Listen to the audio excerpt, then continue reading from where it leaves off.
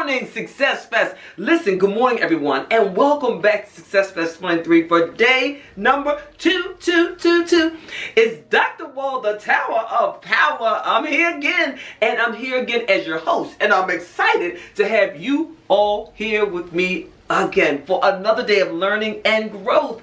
Today is going to be amazing because we will be continuing the journey towards success by exploring topics such as leveraging social media for businesses, success, mastering the art of public speaking, and understanding financial literacy, and more. You have all come here for different reasons, but at the core, you are unified in your determination to become more successful in life.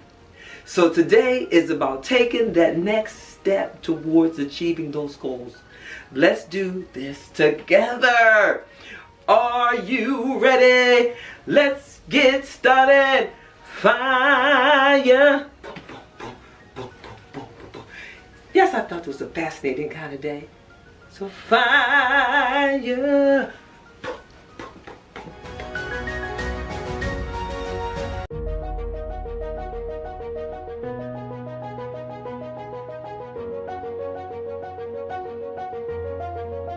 Okay, I hope you're gonna ask me the questions because I'm gonna ask you the questions. Look, this is gonna be real easy. It's gonna be real easy. Look, 5 minutes tops. So you don't gotta worry about. Hopefully, that's enough time for the queen to do her thing. Woo, you better know it. So first off, thank you for being a part of SuccessFest 2023. It's gonna be it's a big event. I don't know if you've done anything with us with Black CEO before now. But look, it is an amazing opportunity to be able to help out and actually let the world see you and the things that you can provide to the world. So with that, first thing I got to do, what is your name? I need you to say it. My name is Donnie R. Lewis, a.k.a. the Louisiana Country Boy. Okay. I feel you. All right. I hear you, Donnie. Look, I'm a country boy from Alabama. So hey, I feel you. I understand. A little salty about LSU beating Alabama this year. Topic for another day. So let's get into it, Donnie. Talk to me. Tell me what has been the biggest obstacle that you had to overcome. The biggest obstacle that I personally had to overcome was self. It was losing my voice, or should I say, giving my voice away as a child. That has been my biggest obstacle. The challenges that it created for me. For 50 plus years. That was the main thing for me. Okay. Now tell me this. Why do you choose to help other people to be successful? My choice, it is not my choice personally. It is a choice. It is what was given to me. It is the duty that was given to me. My trials and the things that I've gone through in life, I went through not for myself, but to be able to be an assistant to others. I can't change anybody's life, but what I can do is I can sow a seed in them and give them an option and a choice to do something different. Okay, that's good. So giving them options and being able to present them on a platform for them to be able to take different routes in life. It sounds like something that you're saying and what you do. Let me ask you this. Let's look ahead. What is your biggest hope for those that are your assignment, those that you're called to serve? My biggest hope is that they are open to receive what is being sown. It's not about the seed, it's if the ground is ready. And that is my prayer, is that their ground is ready to receive. Okay, so I got that. That is great. And if they're not ready, you're going to help them prepare that ground, right? So they can be able. Gotcha. Exactly. Okay. And then last but not least, tell me a little bit about how you plan on making the world a better place. How I plan on making the world a better place? That's easy. You start with the Louisiana Country Boy. In order to make the world a better place, I have to be a better person in the world. And I have to allow what is inside of me to shine out. So it shines out into darkness. So when light meets darkness, it has to lighten up. Okay. All right. I like that. Now let me ask you one more thing. And I want to, so just so you understand, I didn't articulate this well in the beginning. This is to create a little bit of a backstory and understand a little bit more about Mr. Donnie R. Lewis. Yes. Give me a little 1 minute about your story. If you can wrap it up into a very short version, Tell me a little bit about the trial, the tribulation, the obstacle that you mentioned earlier. You said No problem. That is the easiest thing. At a very young age, at 5 years, at 4.5 years old, I lost my father. At the point of losing my dad, the one thing is when I gave my voice away was the fact that nobody ever asked me how I felt.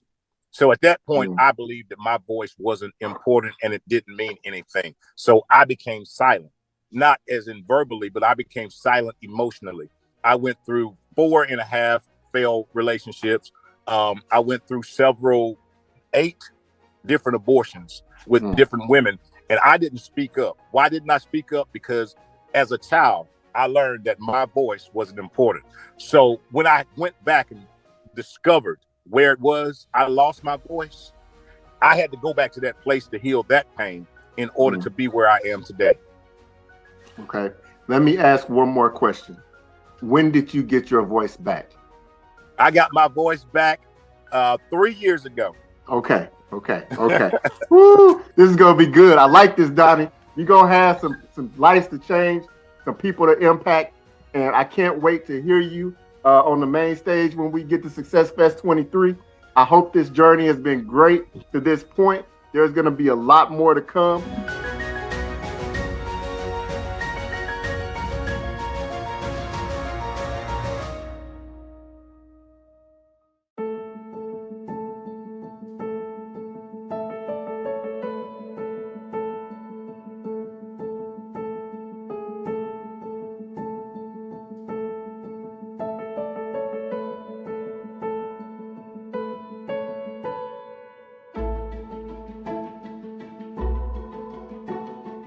Oh, get ready, get ready, get ready. Here we go, here we go, here we go. It's me, it's your boy, the Louisiana Country Boy, coming at you once more again. Look at here. It is I. You probably wonder who I am. I, the Louisiana Country Boy, Donnie R. Lewis, is here with you today to bring you something special, to bring you something new, to bring you something that's going to just blow your mind. I'm here today to tell you about unlocking your power within.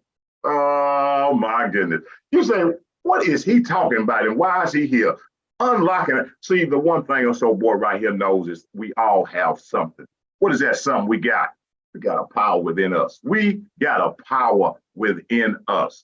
And I'm here to tell you what this old boy, I did to unlock his.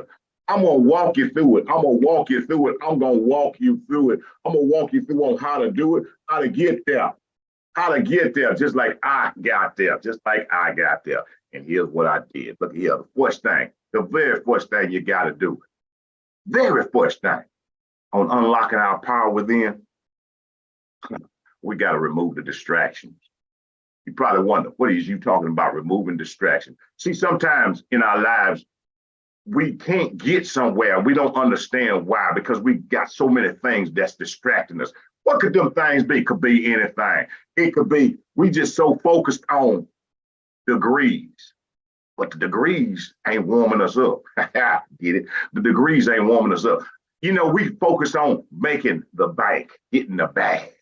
But when we get it, we still have this emptiness because what? We have not unlocked that power. What power he keeps talking about, that power to be all that we want to be, not what the world wants us to be, what we want to be, what we want to be, that desire, that feeling within of completeness, wholeness. See, let me tell you, when you get them distractions out the way, again, it could be anything. It could be relationships. Yep, them could be distractions, good distraction, bad distraction. Yet distractions from us. It could be jobs, here, CEOs, OECs, EEOC, whatever you want to be. But again, it ain't fulfilling us internally, but it's giving us everything we need externally. Man, that's an empty place to be. Empty place. Have everything externally, but that hole internally. So you got to get them distractions. You got to move them things and be like, you know what? This right here. I got this. I got the house. I got the wife or the husband. You know, I got the job. I got the car. got the bank account, but there's still something that's incomplete. There's still something that ain't whole yet.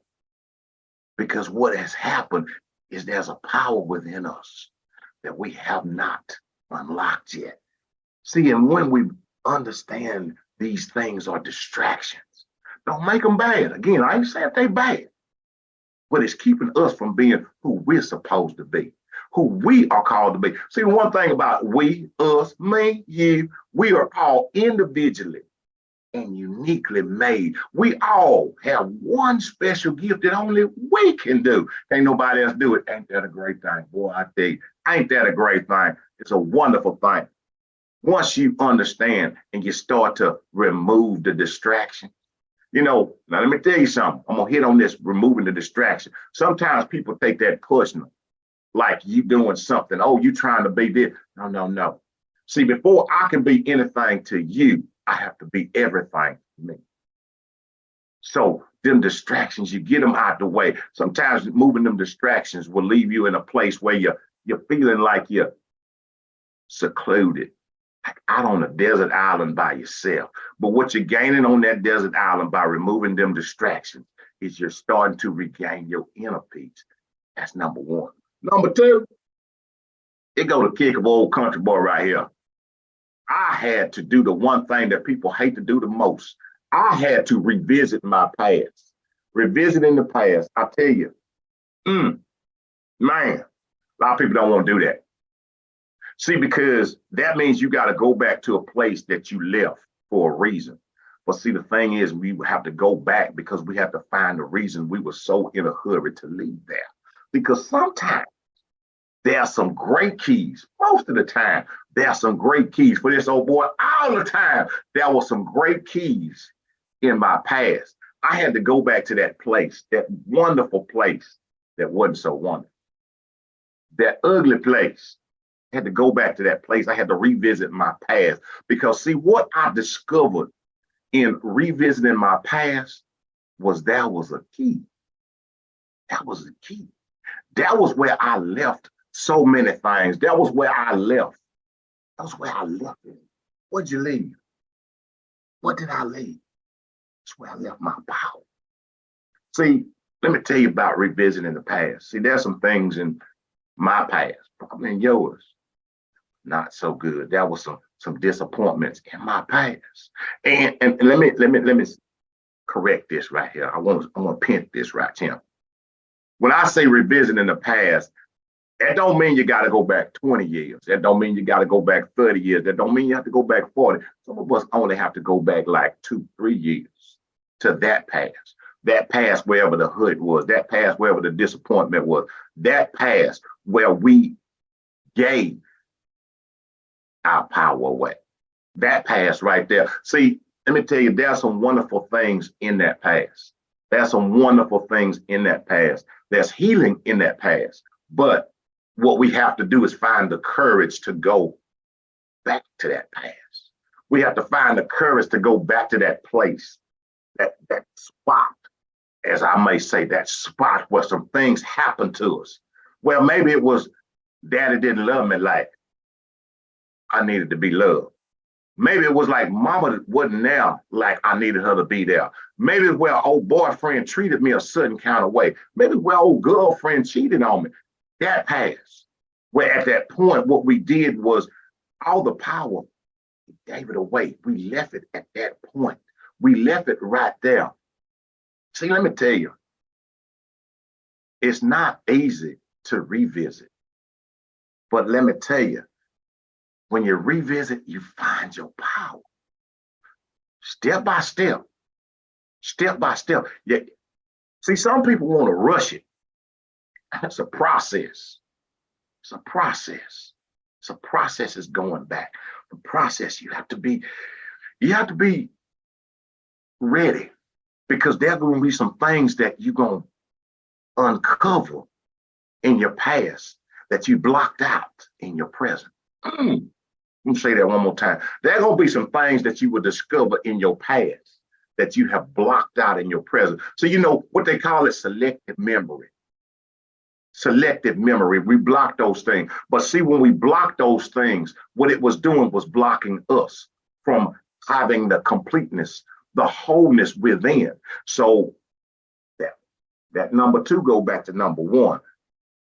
What happened was then when it blocked it, we started pulling in distractions because of what it kept doing was distracting us from going back.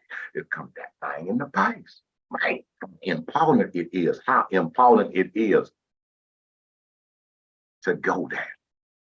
Then lastly, the last thing that's over to you. When you have number one, remove the distractions, whatever those distractions may be. When you remove those, you're taking the time. Bam, you look and you see like, man, this ain't filling me. This ain't keeping me. I can be here for a minute, but I don't have that thing to stay.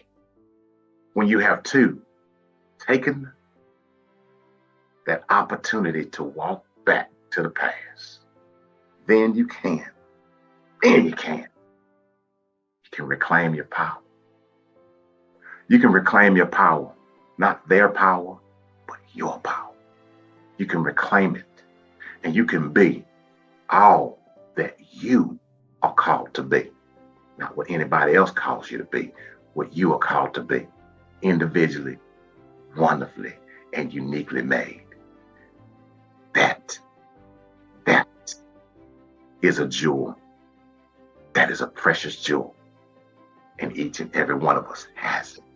So all I want you to do, all this old boy wants you to do is unlock your power within.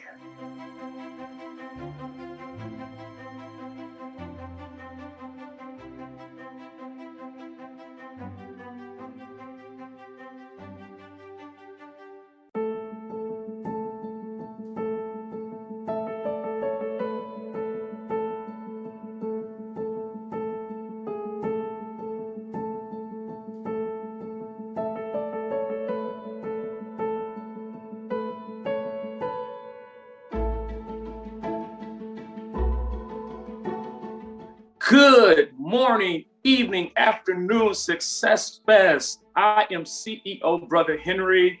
I am so excited to be here with you today. I just wanted to start by telling you the craziest thing that I have ever seen. The craziest thing I've ever seen is that I went down to the local pond, and at the local pond, I found thousands of horses who died from dehydration.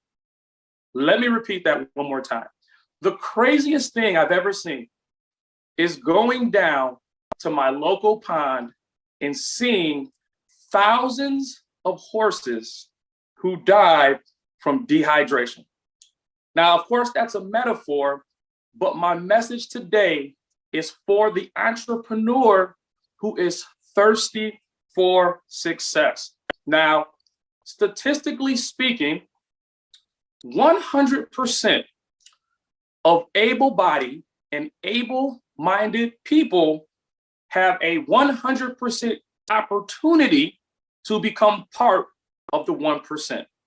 100% have an opportunity to become part of the 1%. And I say 1%, I'm speaking financially. But that's only if they choose to. Many of us, we just crawl through life. We do just enough to get by, and we get by doing just enough. Now, back in the day, I had some friends, and we used to have a conversation. And I would say to my friends, hey, how's it going? And they would respond to me by saying, nothing happening, slow motion. And I would say to them, well, slow motion is better than no motion. And looking back on it, I think to myself, isn't that the most depressing conversation? Slow motion is better than no motion. Oh, well, it may be true, but it's a depressing conversation. Have you ever felt like you're just slowly crawling through life? Just slowly crawling through life, right? With all the odds stacked against you, but you desire to live a higher existence on a higher plane and to have a higher quality of life. So many of us are crawling through life. We're like caterpillars. But here's the thing about caterpillars. Statistically speaking, did you know that only less than 1 out of 10 caterpillars actually grow to become butterflies? I'm gonna say that one more time. Did you know that less than 1 out of 10 caterpillars actually grow to become butterflies, even though every caterpillar possesses everything inside of it to go through a transformational process and become what we know a butterfly and achieve and obtain its higher self.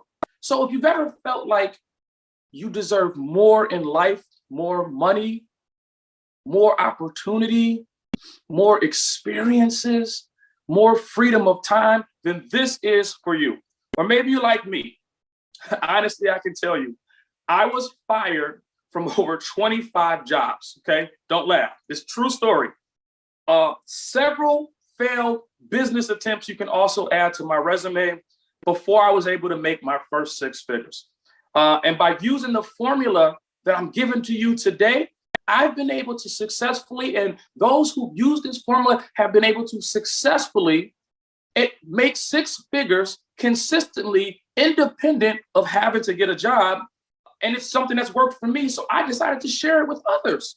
Now, if you have a college degree, you're already levels ahead of me because I had a high school diploma, barely.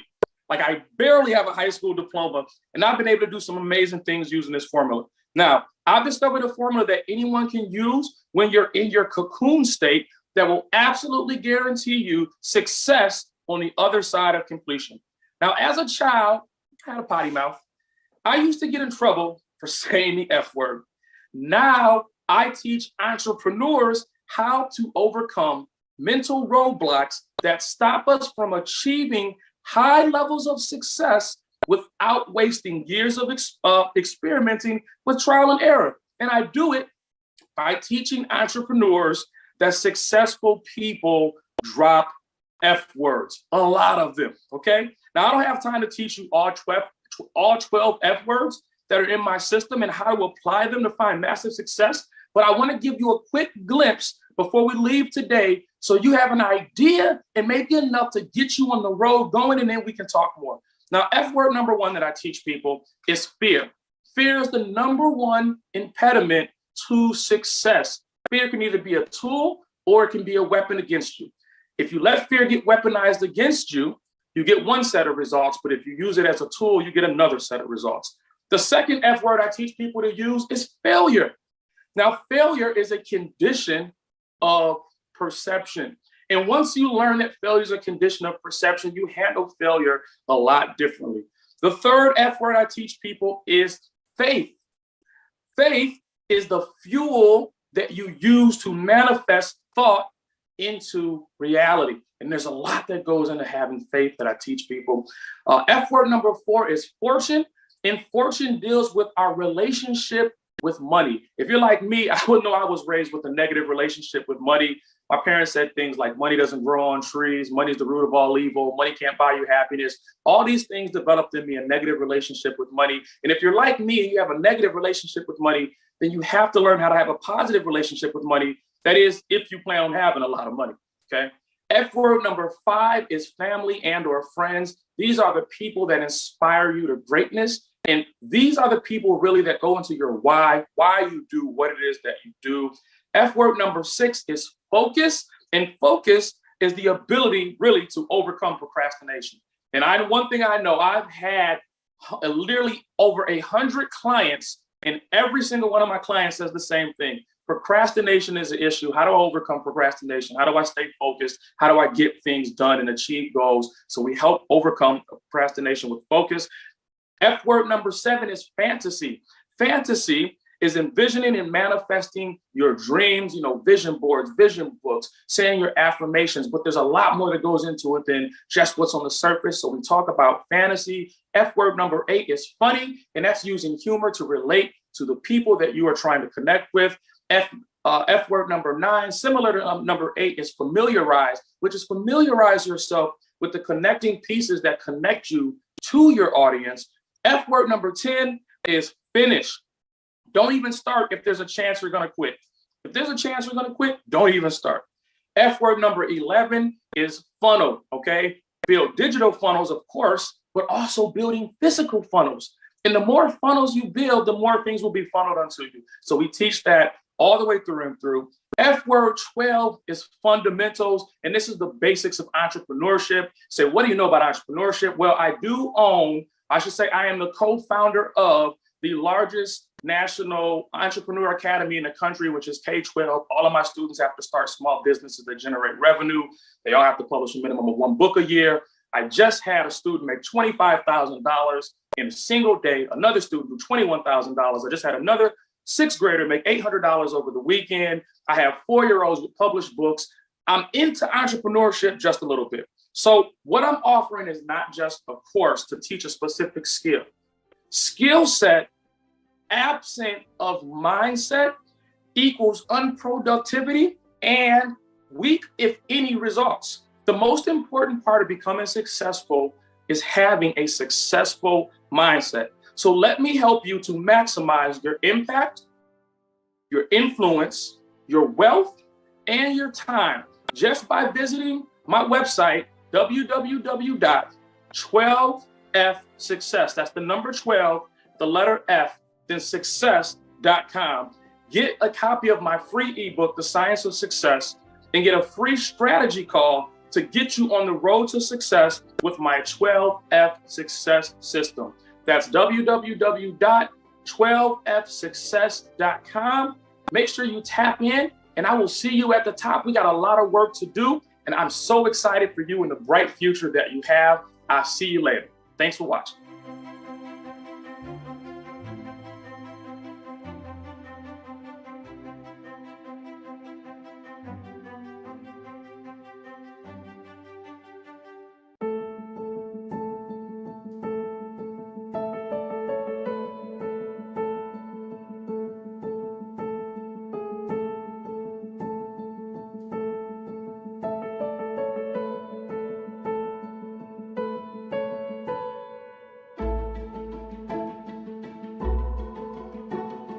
Greetings, greetings, greetings. I am CEO Brother Henry. I am the co-founder of one of the only largest entrepreneur academy across the country. We have students from California to the other side of the country.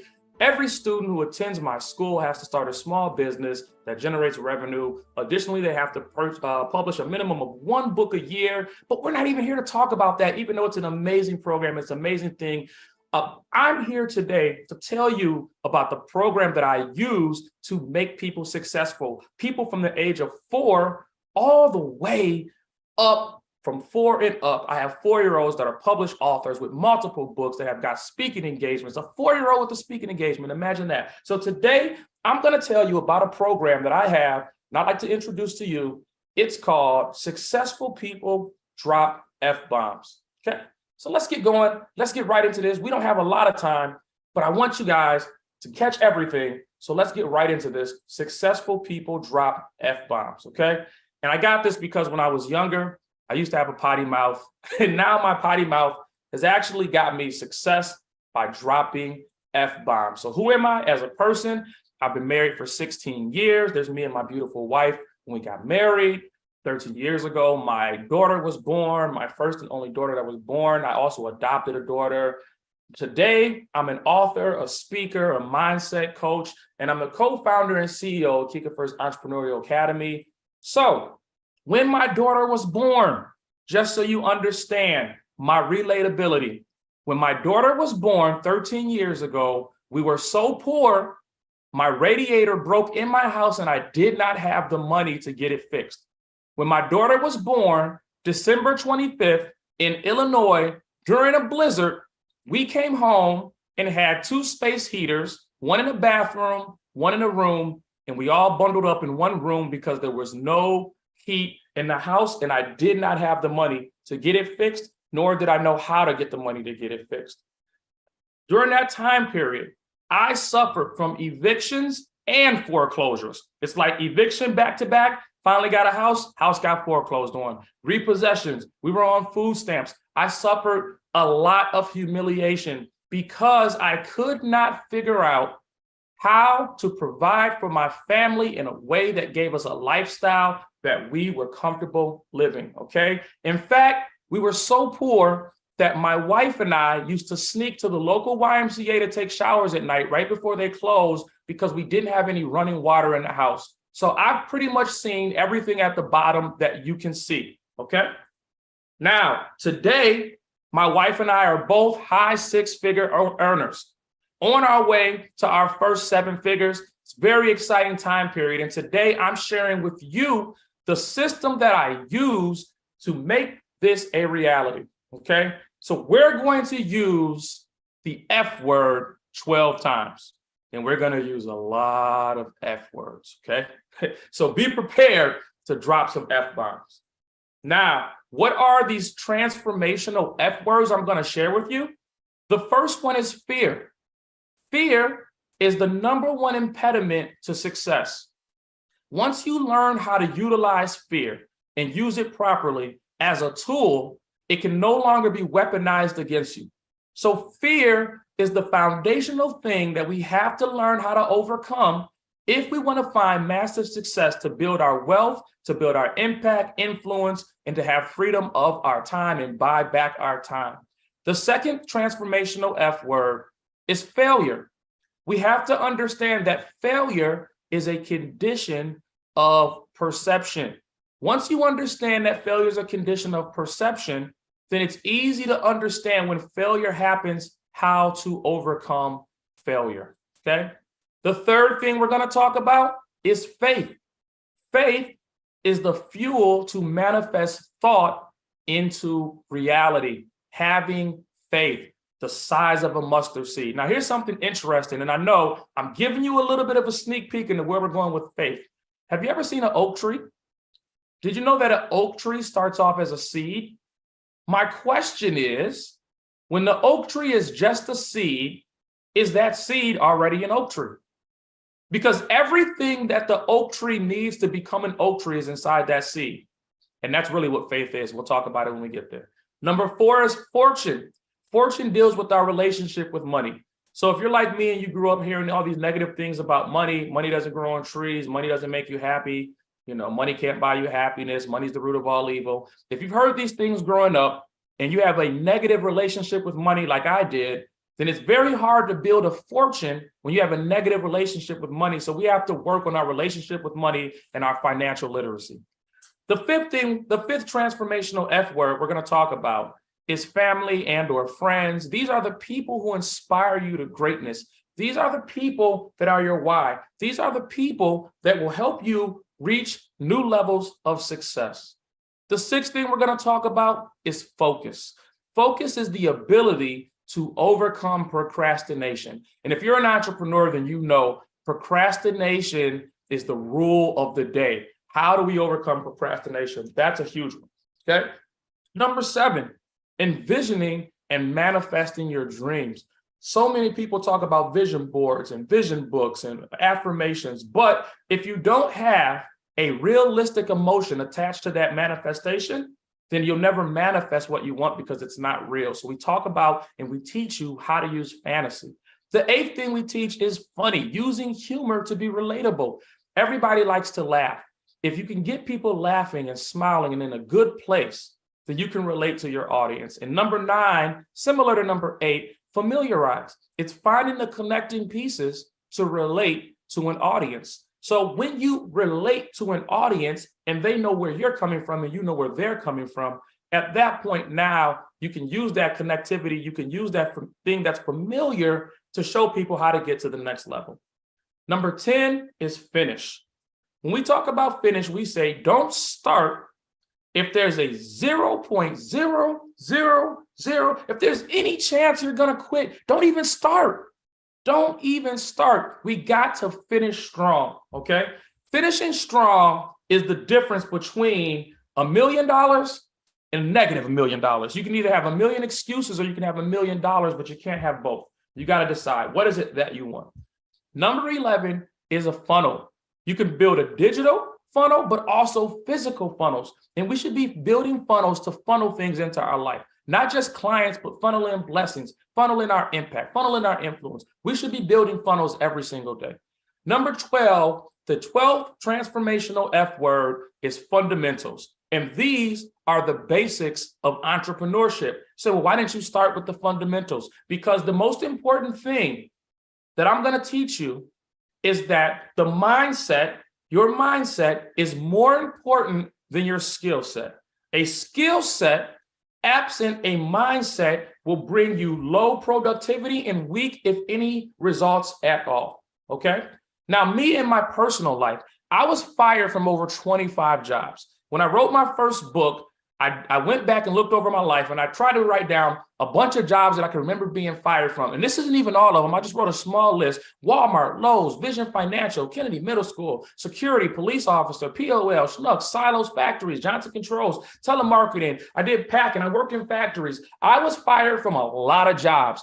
And what I found was I would start working a job, and when I got on the job, my mind would be going crazy with creativity, and I could not keep the job because deep down inside, I knew that the universe was sending me a message that I needed to be my own boss, but I just kept ignoring the universe over and over and over and over until one day it finally clicked to me, I need to be my own boss, okay? I had failed businesses. So if you've ever had failed businesses, this is for you.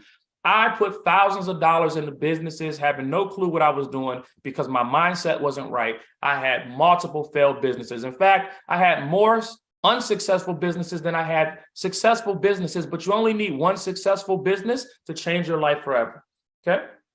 If you've ever suffered from financial frustration, then this is for you. I know I suffered financial frustration because I could not provide my family the type of lifestyle that I wanted them to live and that I myself wanted to live. I wanted to go on vacations all the time or whenever I felt like it. I wanted to be able to go to the fancy restaurants and go take my wife out to nice hotels and go buy nice things for my children. And if you're like me and you've suffered financial frustration, then this workshop is just what you need. This workshop is going to show you some things to help you overcome that situation. Also, time management. Freeing up my time. I'm gonna tell you something. I've been a full-time entrepreneur for the last 5 years, and I have not missed anything in my children's life, and it feels amazing. Being able to be there for the people that need me, for the people I love, and for the people that love me, and being able to be there when they need me has really changed my life. And I know that if you can build your life in such a way through your mindset, which will help you with your skill sets to achieve high levels of success. If you can do the same, then you can experience these same things. To be there for my wife when she needs me, to be there for my daughters when she needs me, to be there for my mother when she needs me. It's an amazing feeling, and I want everybody to experience this feeling. So what this system promises is that we're gonna help you increase your influence, your impact, your wealth, and freeing up your time. That's what this system promises. It's all about your mindset. The 4 goals of entrepreneurship, when they combine, increase wealth, which buys you more time to do the things which you desire, okay? So I built the national private school. I have students from California all the way across the country, Detroit, Houston, Atlanta, Chicago. We're located in Rockford. How was I able to build a national private school with no college degree? I hire people with college degrees, but I was able to build this thing with no college degree. Well, how was I able to do it? By using my 12F system, okay?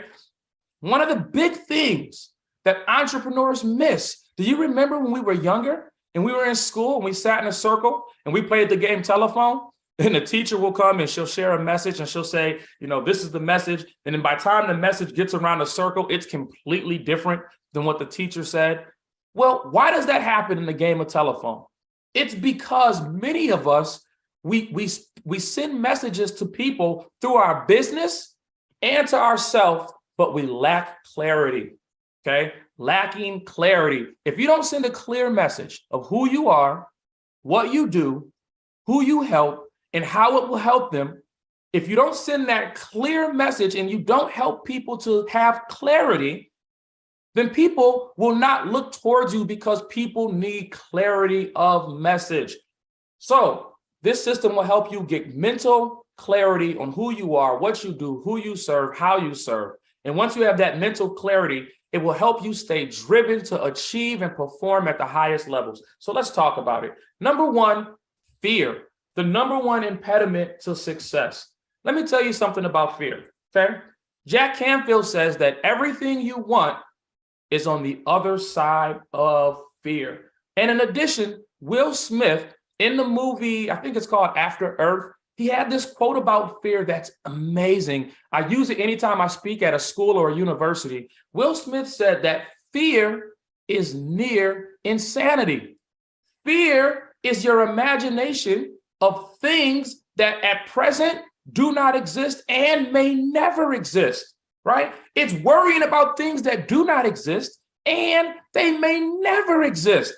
We said, don't get him wrong. Danger is very real, but fear is a choice. So we've got to learn how to overcome fear.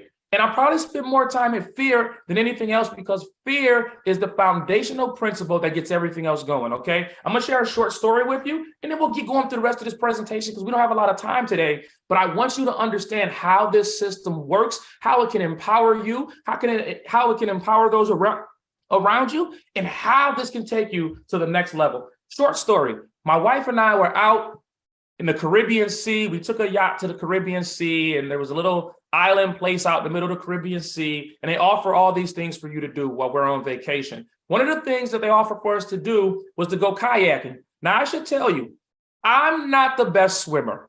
I can swim under the water. I can even swim on top of the water, but I can't float. So when I get in the water, I just got to go. I don't have time to try to sit around and float. I got to be in motion the entire time. I don't know how to tread water. So swimming for me is kind of an uncomfortable feeling. Actually, it's very uncomfortable, okay?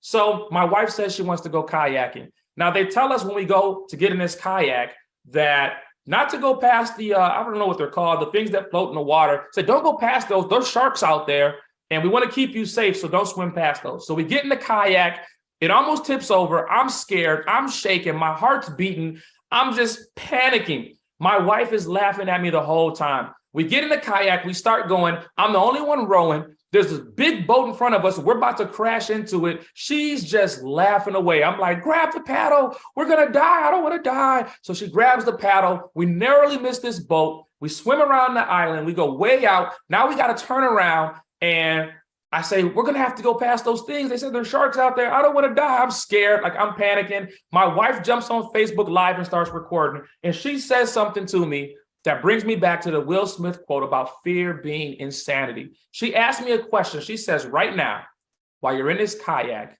is your life in danger? And I look around, and even though we're in the middle of the ocean, I have a life vest on. There's lifeguards and all types of help on the side that can help if anything goes wrong. My life's not actually in danger. But in my mind, I'm telling myself that anything that can go wrong will go wrong, and I'm expecting these things, and I'm panicking for nothing. Fear has been weaponized against me. She asked me a question. She said, how can you be a mindset coach and teach all of these people how to overcome fear, and here you are in the middle of the ocean, and you're succumbing to your fear? And it was at that moment that it clicked to me that even though danger was very real, fear was a choice. And so I chose to be in fear because the thoughts of imagining things that could happen. And when that happened, and when she said that to me and it clicked to me, we finished the rest of our kayak. Now, I overcame that fear. I don't want to do it again, but sometimes you got to face your fears to know what type of character you have and what you're made of. So fear is a big one. I teach a lot about fear, and we have to learn how to use fear as a tool instead of having fear weaponized against us, okay? The second thing we got to learn about is failure. Failure is a condition of perception. Failure is only failure if you quit. We got to understand that failure is just the first attempt at learning. When you walk into a gym and you shoot a basketball for the first time, there's no way you're going to be better the first time you shoot a basketball than the 100th time that you walk into a gym and shoot a basketball. You're going to be better the 100th time you do anything than you were the first time. So we got to understand failure is just a condition of perception. Failure According to psychologytoday.com, there's 3 reasons that failure is a good thing. It shows us what we're missing, it forces a fresh start, and it shows us what we care about. So we have to get comfortable failing. Failure to me is a fun thing. It just means I'm one step closer to success. Okay? Faith.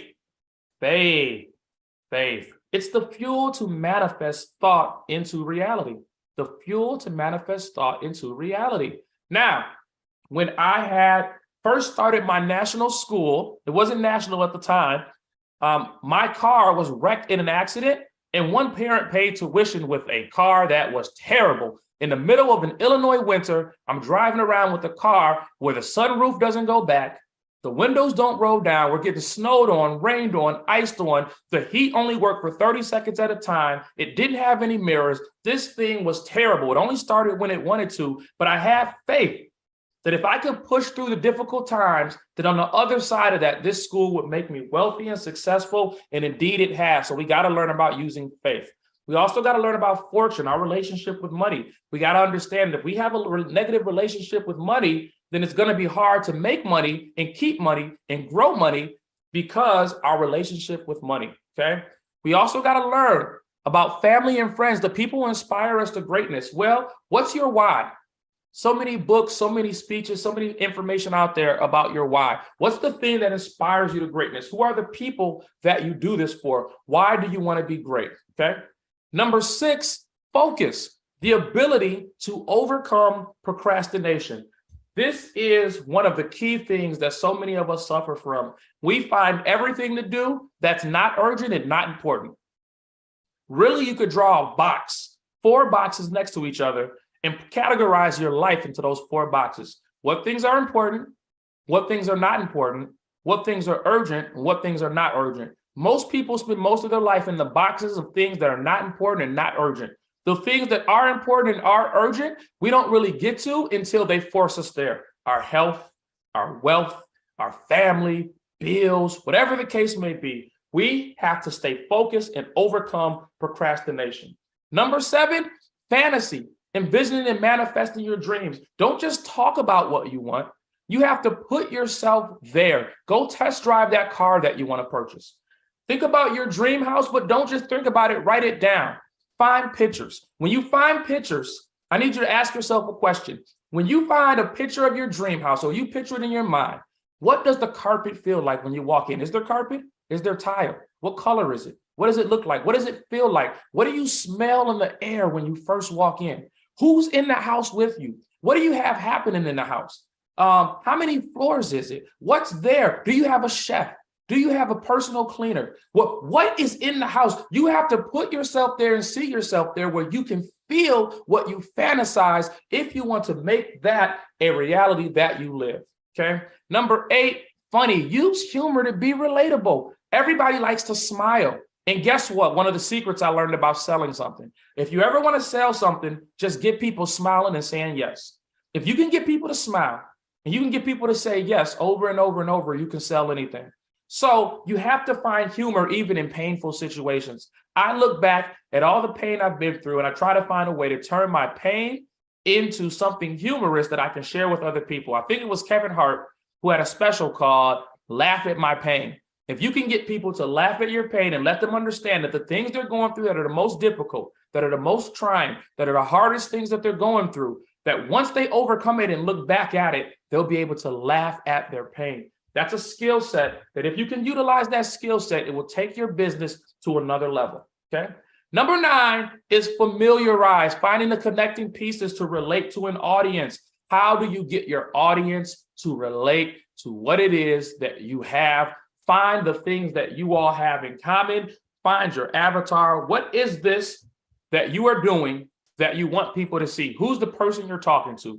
Learn how to familiarize. Find the connecting pieces to relate to an audience. Number 10, finish. Don't start if there's a chance that you're going to quit.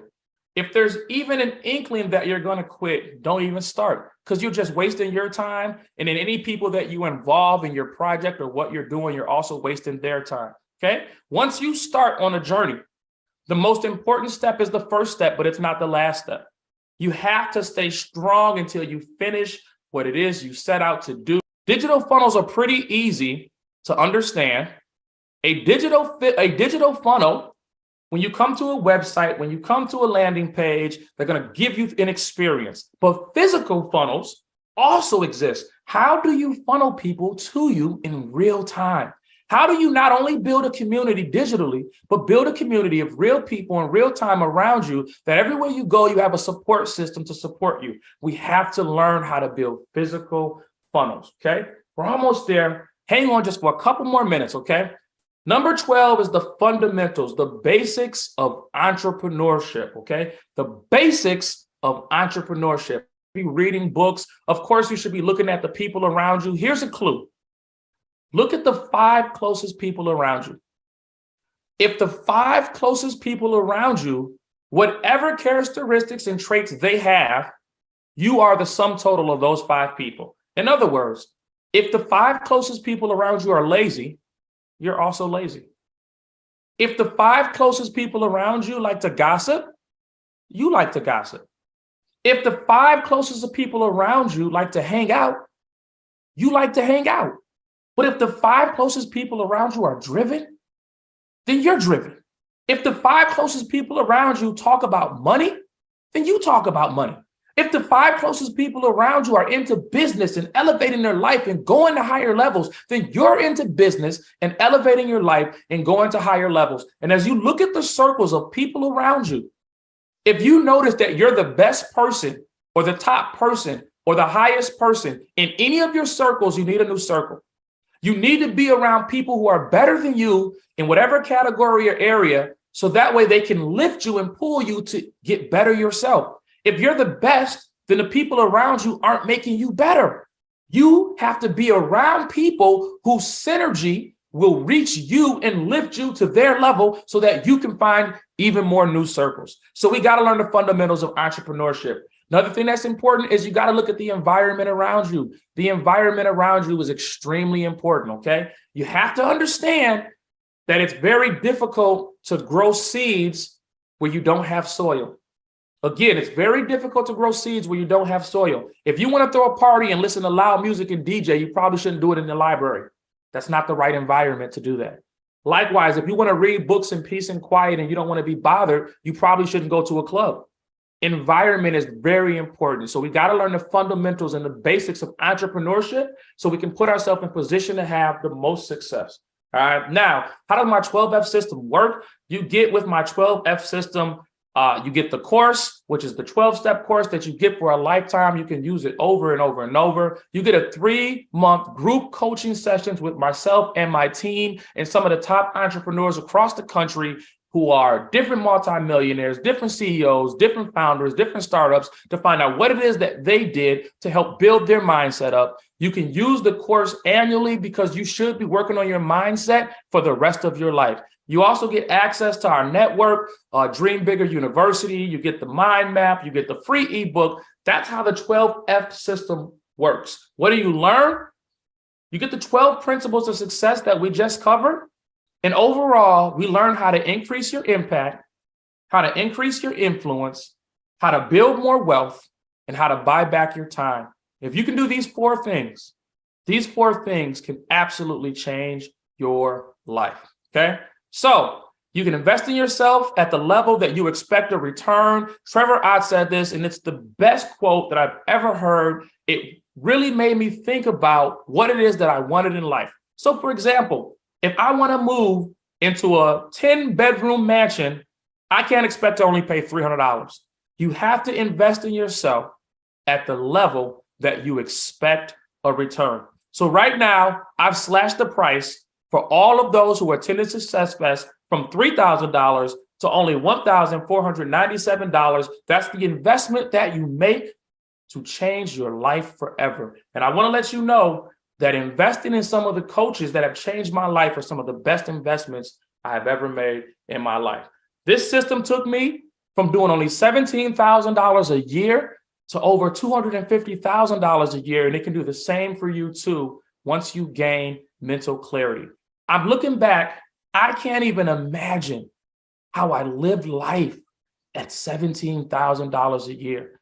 Probably because I needed benefits, I needed assistance, I wasn't going anywhere and I wasn't doing anything. But now I can give to my family the things that I need. I can take my family and give them the experiences that they deserve.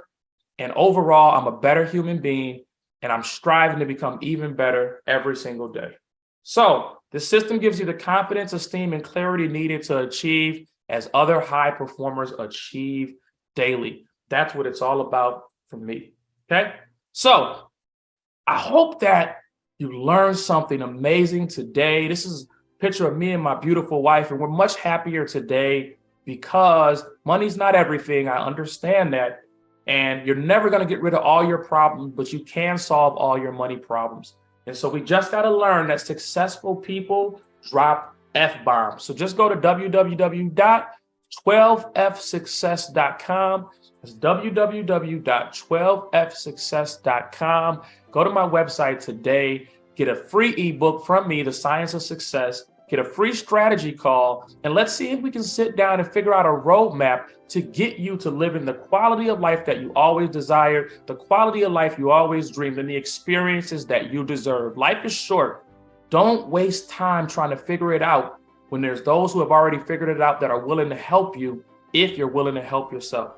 This is CEO Brother Henry. I thank you for sharing this time with me today. Have an amazing day, and I'll see you at the top.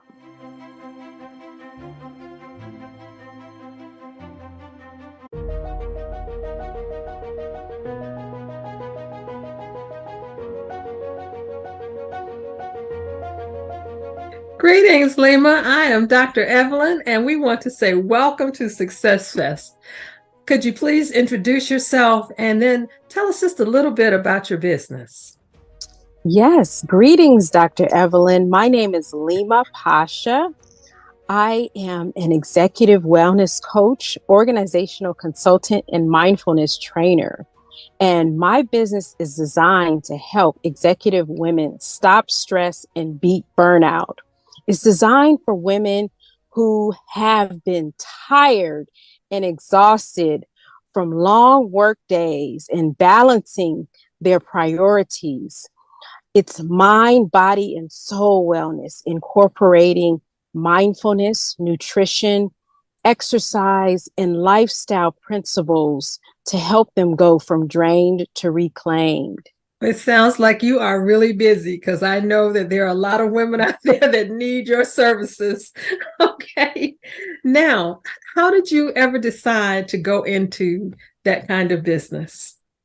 Yes. So I've been a public affairs executive for over 20 years. Wow. And as an executive, I experienced wellness challenges of my own.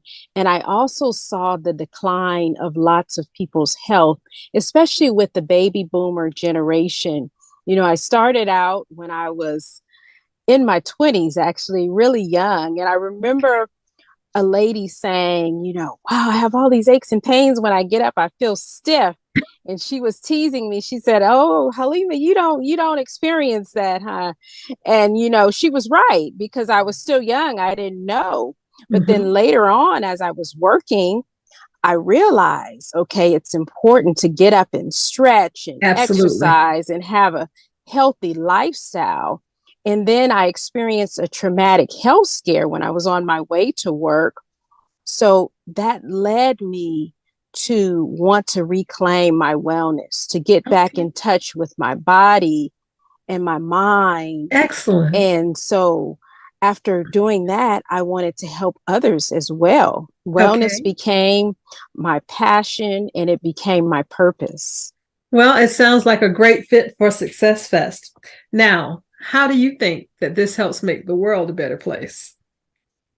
This makes the world a better place because I heard somewhere recently that your wealth is your health. Absolutely. Now, the people that I work with, a lot of times they're not so interested even in wealth because they're, you know, a lot of times public service leaders or executives. And they say, well, money is, you know, not the be all end all, but we know when you have aches and pains, you can't get up and earn money. You can't get up and spend time with your loved ones. And you can't so have it's fun. Really about, Yes, the quality of life. That's it. Savoring life with your family. And that's what I want. I want people to be able to put the smiles back on their face and the lights in their eyes, Okay. and just be able to reconnect with themselves. Surely. Well, welcome to Success Fest. We are so happy to have you as a part of this great event, and we look forward to hearing and seeing your presentation. So you have a great day, and keep smiling and keep us healthy. Thank you so much. You are welcome.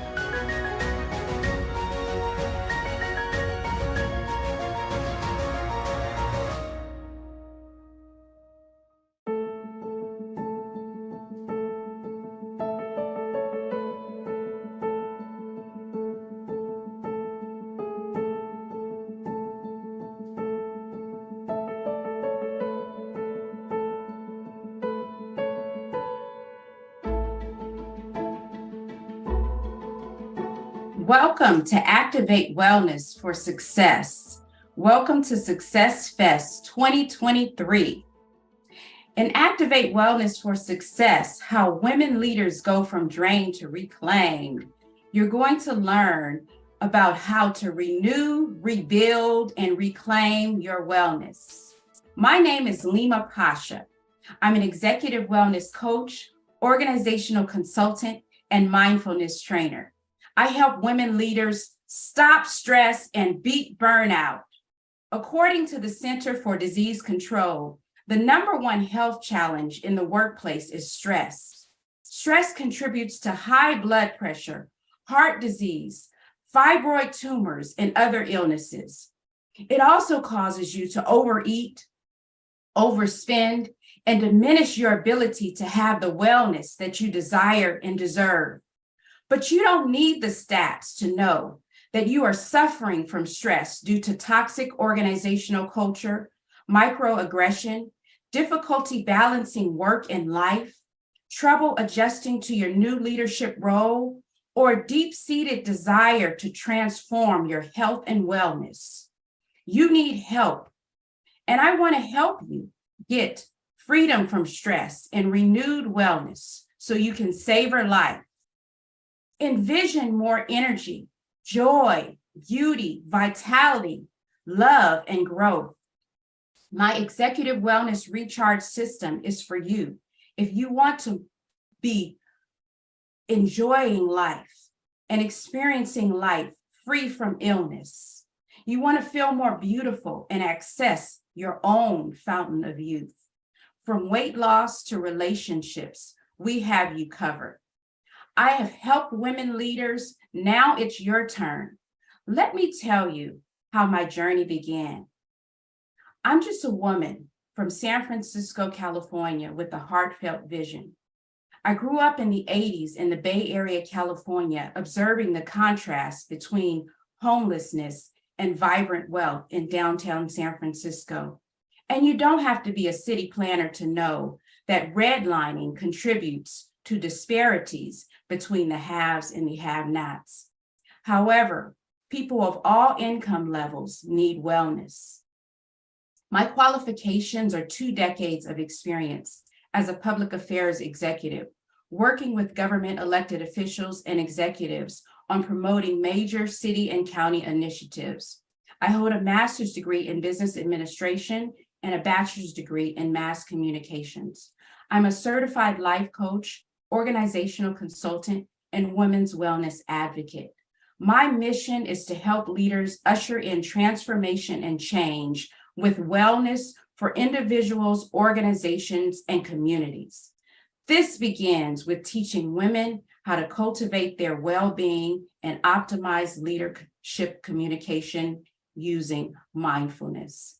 Let me tell you my story. When I was working as a public affairs executive in my 40s with a toddler, I was overweight, overstressed, and overwhelmed. I had high blood pressure and I couldn't sleep well. In addition to my daily work responsibilities, I staffed evening board meetings with elected officials and other leaders. While commuting from Oakland across the bridge to San Francisco on bus and train, It wasn't easy managing the demands of the job, commuting, and balancing my wellness and my family, yet I did. I learned that by practicing mindfulness, I confidently faced demanding responsibilities while reducing stress. It was then I knew that to ultimately reduce burnout, you're going to have to practice mindfulness, because this is how you regain better focus and presence. In essence, practicing mindfulness along with my executive wellness system is how you manifest wellness, such that you go from drained to reclaimed. The most important thing I learned in life is that taking care of our health is the way to be most joyful in all areas of life. It's because everything you do emanates from your state of well-being. You see, when I was working hard on autopilot and not fully focused on the moment, I almost lost my life. I've learned to place importance on nurturing my well-being. See, when you're ready to go from drain to reclaim, and you're ready to savor life and cultivate your well-being, resources and help are available. Just as I found my help in my journey to wellness, you're going to have to practice wellness in the steps that I revealed. Wellness is a lifestyle, and if you want to prevent burnout, I'm here to help. You can renew, rebuild, and reclaim your wellness. Activate wellness. This incorporates everything you need to regain your vitality so you can finally begin enjoying life to the fullest. You can manifest wellness while actualizing your deepest desire of a fulfilling life. It's your time to get your vitality back so you can start having fun with your loved ones and enjoy what you desire and deserve. When you align your wellness, power, and purpose, you will practice visualization, mindful breathing, exercise, nutrition, and leadership communication with mindfulness. Your lifestyle will make you feel so joyful that you will want to continue for a lifetime. When you sit down with me as a coach to design your wellness plan, you will be seen and heard. You also gain access to my community of women leaders who are also committed to activating their wellness with me. If I'm Tired has become your theme song, you can finally get your energy up. Or if anxiety is marring your waking thoughts and you know that you need to free your mind, my system is designed to help you transform your mindset to be more positive and prosperous. After growing up in the Bay Area in the 80s, I chose the field of communications because I wanted to share positive news with the world. Now, I'm a wife and a mother and executive with 2 decades of experience in public affairs. Along my path, there were a few experiences that shaped my current work as an executive wellness coach and organizational consultant.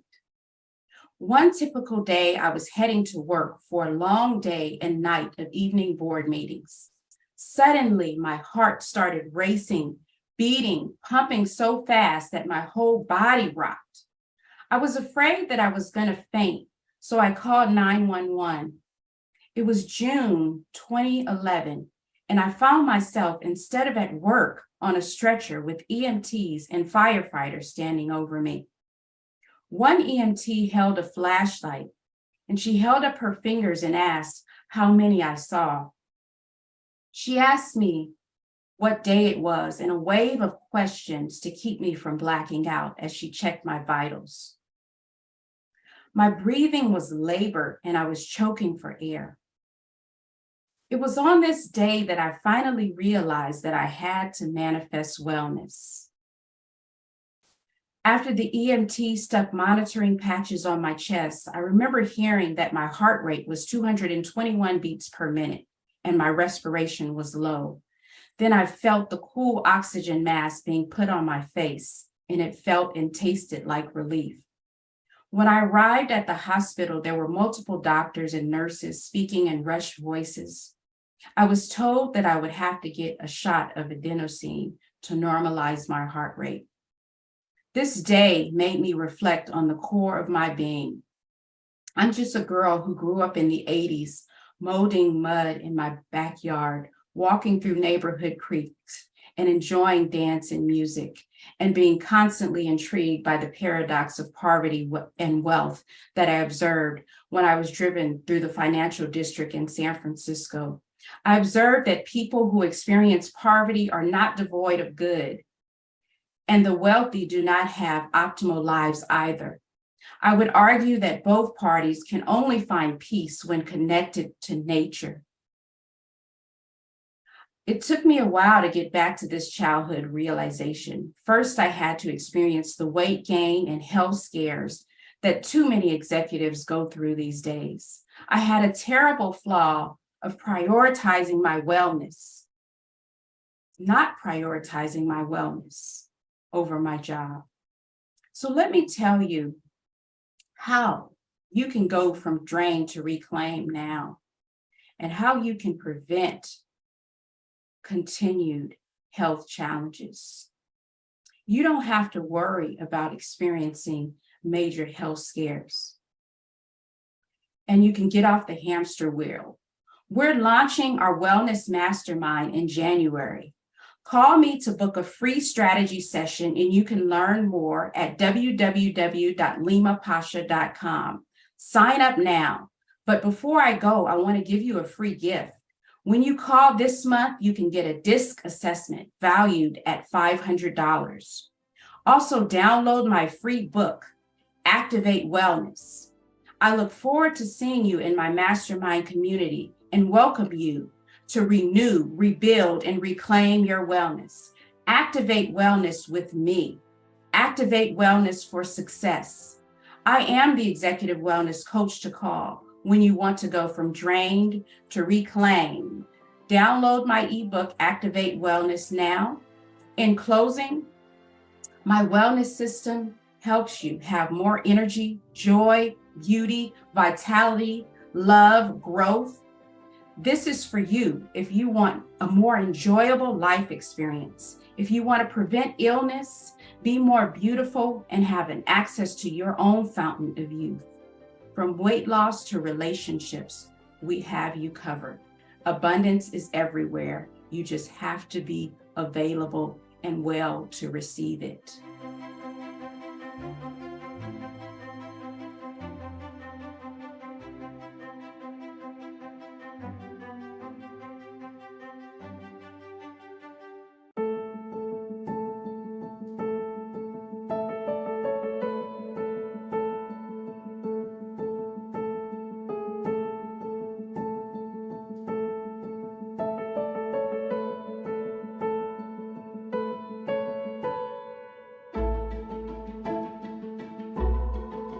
Welcome to Renew, Rebuild, Reclaim. Thank you for joining me for this workshop kicking off how women leaders renew, rebuild, and reclaim their wellness. This is a sneak peek at my system to help you go from drained to reclaimed. My name is Lima Pasha. I'm an executive wellness coach, organizational consultant, and mindfulness trainer. And I want to help you stop stress and beat burnout. You don't need the statistics to tell you that you're suffering from stress due to toxic organizational culture, microaggression, difficulty balancing work and life, and trouble adjusting to your new leadership role, or a deep-seated desire to transform your health and wellness. You need help. You have traveled long and far to get to your position, and you are a winner. I believe in you. So I want to help you, and I want you to join this community so that we can work together to renew, rebuild, and reclaim. This workshop gives you tools that you can use now and throughout the year to get to your goals with more ease and success. I want you to have freedom from stress and renewed wellness so you can savor life. Imagine having more energy, more connection to your natural beauty for love and growth, executive wellness for better relationships, preventing illness, and so much more. So let me take you on a journey and tell you how my journey began and why I want to help you. I'm just a woman from San Francisco, California, with a heartfelt vision. I grew up in the 80s in the Bay Area, California, observing the contrast between striking poverty with homelessness on the streets and uber wealth with people dressed up, going to jobs. And I knew then that neither one, wealthy nor impoverished, had the key to success and joy. It was only through connecting to nature and wellness that they could truly be healthy and happy and savor life. So my background includes 2 decades of experience as a public affairs executive, working with elected officials on city and county initiatives. And I have a master's degree in business administration and a bachelor's degree in mass communications. I want to use this for my mission. And my mission is to help women leaders go from drain to reclaim. It's to help you deal with the stressors of life and to come out victorious and shine in the light that you were meant to shine in. One day, I was heading to work. I'm a wife and a mother. At this time, I had a toddler who was 7 years old now. But my experience, I grabbed my keys, I was heading out the door, and all of a sudden my heart started beating, pumping so fast that my whole body shook. And at this time, I knew that I wasn't going to end up at work. I had to call 911 because I felt like I was going to pass out. When the EMT arrived, she was holding up her fingers, asking me how many I saw. She was asking me a wave of questions to keep me from blacking out. Then all of a sudden, I felt patches being put on my chest. And I heard that my respiration was low and my heartbeat was 221 beats per minute. Then all of a sudden, I felt the cool oxygen mask being put on my face, and it felt and tasted like relief for a moment. And then I got to the hospital. I heard doctors and nurses rushing around, talking, and I heard one say that I would have to have a shot of adenosine to stop my heartbeat and then restart it at a normal pace. This day shook me to my core. It reminded me that I was putting work before my wellness. It reminded me that I did not yet have all the tools to support my wellness. It reminded me that I was trying to be in control while speeding down a runway out of control, that I needed to seek help to support my wellness. So on this day and on subsequent days, I made a pact to myself. I figured out what was causing this supraventricular tachycardia in me. I figured out how to release fibroids naturally, how to improve my iron levels, my vitamin D. I went on a search for my vitality so that I can continue to work and transform lives while being a better version of myself. And now I want to share these tools with you. As an executive wellness coach, organizational consultant, and mindfulness trainer, I've helped dozens of women to reclaim their vitality. And today I'm going to take you on a journey where you can renew, rebuild, and reclaim yourself. So let's begin this presentation. And let me tell you, if I'm Tired has become your theme song, we are ready to help you get your energy up. And today is just the first step on your journey.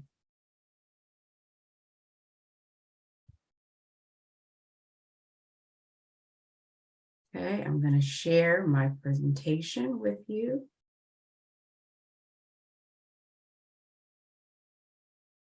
In one moment.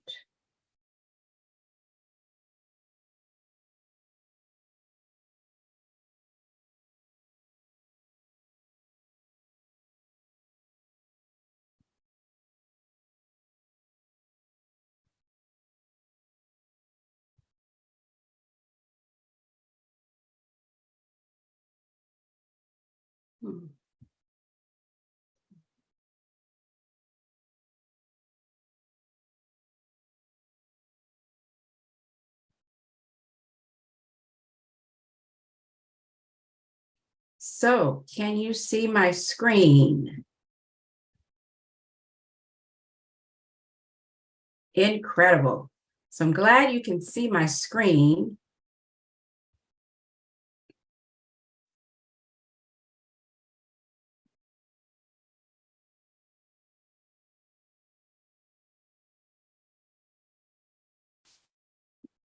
Now we talked about stress and the monumental impact of stress. It causes you to overeat, overspend, and diminish your ability to get to your desires that you so deserve to achieve. It's not your fault. You know, stress can be caused by microaggression, work-life imbalance, and just your strong desire to transform your health and wellness.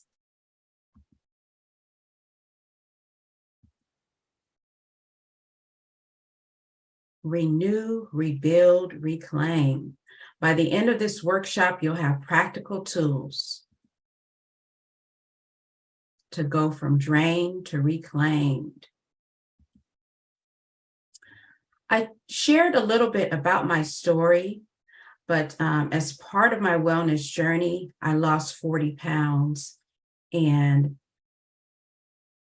I did that through practicing mindfulness, mindful eating, mindfulness meditation, visualization, of course, exercise, women's wellness, which is being in tune with your body and your mind. This is one of my clients. She also is working with me to release fibroids, lose weight, and she's also already had success in renewing, rebuilding, and reclaiming her wellness.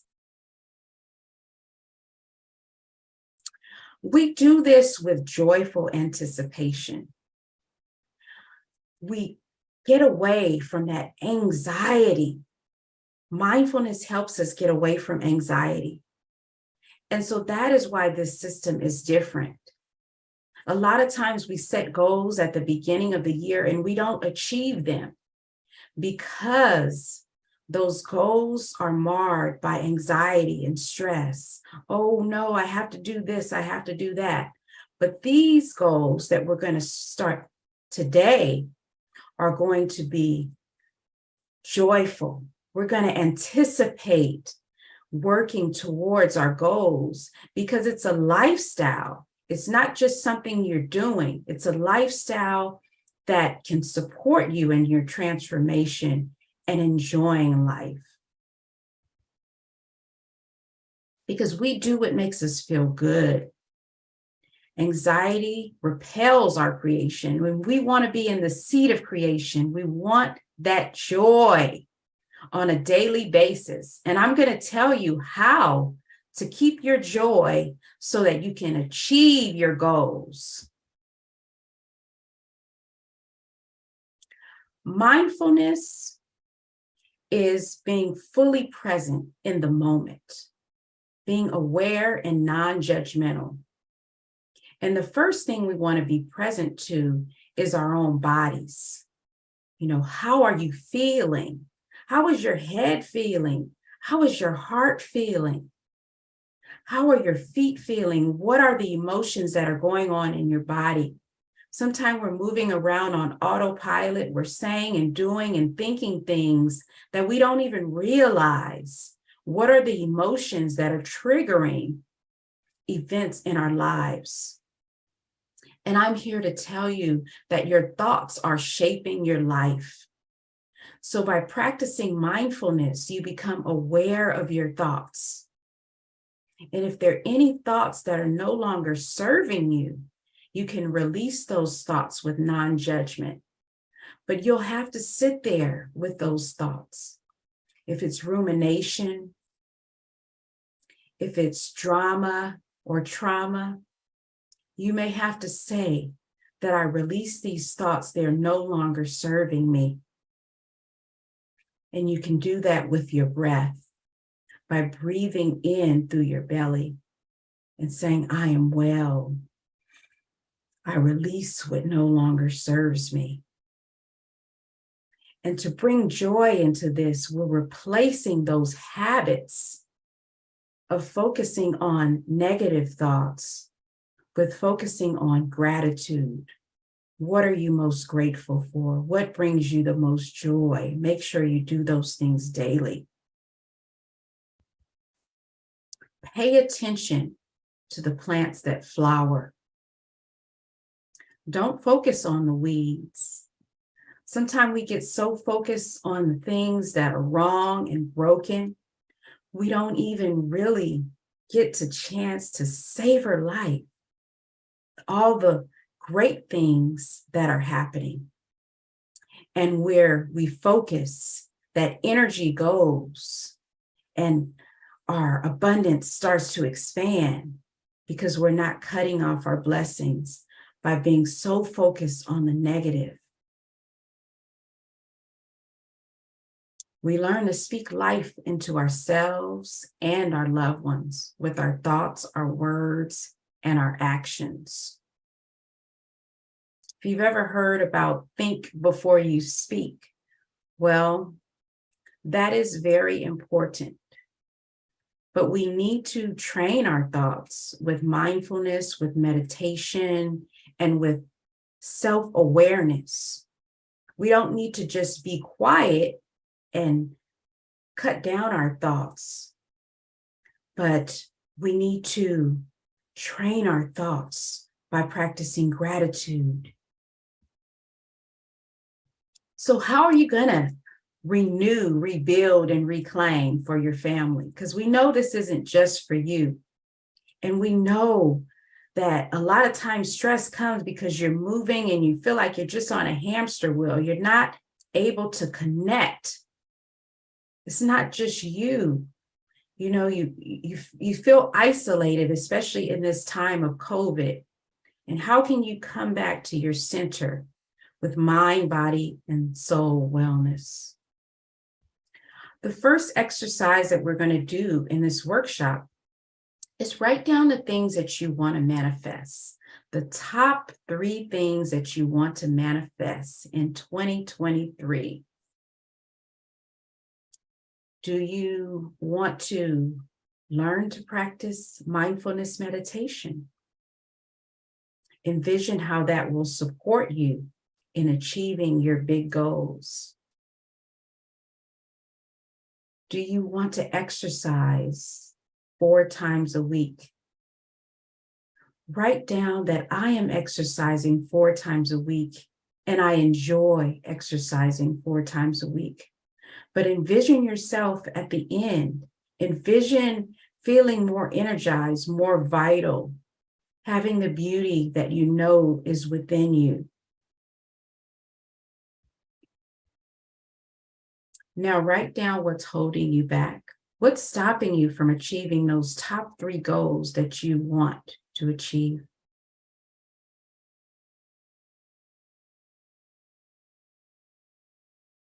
And write down why you want to achieve those top 3 goals.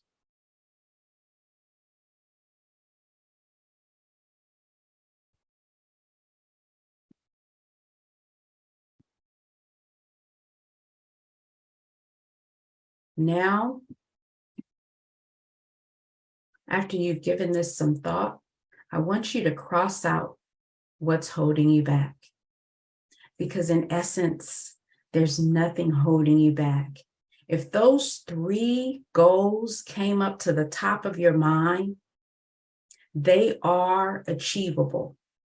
If you can imagine it and you can believe that you can achieve it, have faith and hold on to that faith, unwavering faith, then you can achieve it. There will be nothing holding you back from reclaiming your wellness, from getting to who you need to be. And it's really getting back to yourself, your true essence. Being on this treadmill of life has got you outside of yourself so that you no longer feel your body, so that you no longer are able to embrace yourself with compassion. And mindfulness is about compassion. So when you understand your thoughts, you're not judging your thoughts saying, I'm bad, or you're not judging your body for having pain. You're just saying, I have this pain. It's okay. Treat it like a young child. It's okay. I didn't hurt myself. I love myself, and I'm going to love myself better this time. I'm going to get the tools that I need in order to release the pain, the physical pain, and also release thoughts that no longer serve me. So I'm glad that you were able to cross out what's holding you back. Now, all you have is a list of your goals and your reason why. Next, you can write down if there are any gaps, because gaps are not the same as something that's holding you back. It's okay to have a gap. We're always going to have a gap between where we are and where we want to go. That's just creative tension that's going to support you and it's going to fuel you. So that's that joyful anticipation that you have. When you view your goals with joyful anticipation, you silence they call it in mindfulness, the monkey mind, but I call it the worry mind. So when you're just worrying about your goals, you don't want to worry about your goals. You want to manifest your goals by understanding the gaps and being self-aware.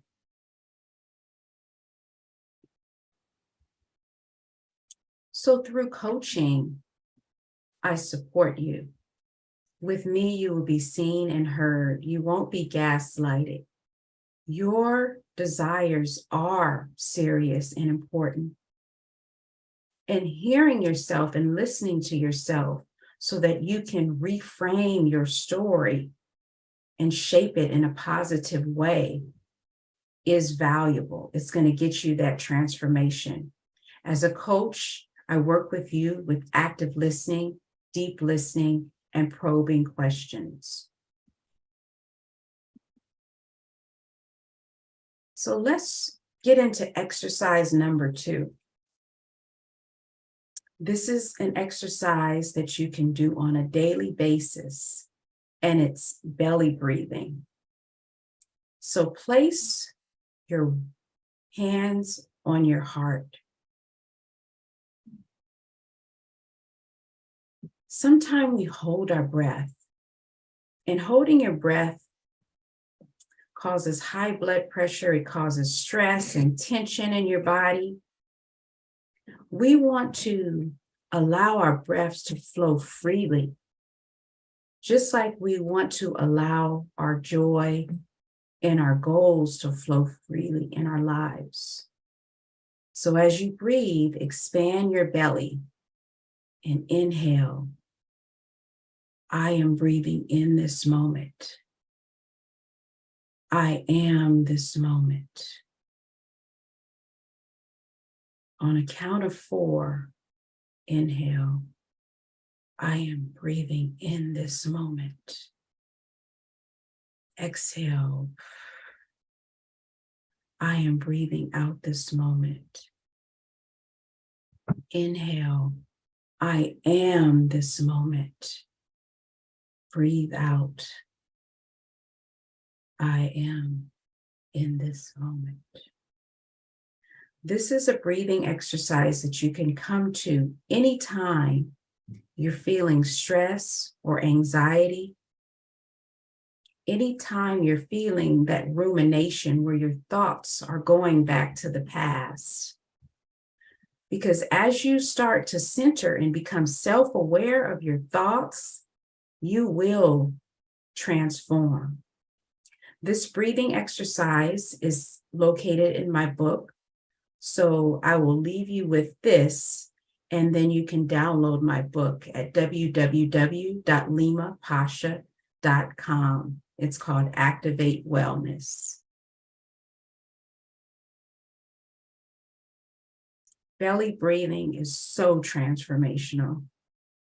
It can release pain from your back. If you breathe in through your belly and become aware of your breath, you can tighten up that area where you feel pain and then release it. Release it because it no longer serves you. You can also release troubling thoughts in that same way.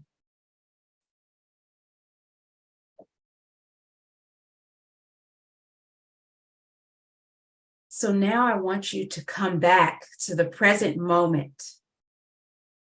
It's so beautiful that we can go inside introspection at any moment, and then we can bring that joy out to the world and reflect it in our actions. We're going to practice some affirmations. This is exercise number 3. You can write your own affirmations or use these affirmations that are included in my book. Now repeat after me. I am happy. I am healthy. I am whole. Challenges are lessons. I love and accept myself unconditionally. I will search for the good in all situations. I release limiting beliefs that no longer serve me. I am joyful and full of life. I breathe deeply and wholly the essence of life. I plant my feet on solid ground and reconnect to the earth. I am abundance and I am worthy of manifesting. You have to believe that you are worthy. One psychologist states, and this has been studied, that your imagination of yourself is what you are going to attune to. So if you say you want something, but you don't envision that you can achieve that, if you only envision yourself in a limited way, then you will not achieve your goal. If you envision yourself broken and unwhole, then unfortunately, you will not strive to be whole because you only see yourself as broken. So self-awareness, understanding how you see yourself, and then growing to envision yourself in a good way is transformational. About these affirmations, grounding is very important. Grounding is the practice of putting your feet on the soil or touching the soil. In the past, we used to plant our own foods or walk on the beach more. We need nature. We need to connect to nature. And studies have shown that just connecting to nature with your body reduces inflammation in the body. So imagine standing with your feet on the sand, repeating these affirmations, or even in your backyard with your feet on the soil, repeating these affirmations. Or you can do it in the mirror. But I found that on the soil, connecting to nature is the most transformational, because it's not just about you and what you're reflecting back to yourself. It's about the larger world around you, nature and community, that's going to allow you to transform. You'll realize that it's not just something that you're trying to beat. You're not just trying to beat stress, but you're trying to reconnect to yourself and your community on a deeper level. So now we're going to another exercise, and this is visualization.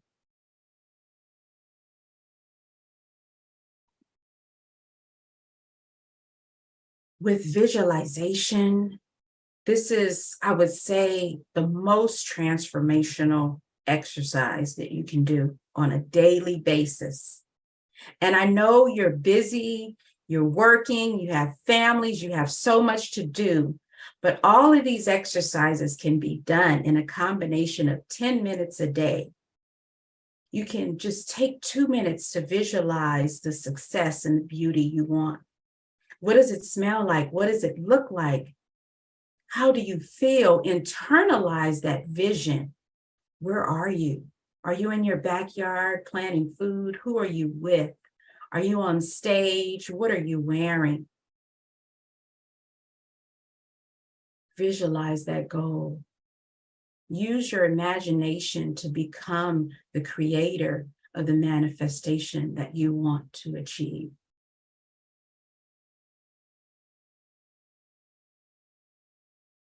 Studies have shown that this activates something called the reticular activating system. So when you get to places that support your vision and your desire, you'll be more attuned to it. You'll recognize it more. There's a quote that says, energy goes where energy flows. So visualization is directing your energy towards what you want.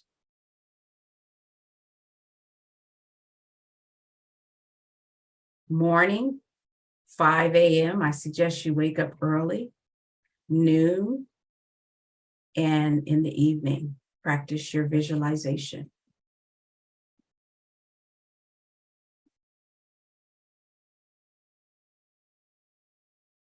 And this is all about growth, right? We're at a stage in our lives where we want to grow. I help middle-aged women and men as well. I work with a lot of public service leaders, and they want to grow in their personal life, in their professional life. And my work is designed to support you.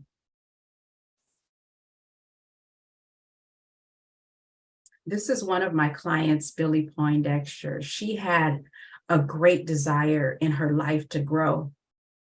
And my coaching supported her. I helped her to identify her health and wellness goals, her financial goals, her business goals. And to talk those through, we created a strategic action plan for her. And she was able to follow through and learn to be more thoughtful, more self-aware. I also use a DISC assessment. A DISC assessment tells you about your behavioral style. So that supported her in her communications transformation as well as mindfulness. This is a client that I talked about earlier.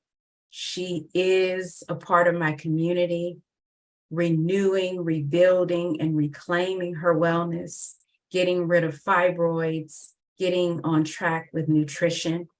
Part of the mindful nutrition is intermittent fasting, green drinks where you're enjoying drinking green leafy vegetables with an apple in the morning, and then you have healthy meals following that.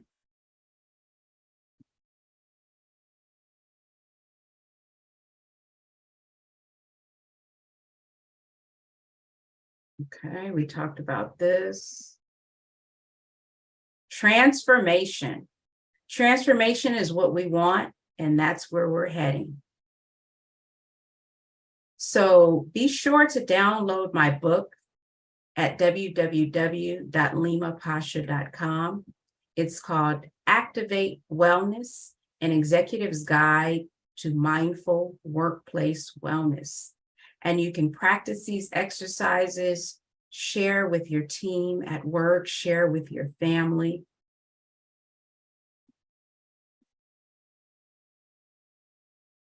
So what is the Executive Wellness Recharge? It is the ability to focus and set your intentions and silence the worries.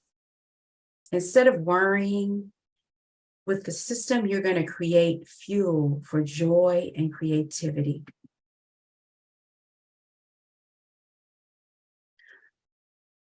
I'm going to stop sharing my screen right now and tell you a little bit more.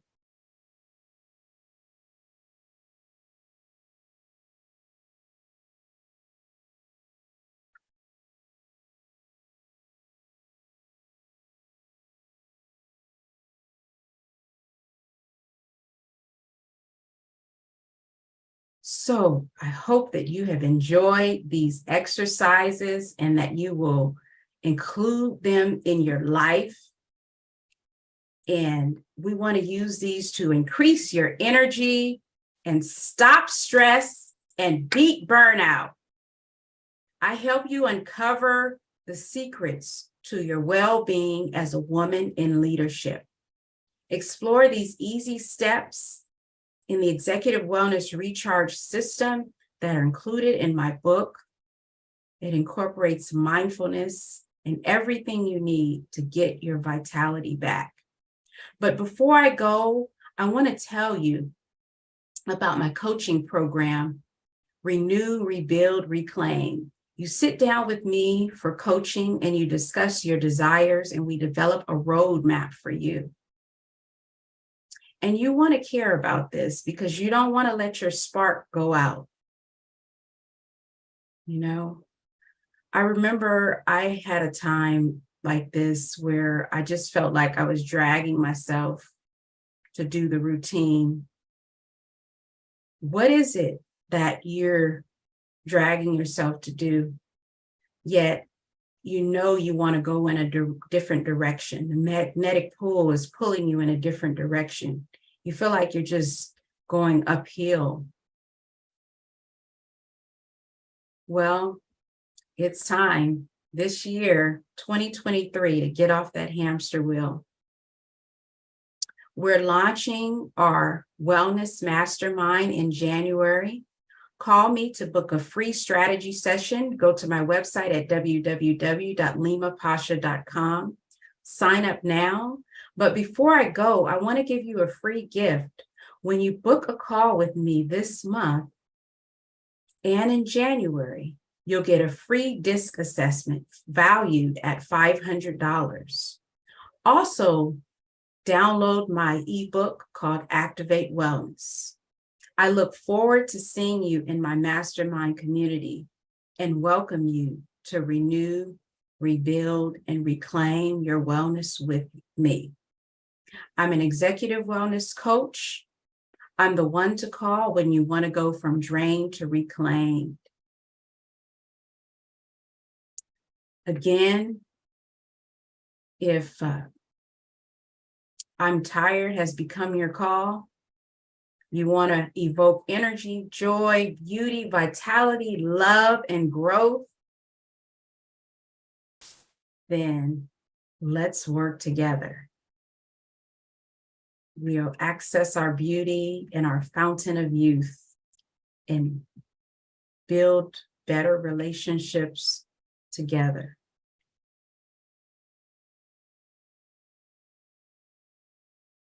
Hope you've enjoyed this workshop.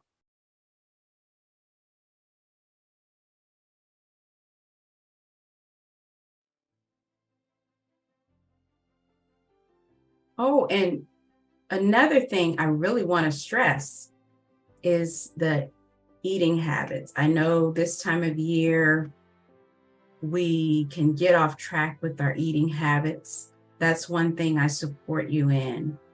And what we're doing now in our community is intermittent fasting. And as I said, this is a lifestyle. So you're not going to just do a detox or a challenge. This is something that you want to do for life. The tools in my book are something that support you in getting back to your set point. It's not about perfection, but just having a set point. My name is Lima Pasha. I'm an executive wellness coach, organizational consultant, and mindfulness trainer. Thank you so much for joining me.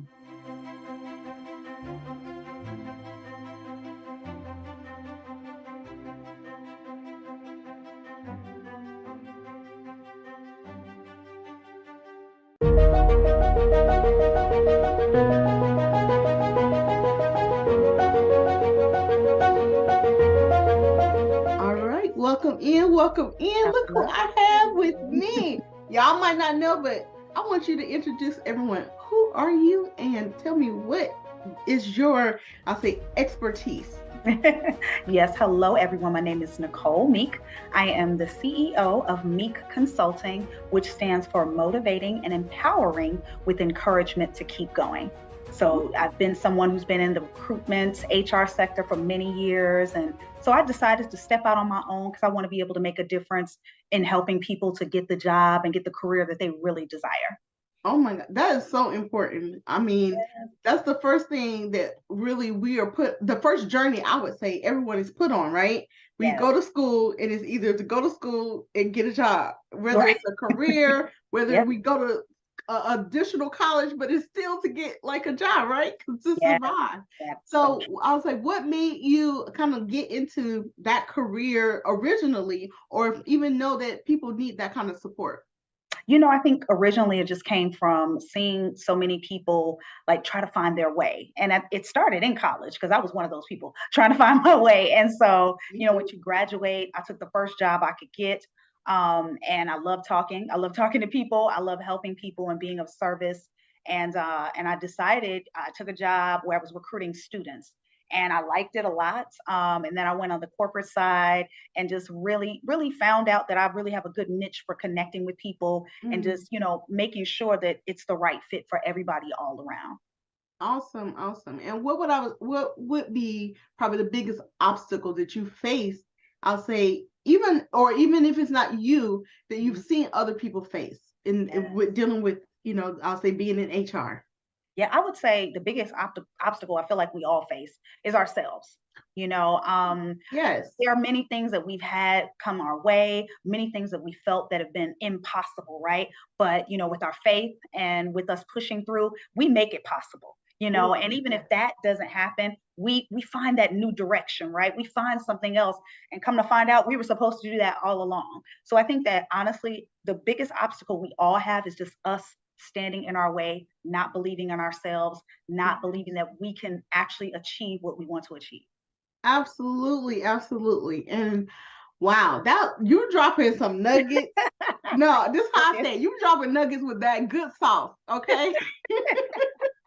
So I would say, given that that has been your journey, what do you see yourself doing as far as truly impacting this world going forward?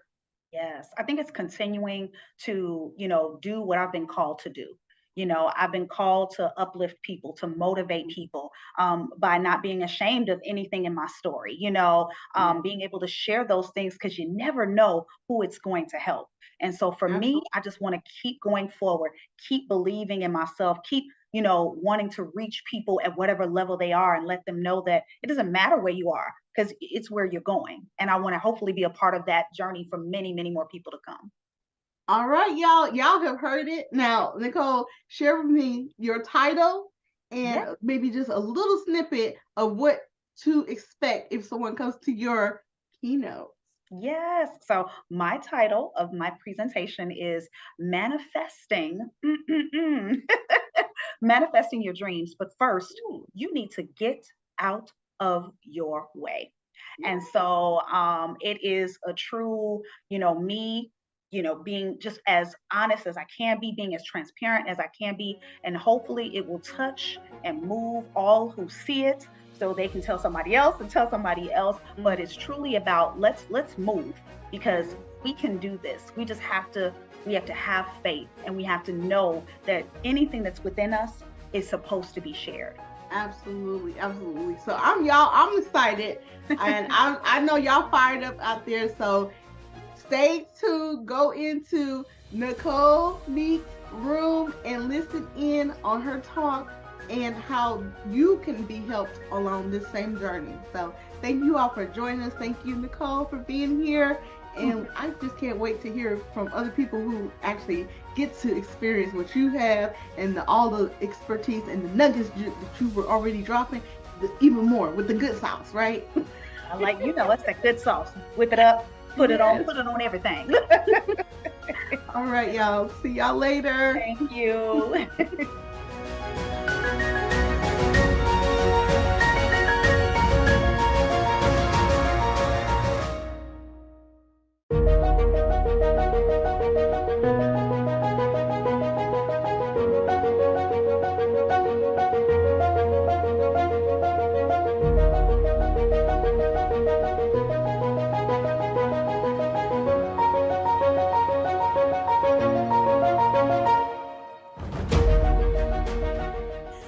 There, my name is Nicole Meek, and I am the CEO of Meek Consulting, which stands for Motivating and Empowering with Encouragement to Keep Going. Again, that's motivating and empowering with encouragement to keep going. Today, I'm going to talk with you guys about how to manifest your dreams. But first, you need to get out of your way.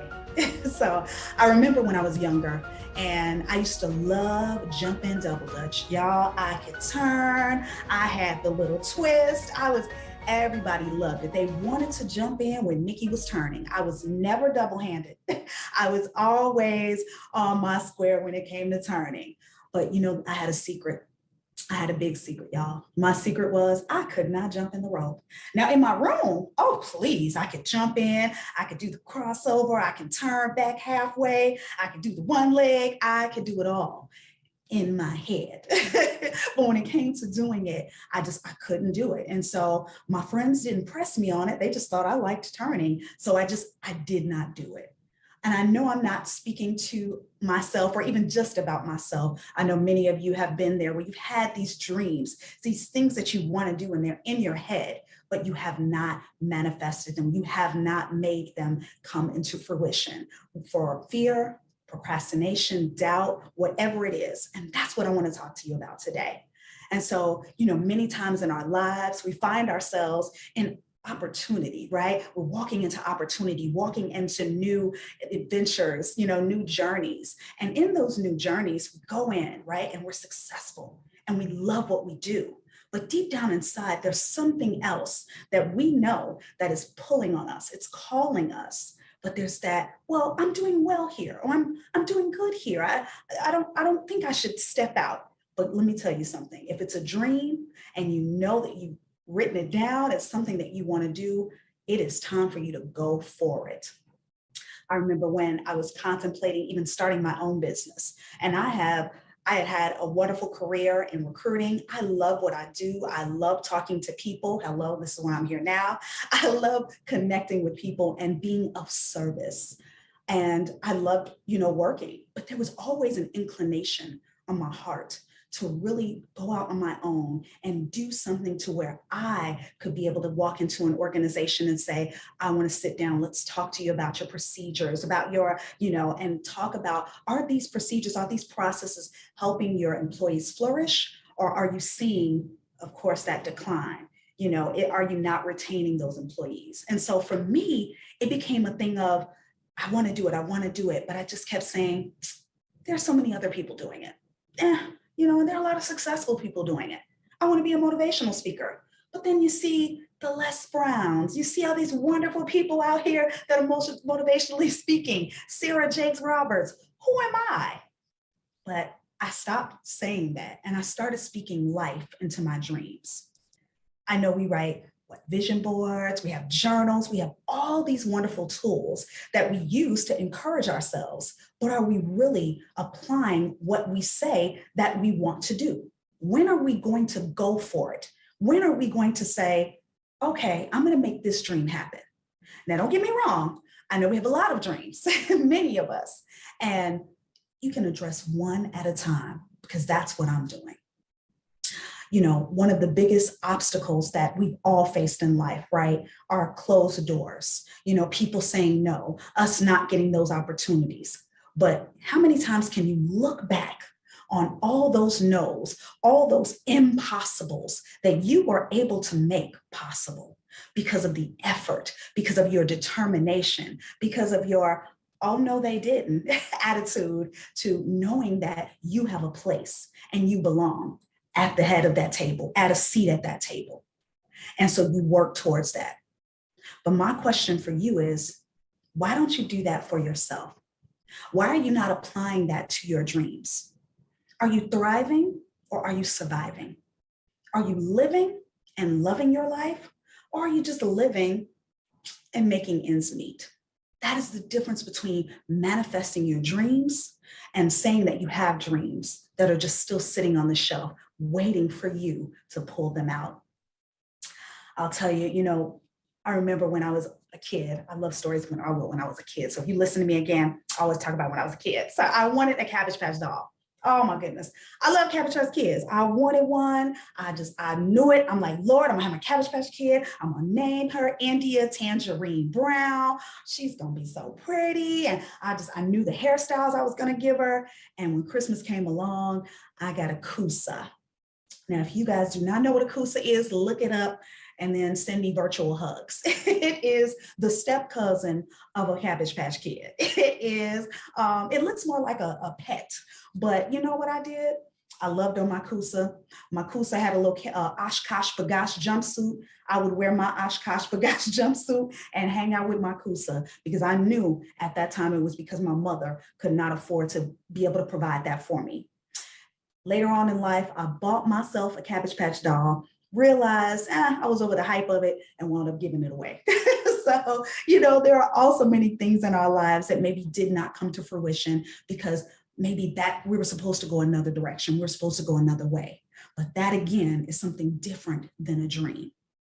Okay. And so what I'm saying to you today is there are 5 steps that I would like to present to you to help you to manifest your dreams. The first one is write down affirmations. It is okay to have sticky notes that say, I am worthy, I am deserving, I can do this, I am going to network today, whatever it is that you need. Write it down, and you can do that daily, whenever you need it. Number 2, acknowledge those times that you feel doubt. We all feel it, I promise you. We all go through it. It's okay to say, today, I am not my best self. And so today, I'm not going to write those pages for that book. I'm not going to make those phone calls to try to get those connections to write that grant. I'm going to chill today. And it's okay to say that. which leads me to number 3, is that no matter what happened to you then, that is not now. Yes, we've all had failures. We've all had missteps. We've all made mistakes. But right now, it's your time. It is your time to act upon those things that are within you, waiting to jump out, waiting to be brought into fruition. And it's not then. You know what to do now. You've learned the lessons. So it's time to walk into the blessings. Okay? Number 4, do your research. Like whatever you want to do, there are books you can read. There are articles that you can read. There are people that you can tap into to keep you encouraged, to help motivate you and inspire you to follow that dream. Don't give up. Continue to do your research, to continue to go for what it is that you know you want to do. And number 5, last but not least, y'all, please believe in yourself. And if you're anything like me, oh yeah, I talk a good game, right? This is what I did for a living. I encourage people, motivate people to go. I used to encourage people to go back to school. I encourage people to step out and go for their dream job. I did all that good stuff. But when it came to Nicole, I had more doubts and more excuses than you could believe. And then one day I just woke up and I said, life is short. Time is of the essence. And I either can spend my life making excuses and not believing in myself, or remembering why I was put on this earth and why I was given these talents and these gifts. And it was because God wanted me to use them and to bless other people with them. And so I have committed the rest of my life to being the best of my life by doing what it is that I've been called to do. And I want to encourage you to do that. Believe in yourself more. Believe in yourself better. Take better care of yourself. And number 6, which is not a step, but I had to throw it in there. Number 6 is I really want you to repeat every single step whenever you need it, whether it's daily, whether it's yearly. But I'm going to ask you to do something with me right now. Okay? So I want you to say this out loud. Procrastination will no longer hold me hostage. Okay, good job. Procrastination will no longer hold me hostage. It is a new year, y'all. It is 2023. Let's make this a year of not only manifesting, but seeing those dreams come to life. Thank you so much for your time today. Again, I want to thank you for taking the time to come into my presentation and hear about how we get out of our own way to make our dreams happen. My name is Nicole Meek. Have a wonderful day and have a wonderful new year. Thank you.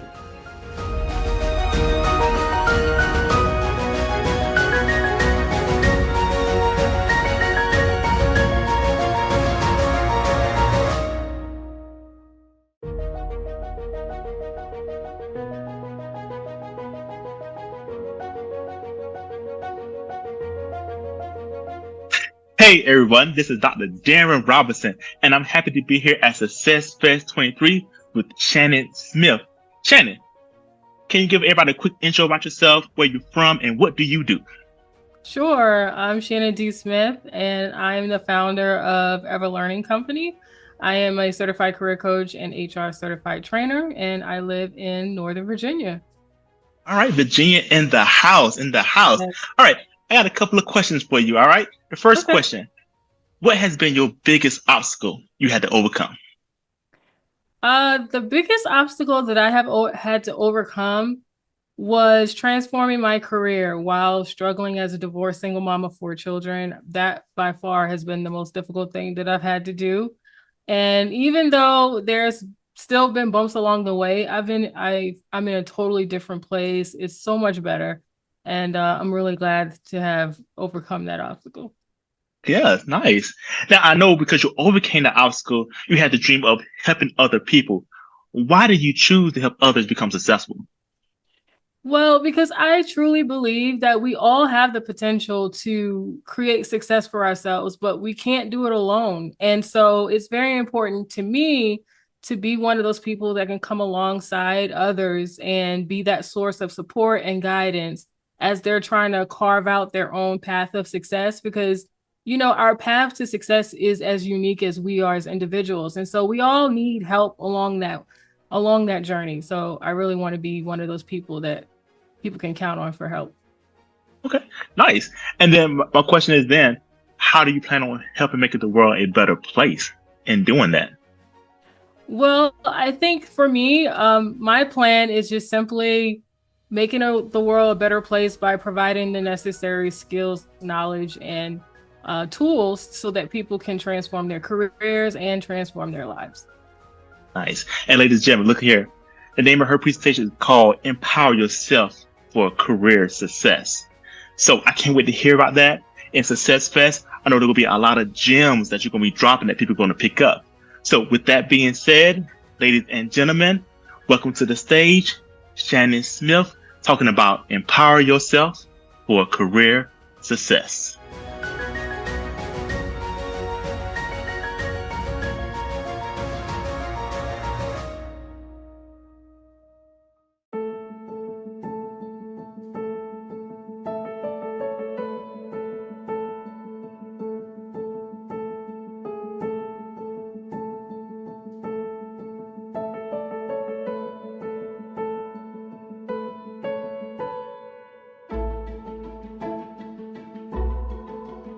Hello there. Welcome to the Success Talk for Empowering Yourself for Career Success. I'm so glad that you're here because I know that you could have chosen to be anywhere else, but you decided to be here. And for that, I am truly grateful. It is an honor to share this time and space with you. So I want to start off by challenging you to think about what does it mean to be empowered?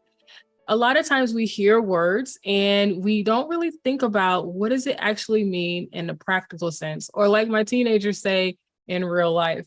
So take a moment to think about, what does being empowered mean to you? What do you see in your mind's eye when you hear that word? And if you want to share that in the chat, I'd love to see that so we can have a dialogue, because this talk is going to be somewhat interactive and I want to know what you're thinking.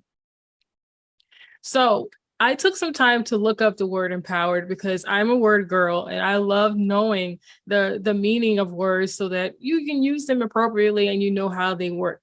So the word empowered, according to the dictionary, is the power or authority to do something. Simple enough, right? But I had to dig a little deeper and I created my own definition. And so my definition of being empowered is a combination of the confidence, knowledge, and skills to take action or make a decision that will lead you to the results that you want. So when you think about your career, are you empowered? Do you have the confidence, the knowledge, and the skills to take action or make a decision in a way that will lead to the results that you want? Now, if the answer is no, no need to worry. That's why you're here, and that's why I am here. But before I get into the 3 key strategies that will lead you to empower yourself to achieve career success, I think it's a great idea to introduce myself. You don't want to just listen to a stranger, right? So I'm Shannon D. Smith, founder of the Ever Learning Company and the author of the book, Empowered to Upgrade, the ultimate blueprint for taking control of your career with confidence. I'm not going to go into a long, drawn out introduction about my accomplishments or education or certification, but the most important thing that you need to know is that I have been where you are. I've been in careers that left me unsatisfied, that didn't pay me what I was worth, and left me dreading Monday mornings. And so it's my mission to empower individuals to find a career that puts a spring in their step, more money in their pocket, and joy in their Monday mornings. And so through my practice and through the book that I've written, I help people accomplish just that. So that's me. So now let's talk about what it's going to take for you to empower yourself to achieve career success. Now, my personal definition of being empowered give you the hint to the keys that I want to share with you today. So the first key is building your confidence. Confidence is a little tricky thing. Oftentimes we think confidence is being bold or outspoken, but often confidence is really just that quiet reassurance that you know who you are, you know your value, and you know what you bring to the table in any situation. You're not intimidated by the talents or gifts of others because you know you have a unique perspective in whatever it is you do. And you have to think about it.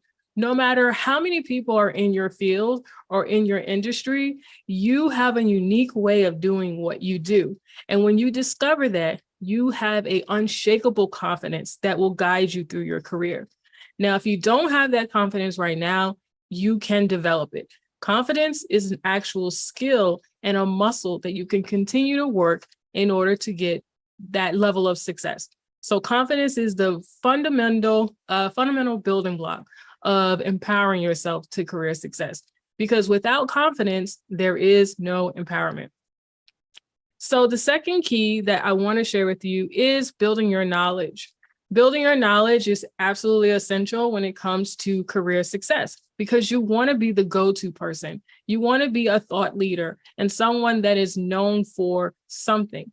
And so in order to do that, you have to build up your knowledge. So one of the things that I recommend is when you are pretty sure what industry or field you want to work in, you want to join professional associations. Because I'm in career coaching and training and development and learning and development, I am a member of a number of organizations. One of them is the Society of Human Resource Management. And so they send me publications and I can continue to increase my knowledge about human resources through the publications and the blogs that they send. Another organization that I'm a member of is the Professional Association of Resume Writers and Career Coaches. And because I'm a certified career coach, this organization is really helpful in allowing me to build up my knowledge so that I can serve my clients at an optimal level because I have that knowledge. So you can do the same for whatever career path or whatever industry you're in. Build your knowledge. So the last key, and I think is probably the most important key, is developing your skills. Now, I'm not just saying it because I'm a trainer, but I am saying it because our skills are always at a risk of becoming obsolete. Do you know why? Because technology is constantly advancing. Our organizations are constantly changing the way we work. And so because change is constant, your skills and what you're able to provide organizations has to constantly evolve. And if you don't do this, you risk being obsolete. You don't want to be obsolete, right? So the best thing for you to do is constantly keep an eye out for what's changing in your industry and constantly develop your skills. You can take courses. You can ask for stretch assignments at your place of business or place of work. You can volunteer and just continue to add additional skills to your tool belt. And the beautiful thing about doing that is you'll always stay in demand and you will always be competitive. So no matter what changes happen, you have some skills that others need. So those are the 3 keys to empowering yourself for career success. I hope you found them helpful. Remember, if you do not do these things, they won't be done for you. And so you don't want to be left behind. If you want to keep yourself in demand and competitive, then do all 3 of these things, and you will definitely find yourself in a place where you're empowered to achieve the career success you desire. It's been such a pleasure sharing with you. Thank you so much for listening. And if you find that you want additional assistance, I'm always available to help. And there is going to be a workshop that expounds on empowering yourself for career success in this session as well. So if you want more practical how-tos, then definitely check that session out because you'll have some more information on how to do this in a practical way. So that's all for now. Thanks for watching.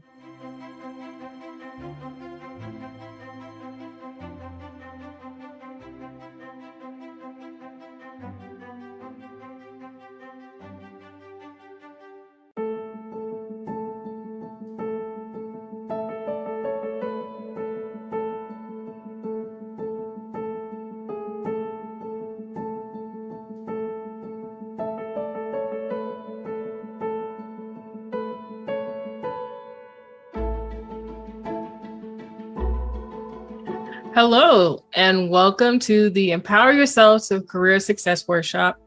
I'm Shannon D. Smith. I am so happy to have you here.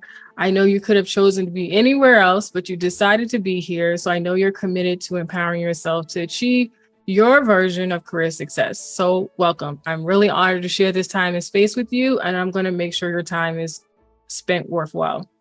So I know that you're probably here because you want to empower yourself for career success. Perhaps you're tired of someone else making this decision about how far your career can go, or making decisions about how much income you can make, which impacts you, your family, and even your future.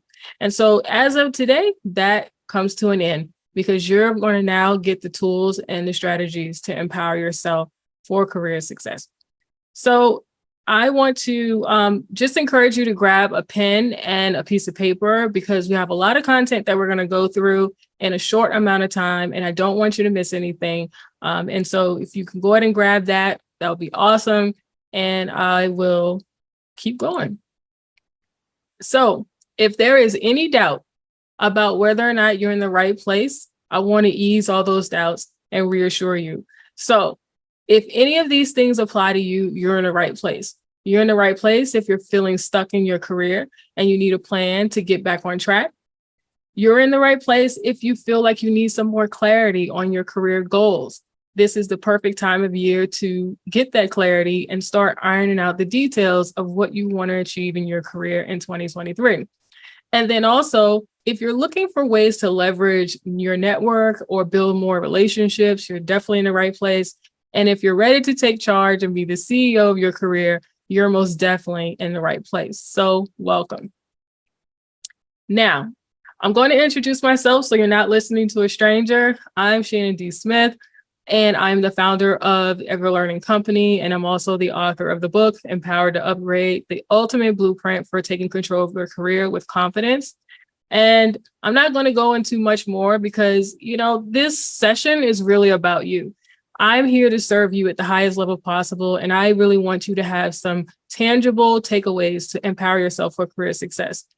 But the most important thing that I will leave you with about me is that I have personally transformed my career from being someone who's struggling in a rut of low income jobs into a thriving professional author and consulting.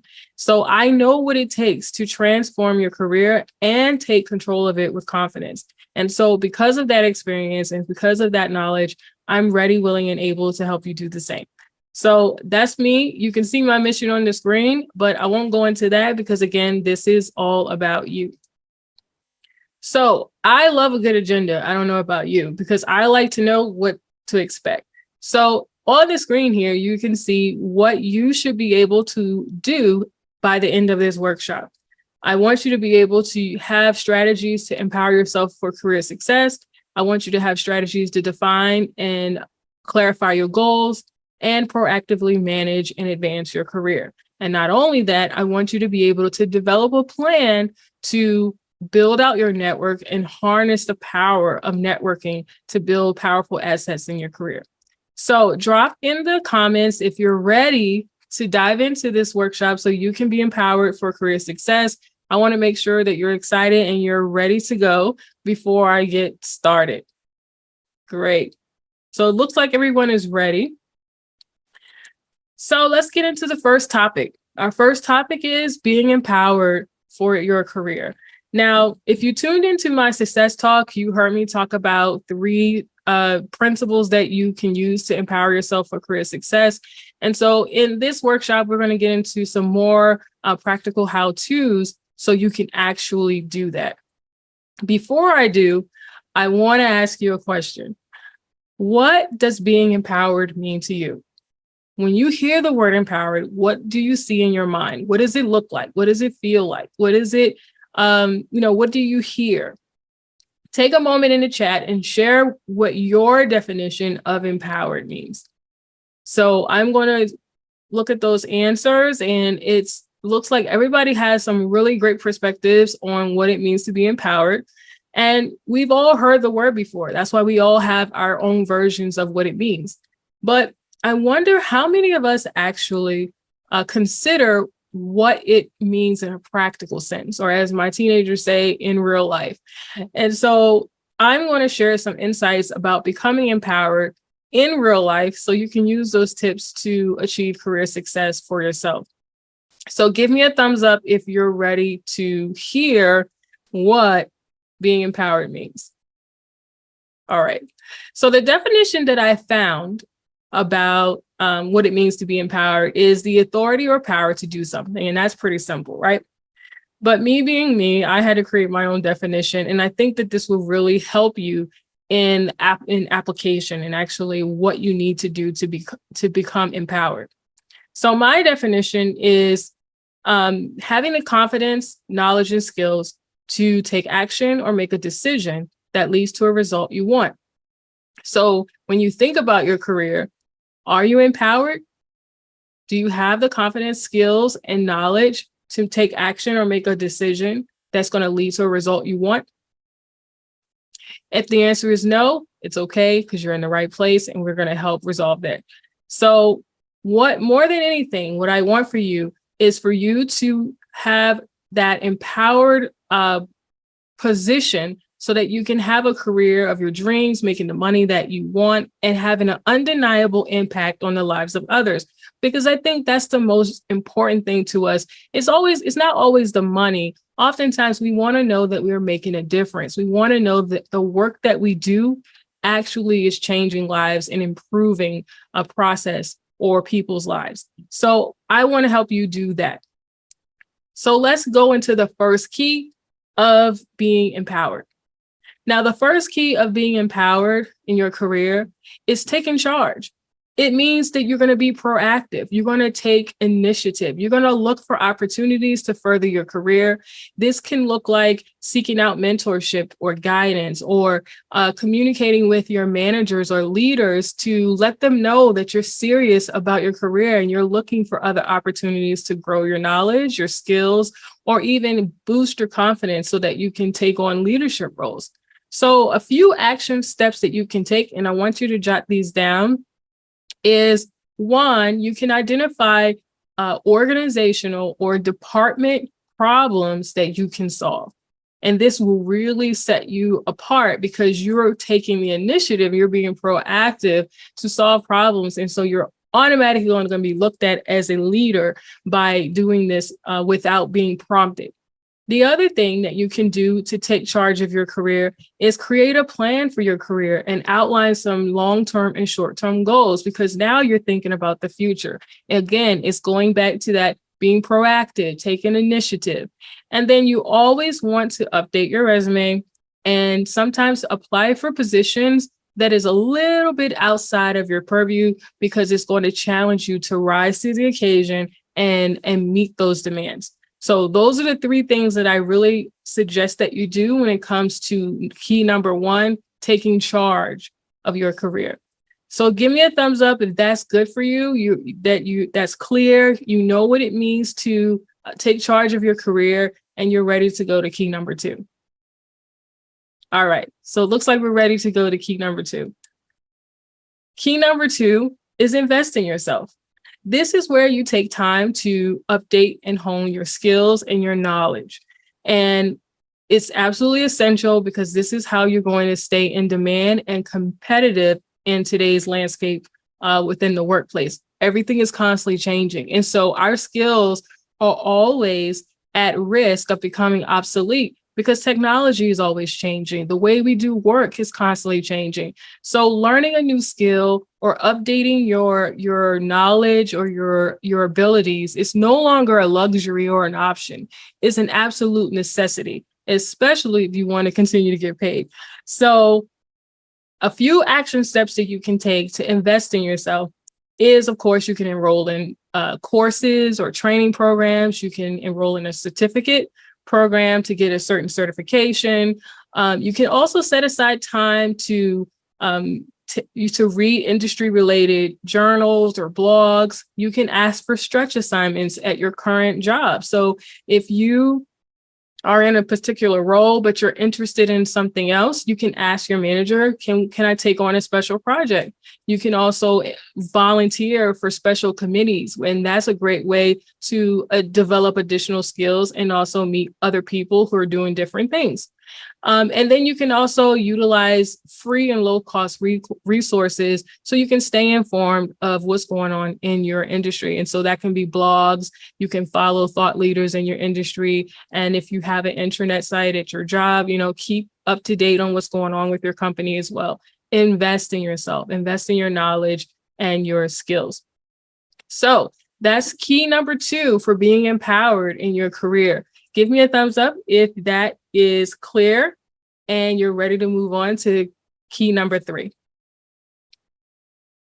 All right, so it looks like we are ready to go to key number 3 now.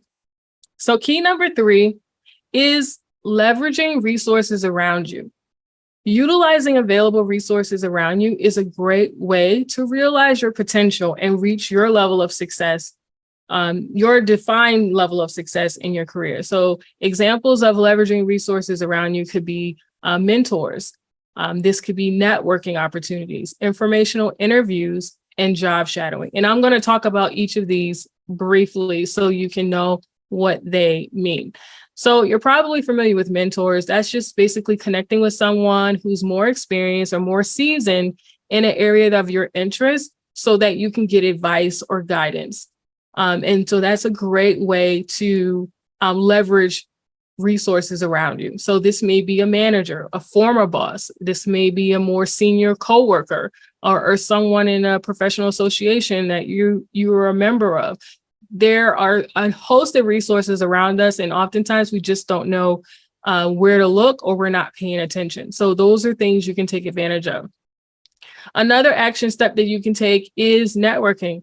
And we're going to talk about networking more in detail in another section, but building those relationships in industries that you're in or adjacent industries is absolutely essential. And then thirdly, you have informational interviews. Now, informational interviews is so very powerful. And it was actually the way that I was able to change careers from a call center customer service representative to a trainer and instructional designer. And how this works is, let's say you're interested in changing careers and you know what role it is, you go look for people who are already doing that. And then you reach out to them and you let them know that you're curious about the role, you're curious about what that work entails and what's the day-to-day responsibilities, and you just ask them questions about the role. The great thing about informational interviews is that it gives you a behind-the-scenes view or a sneak peek in the type of work that is being done, and it gives you an idea if that would be a good fit for you. So that's a great way to leverage resources around you. I was call center representative, and I basically went into my intranet site and looked for all of the instructional designers at my current job, and I just reached out to them while I was at work. And so I conducted informational interviews for months on my lunch break. They were 15 minutes apiece, and you can do the same thing. It doesn't have to be an elaborate process, and it doesn't have to be time consuming. It could literally be 15 minutes of asking someone questions about their work and getting an idea if that's something you want to do. And then the other thing is job shadowing. Again, it's a resource that's already around you. You're already at work. If you're interested in a different role, you can reach out to that person and say, hey, do you mind if I job shadow you, or I just shadow you for a day or a few hours to get an idea of what you do? This is another way to get a sneak peek on what it looks like to do something different and if that's something you would enjoy. So if that makes sense, if that's clear, give me a thumbs up or say I'm clear in the chat, and then we can move on to section 2. All right. On to section 2. Section 2 is identifying your career goals. So when it comes to your career path, it's essential to know what your end goal is and the necessary steps to reach those goals. And so we're going to get into that part of your journey now. But before I do, I got a question. How would you rate your goal setting skills as of today? From a scale of 1 to 10, drop the number in the chat. How do you rate your goal setting skills? Now, when you think about your goal setting skills, I'm pretty sure there's going to be a wide range of answers. And if your number is low, don't worry. This is why we're here. And I'm going to help you with this element because it's so very important. Goal setting is something you're going to constantly be doing, and it's going to help you get to your desired destination. All right. So thank you for sharing your answers. So let's get into the first key to identifying your career goals. The first step or the first key is analyzing yourself. Analyzing yourself is basically self-awareness because you can't identify, where you want to go until you first understand who you are and what you have to offer. So take some time in this section to truly decide what you want from your career. You want to also get very familiar with your strengths and your weaknesses. Think about how you can use your strengths to your advantages. You also want to think about what drives you, what energizes you. And this is as far as the tasks that you do at work. What are the tasks that really energizes you and excites you? What are the tasks that drains you and make you feel demotivated? Knowing these things are really going to be important when it comes to setting your goals because you're going to be laser focused on what you're looking for once you've done this you've done this analysis. So a few steps that you can take when it comes to analyzing yourself is reflect on experiences you've had in the past and identify the ones you enjoyed and the ones you didn't enjoy. Then you want to make a list of the skills you used and make a list of the skills that you enjoyed using and the ones not so much. Clarity is going to be absolutely crucial when it comes to identifying your career goals. Another option that you may want to consider is a career assessment. A career assessment can really give you insight on your strengths and your weaknesses.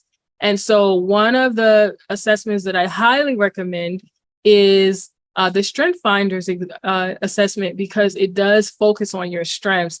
And they believe that your career should align with your strengths because you'll find more satisfaction and you actually will perform at a higher level, which means more money. All right, so those are some things that I recommend that you do in order to identify your career goals. Now, give me a thumbs up or say I'm ready in the chat if you're ready to go to key number 2. All right, looks like we're ready. Key number 2 is research, and I love research. I don't know about you, but research doesn't have to be complicated. It's just a matter of looking up some roles after you found out all these things about yourself, looking for some roles that will align with the skills and the tasks that you've identified as ones that are enjoyable. And so there are a number of places you can look for this type of information. One of the best places that I recommend is bls.gov. That's B as in boy, L as in Larry, S as in Sam, .gov. And that's a great way for you to research roles that align with the skills and the experiences that you've identified as the ones you like to do. You can also read articles and blogs about the industry that you're interested in. And you can also do some research on some companies that you may be interested in working in. And this is a great way to identify if the environment is going to be an environment you would enjoy. And you can look at Glassdoor to see what other employees are saying about that company. And that can give you some really good clues on whether or not that's a place you want to be. And then you can also talk to people in the industry or talk to people who work at the company that you may be interested in to also get some insight on what it's like to be there. So those are some ways that you can research. And it's a really proactive and empowered way to handle your career goals. So let's go on to key number 3, which is creating a plan for your career goals. So an action plan is essential. It's an essential tool for anyone looking to achieve their career goals. And it's more so a detailed outline of the steps that are required for you to get to your end result. Now, this plan that you create should include a timeline. Don't create a plan without a deadline because you won't be motivated to get it done. So start with a timeline, have some milestones that are spread out throughout the plan. So this key things that you want to accomplish by certain time periods, so you know that you're making progress. And also figure out what resources you may need in order to achieve these goals as well, and identify where you're going to get those resources. So a few action steps you can take is write these things down. If it's not written or documented, it's very hard to stay on track and see your goals accomplished. This is why at the beginning of the year, you often hear people say, write out your goals, do vision boards. If it's not documented, you will forget it and it won't be accomplished by the end of the year. So write down your goals, and then you can break down those goals into small, manageable tasks after you've written the bigger goal down. And then that way you can keep track of the progress that you're making because you have it documented. So map out the plan, and that way you can have a GPS, a career GPS or a career map to guide you every day in what you need to be doing. So now we are moving forward to section 3, which is very, very important, because once you've become empowered, you set goals, now you have achieved some things, you want to know how to manage your career. And managing your career is very important because you want to stay on track of reaching your goals, and you also want to continue to advance and move your career forward. You don't want to be stagnant. So, of course, I have a question for you. So I want you to share in the chat, why do you think it's important to manage your career? I'm going to share what I think, but I want to hear what you think first. So share in the chat, why do you think it's important to manage your career?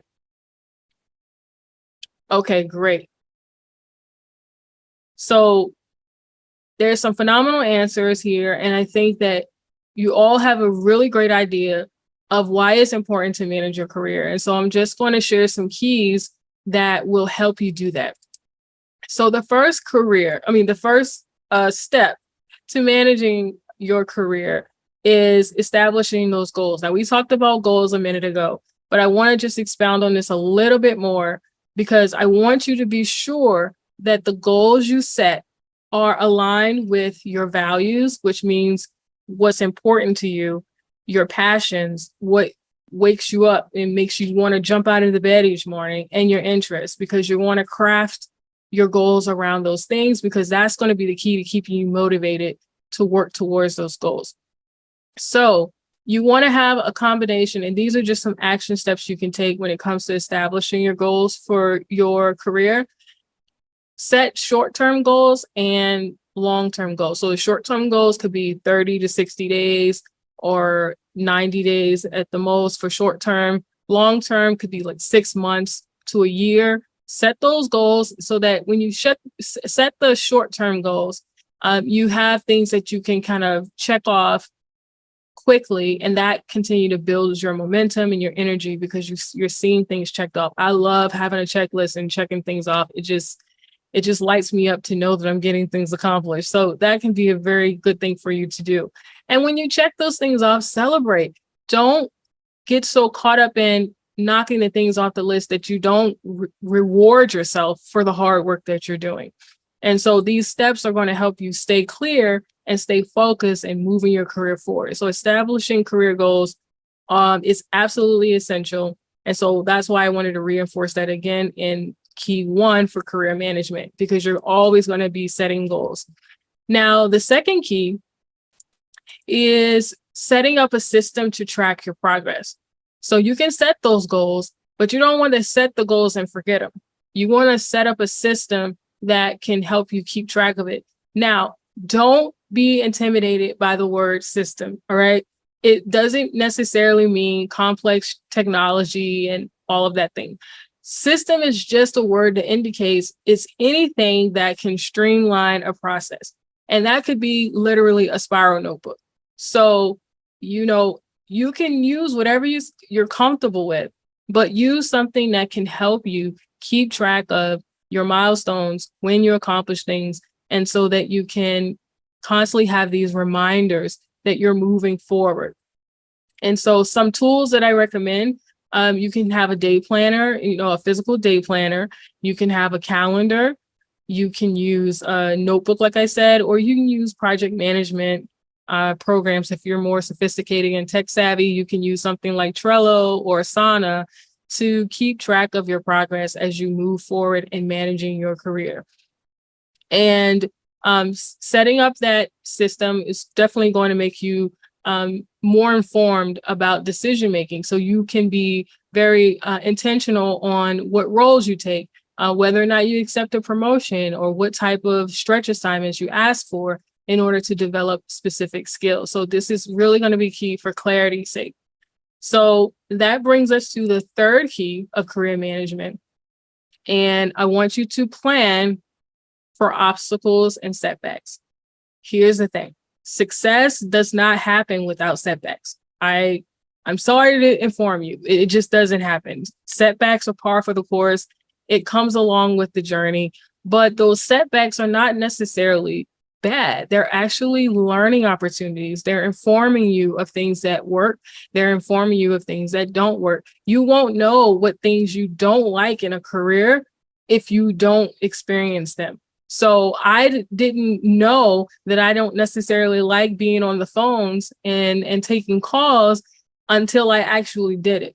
And so, setbacks and, challenging experiences are learning opportunities to help you continue to refine and develop your goals. So anticipating potential setbacks and planning for them in advance can help you have a cutting edge or an advantage to help you reach career success. So I want to give you a few action steps you can take to help plan for obstacles and setbacks. One of the things you can do is just brainstorm.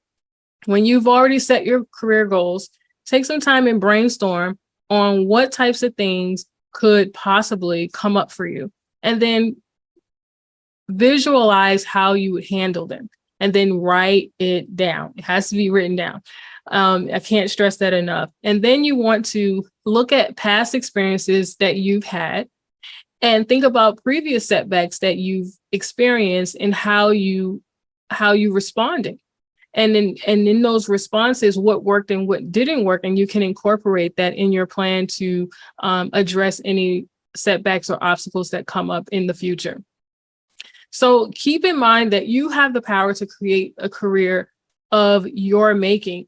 And when you take charge and make these plans and you set yourself up to anticipate obstacles and you have a plan to address them, you are really becoming that empowered professional that's taking control of your career, and you're equipped to handle anything that may come up. So really being proactive in this area of anticipating obstacles and setbacks and planning for them is a really great strategy to empower yourself for career success. So now we're getting ready to move into the final and fourth section of this workshop. And before I do that, I really want to just do a temperature check and find out, is this helpful? Has this been valuable to you? Let me know in the chat. I really like to know if I'm being helpful, because it means so much. As someone who's a trainer, I want to know that this is helpful to you. Is it clear? Is it really giving you something to think about? Let me know in the chat. All right. It makes me so happy to know that I'm helping. So thank you so much for sharing. I really appreciate it. So let's go to the final section of our workshop, and that's maximizing your network. Maximizing your network is absolutely essential. And I've said that about a lot of things, but all of this is important. But you've probably heard a quote that says your network is your net worth. And that cannot be more true. I remember going through my career coach certification, and I learned an interesting fact. I learned that 80% of positions that organizations fill are not even advertised. Can you believe that? They're not even advertised. So what does that mean? That means that majority of the positions that organizations are filling are actually being filled through networking. They're looking for referrals from their current employees. They're going into their own personal networks of people they know and people they know, and they are filling roles that way. So the power of networking is real. And it's important for you to take time to invest in learning how to harness this power so you can create powerful assets in your career. So let's get into it and learn how to use this tool for your advantage. The first key to maximizing your network is identify your network and resources that are already available to you. Now, this is where my career coaching clients, they get a little antsy when I take them through this exercise because they think they don't know anyone. But that is so far from true. You just need a little bit of a brainstorming tool, and it can really help you start thinking about people that you know. So one of the things that you can do is look beyond your family circle. This is not about friends and family. This is about people you've connected with on your journey of life. This could be schools that you've attended, previous places that you've worked, organizations that you volunteered, associations that you're a member of.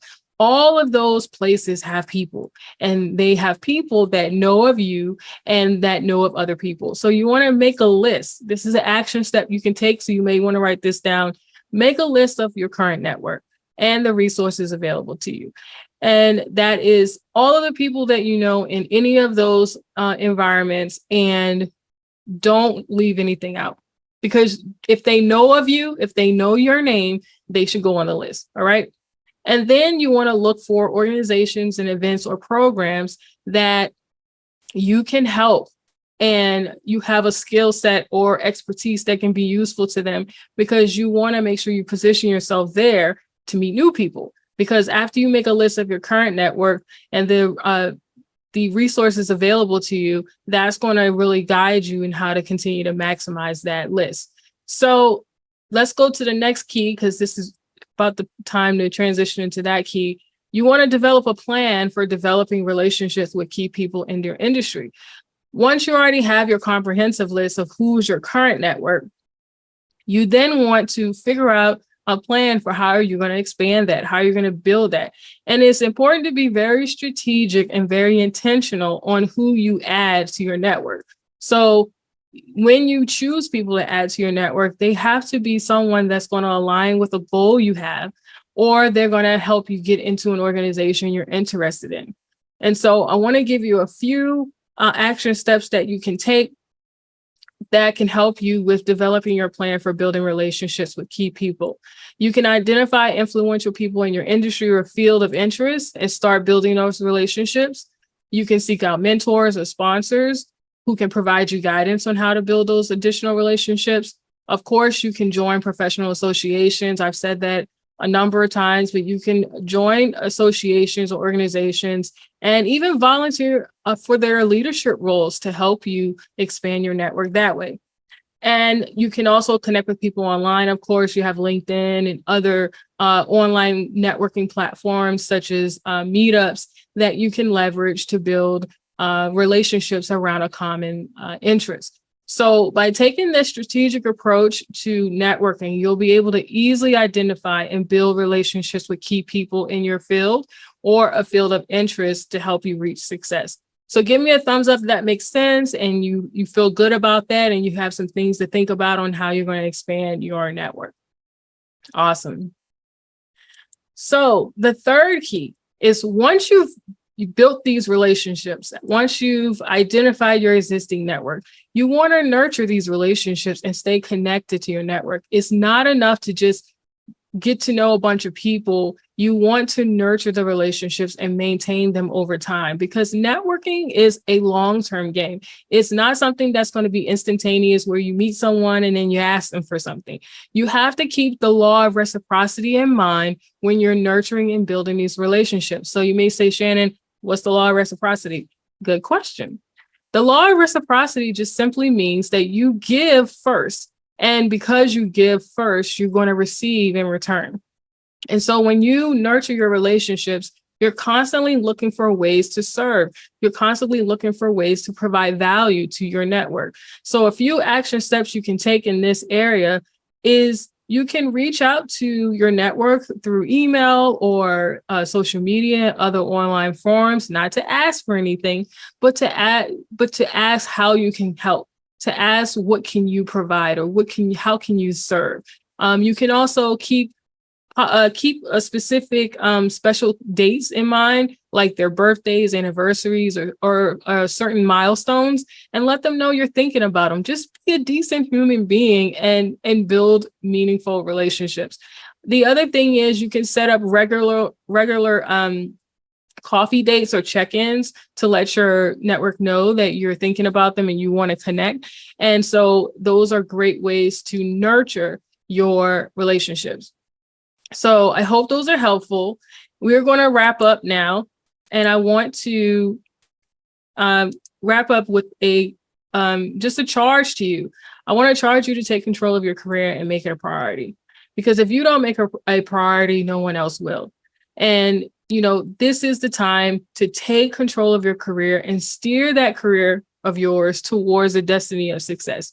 So I am really excited about the potential of you really being able to change and transform your career to something you really enjoy and something you really love. So I love this quote, and I want to share this with you. I wish I knew who the author was, but nevertheless, it holds true. Investing in yourself is one of the best investments you can make. It is an investment that pays dividends for life, and it can help you make the right decisions, reach your goals, and create a successful career for yourself. I cannot begin to even calculate the amount of money, time, and energy that I've invested in myself over the years in obtaining multiple degrees, certifications, learning things. And it's all been so valuable, and it's an investment I will never regret. And I think that if you invest in yourself, you can say the same. So as a result of investments that I've made in myself, I decided to write a book that I alluded to earlier, and it's called The Empowered to Upgrade book, The Ultimate Blueprint for Taking Control of Your Career with Confidence. And in this book, you'll discover my personal career journey and a deeper look at career management and essential strategies for success. And here's the thing, we all have an opportunity to work and live in a way we choose. But sometimes we get stuck. We get stuck because of fear. We get stuck because we don't want to change, or we have self-doubt, or all of the three. And I've been there, and I want you to become empowered to make a change and upgrade your career and your life. So if you're tired of feeling unfulfilled, stressed, and uncertain about your career, this book will provide useful advice, actionable steps, and inspiring stories for you to move forward. So if you want to invest in yourself, this is a great way to do that. ShannonDSmith.com is the way for you to get access to it. Not only that, I also work with a small amount of clients on a one-on-one basis, and this is done quarterly, and I work with them on career strategy and development. Now, for the first quarter of 2023, I only have 5 slots available. So if you go to strategywithshannon.com, that's the best way to grab one of those slots. I would love to have an opportunity to work with you and help you reach your career goals. I use this actual signature process that you see on screen in order to work with clients. And so if you want to be one of those 5 people for quarter 1 of 2023, then strategywithshannon.com is the best way to do that. Now, if you're one of the people who do claim one of those 5 spots, you will be receiving these additional bonuses as well. This is only a SuccessFest offer. I don't offer this additional bonus in any other space. So if you're one of the 5 slots, these are the bonuses you'll receive. You'll get the Upgrade Your Personal Brand course. You'll also get the Kindle version of my book, and you'll also get the Career Essential Toolkit, which has a number of workbooks that you can see on the screen included in there. So strategywithshannon.com is the way to claim that bonus. All right. And then lastly, I'm just going to leave you with some thoughts. It's decision time. You have to choose your path.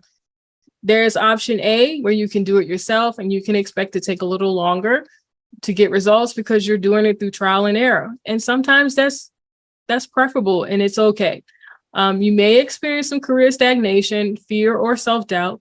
You're going to have minimal support and accountability, and you're relying solely on your resources, knowledge, and willpower. Now, when we think about the beginning of the year and we set these amazing goals and then they kind of fizzle out, right? It's because we're trying to do it ourselves. Now, the alternative, option B, is you can partner with me and empower yourself and expect to accelerate your results by leveraging my expertise. You don't have to do it alone. You can get personalized support and a personalized coaching, individualized coaching tailored to your needs. You'll also have access to specialized tools and resources to reach your goals faster. And you'll also develop an understanding of yourself so you can create a career that aligns with who you are and what you do well, because that's the most important thing. But it's up to you. This is your decision. And I know decisions can feel scary, but we must believe that we are worth the investment. And so with that, I want to leave you with a quote, because this quote is really near and dear to my heart, because I am a preacher's daughter and faith is very important to me. And I know that, decisions are scary, but we must believe in ourselves and we must believe in our worth. So Martin Luther King Jr., he has a quote that has been a guiding principle to me in times where I have to make important decisions. And he said, take the first step in faith. You don't have to see the whole staircase, just take the first step.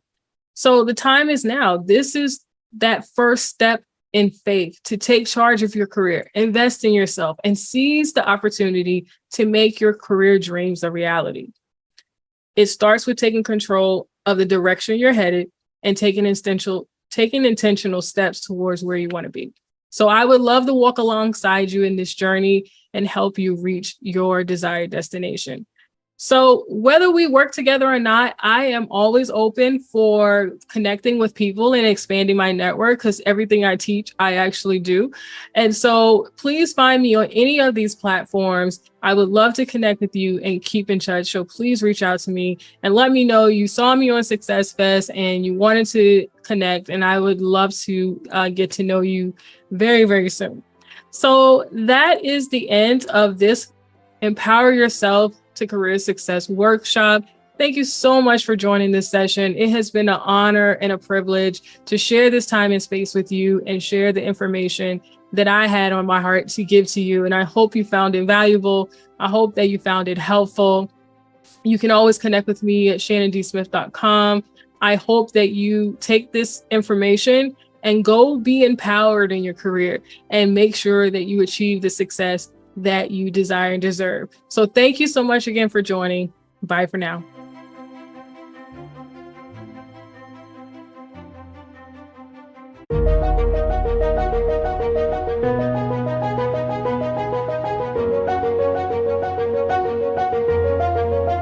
All right, so again, it is Dr. Stephanie Wall here, and let's see who we got here with us today. Who do we have with us today, and how do you serve? Hey, Dr. Stephanie. My name is Dr. Dave Nguyen, and I serve by I create algorithms to measure medical shapes better so that we can create better diagnostics that are race and gender specific.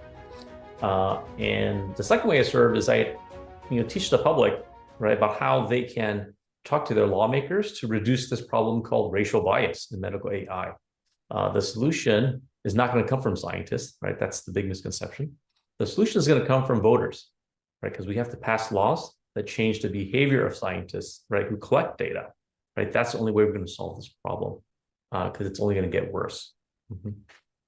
Oh, Dave, you're talking my language. I'm all about the data points, because at the end of the day, what do we look at? The data. And where does the data come? The people that get put the data in, where and who decides, and we have to help them look for the right information. Oh, I'm loving it. All right, so tell me this. How do you help the people, your clients? How do you help the people that tuning in? How will you help them to succeed?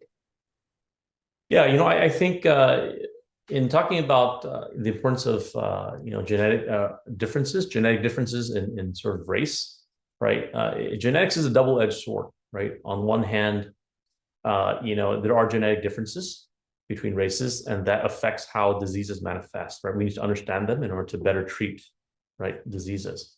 But it's a double-edged sword because if you don't talk about it responsibly, right, the listener can end up feeling ashamed, right, of their genetics, right, and stereotypes and whatnot. And that will prevent them from seeking medical care. That will prevent them from participating in clinical trials and, things like that.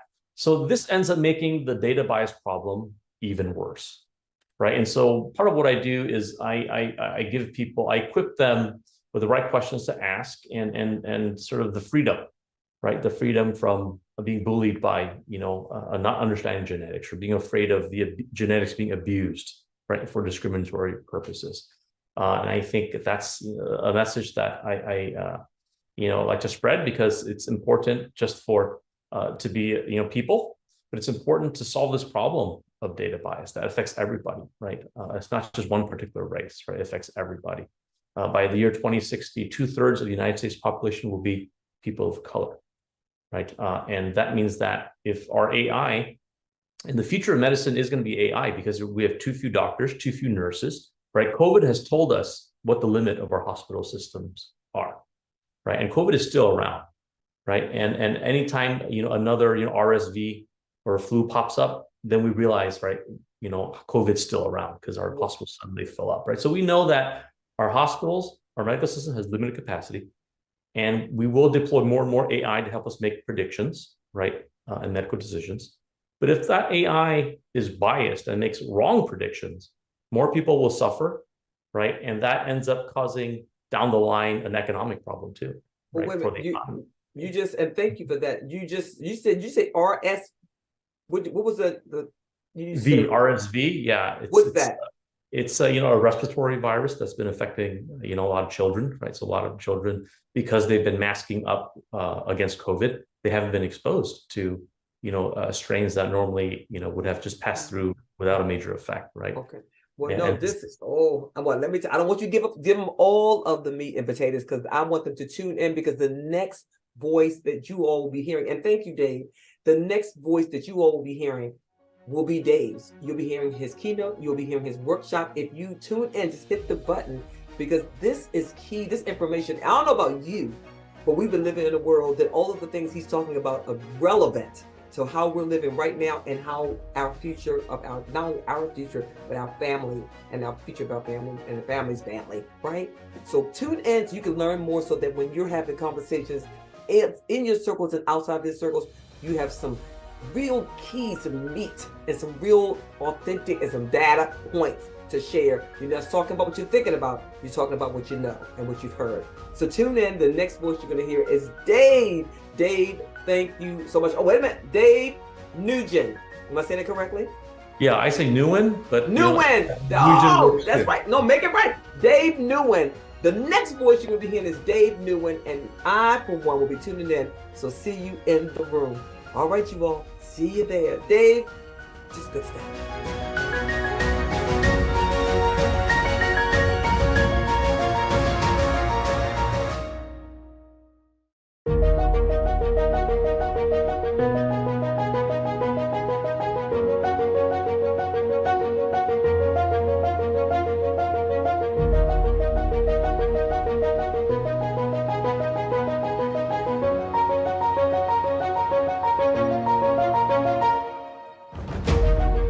In February of 2019, Time magazine published an article entitled "Artificial Intelligence Has a Problem with Gender and Racial Bias. Here's How to Solve It."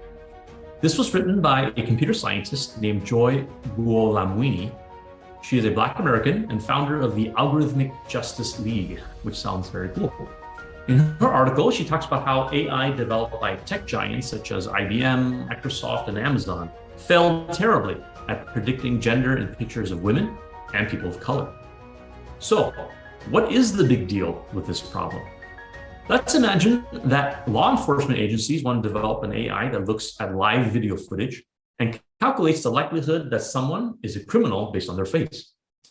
What if this AI saw you standing in line at the bank and calculated that you are not just a criminal, but most likely a violent criminal?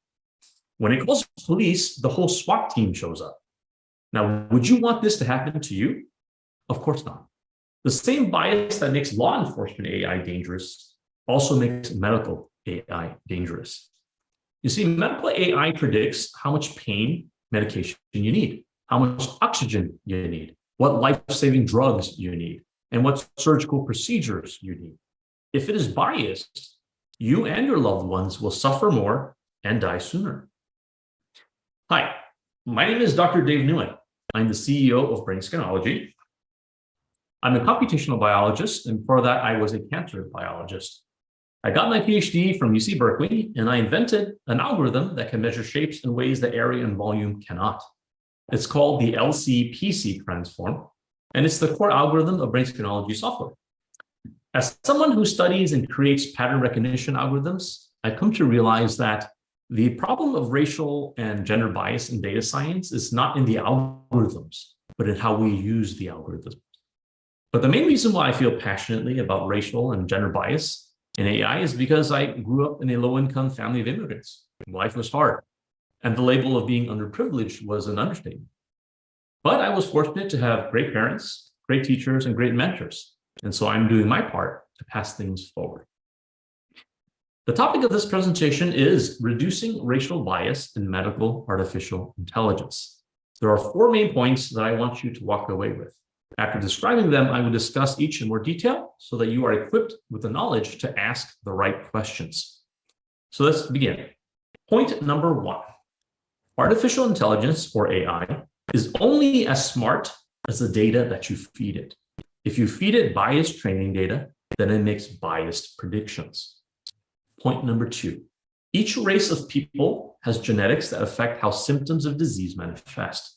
But AI has no clue about this unless we teach it.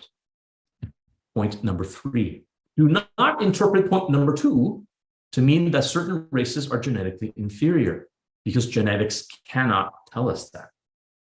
Point number 4. You, the listener, the one who's telling yourself right now, you're not a scientist, you're not an engineer, yes, you can do something to reduce the problem of data bias by asking your local and regional lawmakers what they are doing about the problem. So now that I've outlined the 4 main points, let's dig into each. Starting with point number 1. Artificial intelligence is only as smart as the data that you feed it. You see, AI requires its creator to define something called ground truth. For example, if you want to train AI to recognize dog versus cats, you have to give it a batch of images containing only dogs and a batch of images containing only cats. These batches of images are called ground truth categories, and it's what the AI studies to learn what is true. The same applies to training AI to detect lungs that are healthy or infected by COVID. You need to provide pictures of healthy lungs as ground truth and then pictures of infected lungs as ground truth. But what if? What if a disease affects males differently than it does females? What if a disease causes Black people to have heart attacks, but white people to have strokes? If you train AI, right, with data only from patients who are white and male, then it will misdiagnose patients who are not white and not male. Misdiagnosis means you will suffer more and die sooner. All of this simply because of your race. So racial bias in medical AI is going to be a huge problem. AI is the future of healthcare because there aren't enough doctors and nurses out there. So if we don't do something about the problem, it's only going to get worse. Firstly, it is an ethical problem because people will be harmed. Secondly, it's a justice problem because entire groups of people will be discriminated against. And lastly, it's an economic problem because the US healthcare system is going to be flooded beyond its capacity. By the year 2060, 2/3 of the US population will be people of color. And if our best AI is racist, then it will harm the US economy with misdiagnoses that render people unable to live and work. Let's now talk about point number 2, which is that each race of people has genetics that affect how symptoms of disease manifest. But AI has no clue about this unless we teach it. For example, some people get diseases earlier in life than others. Latin Americans get dementia 8 years sooner than non-Hispanic white Americans. This means that they have 8 years fewer to plan and provide for their families before dementia kicks in and ruins their ability to feed their families. In this case, don't you think AI should be trained to detect dementia sooner in Latinx people? Take Alzheimer's disease, for example. Right, 60% of Alzheimer's patients in the US are female, but the vast majority of research participants in Alzheimer's studies are male. So not only is racial bias a problem in medical AI, so is gender bias. Is there a reason why grandma deserves better treatment or grandpa deserves better treatment than grandma? Let's now talk about point number 3, right? That is, do not interpret point number 2 to mean that certain races are genetically inferior, because genetics cannot tell us that. This is a very important point I want to bring across. We know from research on identical twins that when they live in different environments, that affects their biology differently, even though they have the same DNA.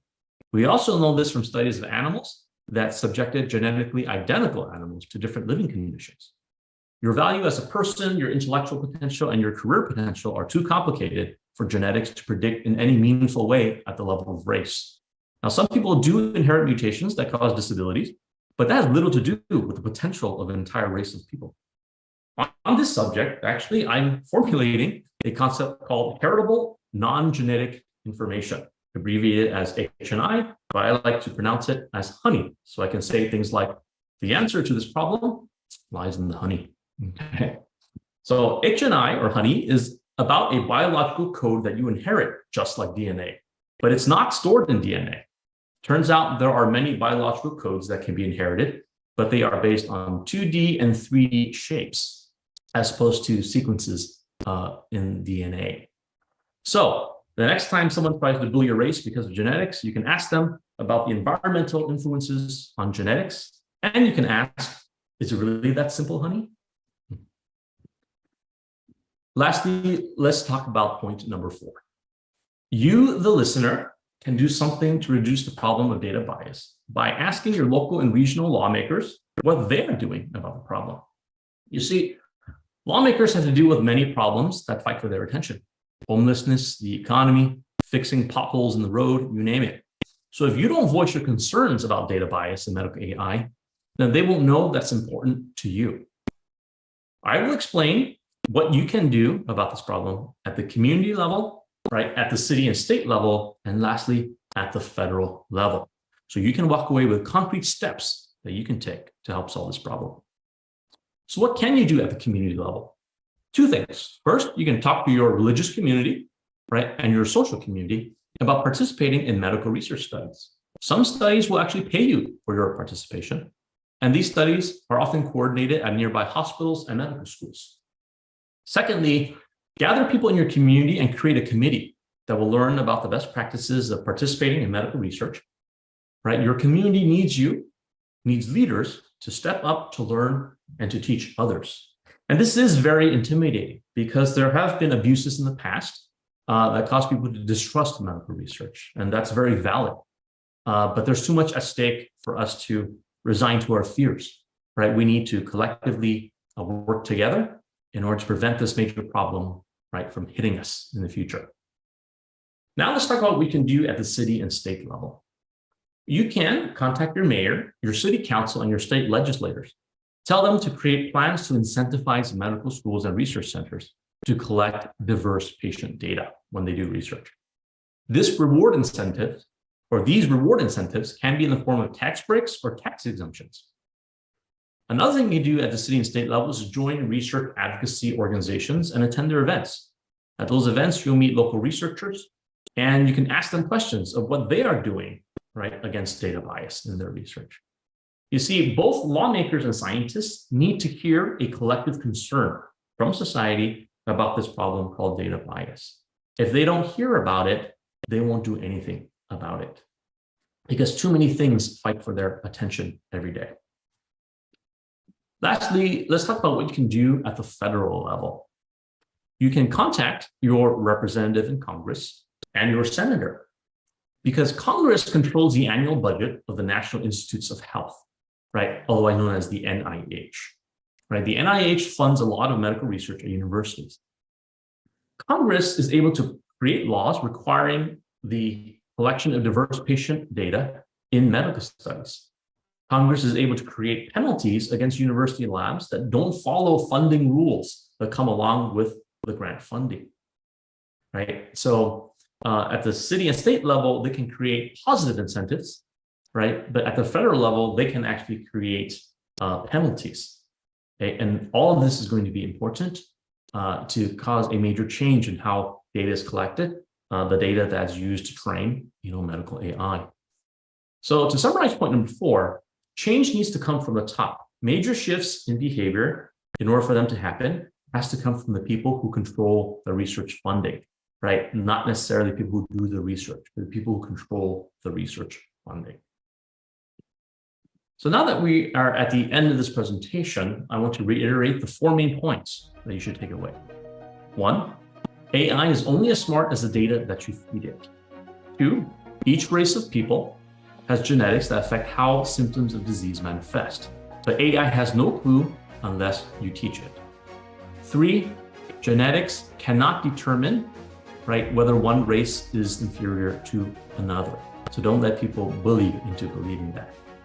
And lastly, 4, you, the listener, can do something to reduce data bias by consistently asking your local and regional lawmakers what they are doing about the growing problem. There's a phrase that I often think about, that is, awareness doesn't change anything, but nothing changes until people are aware. Thank you for your attention. I'd like to wish you a happy new year that is full of joy and success. If you have questions, feel free to reach out to me via email. My address is Dave, D-A-V-E, at brainscanology.com.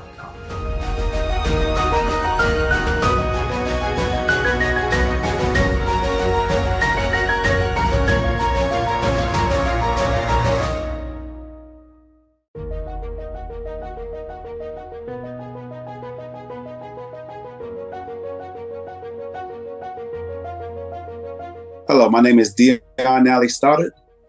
I am a founder of Nally Stoddard Visions, Nally Stoddard 6 Visions, LLC, and I'm a speaker of SuccessFest. All right. Well, Dion, welcome, welcome, welcome. We're excited to have you as part of SuccessFest. Dion, now you're an entrepreneur and you started a business. What's been your biggest obstacle? My biggest obstacle has really been me, just gonna be honest. Kind of not believing totally in myself, not having the right mindset, and then entrepreneur is just kind of different when you versus having a job. So it's just, the biggest obstacle has really been me, just gonna be honest. Okay. So now that you've discovered that and you figured that out for yourself, what's driving you to help other people figure out the same type of thing? I'm glad you asked that question. That's the reason why I started, because I don't want people, especially younger folks, as my targets like the youth, to really focus on themselves so they don't get into an older age and still be lost. So that's my passion based on my own trials and tribulations. So what is it that you hope that they take away from an encounter or an experience with you that's going to help them shape their future? Well, basically understanding the power of their mindset, how their mindset will actually, get them into what they need to be in, as far as having the right mindset for their dreams and their passions and their goals. That's my whole vision. That's where I want to go at. That's what I want to strike for. And that's my focus, always been. So you work with a lot of young people and youth is what I'm hearing. That is correct. There's a saying that says the youth is 40% of our population, but 100% of our future. So what are you trying to do, or how are you trying to lay the bricks for a better future? Well, my formula is basically, working on extracting information, execute the information that they get, and then empower others. That's my main focus for the youth. So as I give that information and they use it and they execute it, then they share with other folks. And then, as they always say back in the day, each one teach one. So that's kind of my focus. Fantastic. Well, listen, we're excited that you're going to be a part of SuccessFest, and we look forward to hearing your full slate of information. And I know everybody's going to be excited to meet you and have an experience with you. So thanks again. Thank you.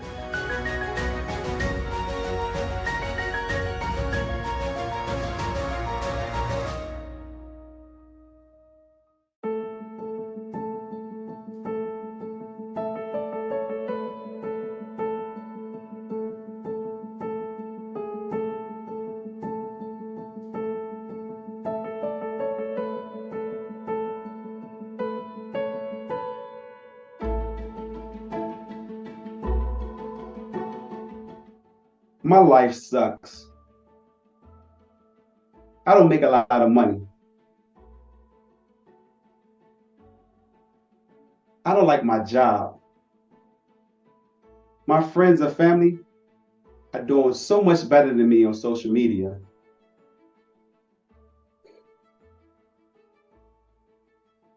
How do you see yourself? How do you talk to yourself? Everyone has overcome obstacles, problems, issues. We all taught to do things for others, which is great. But when do you take that time to do for yourself? Do you like what you see when you look in the mirror? Are you comparing yourself to other people? Are you comparing yourself to social media? When we know most of that is fake and not real. Do you feel like you're enough? How do you see yourself?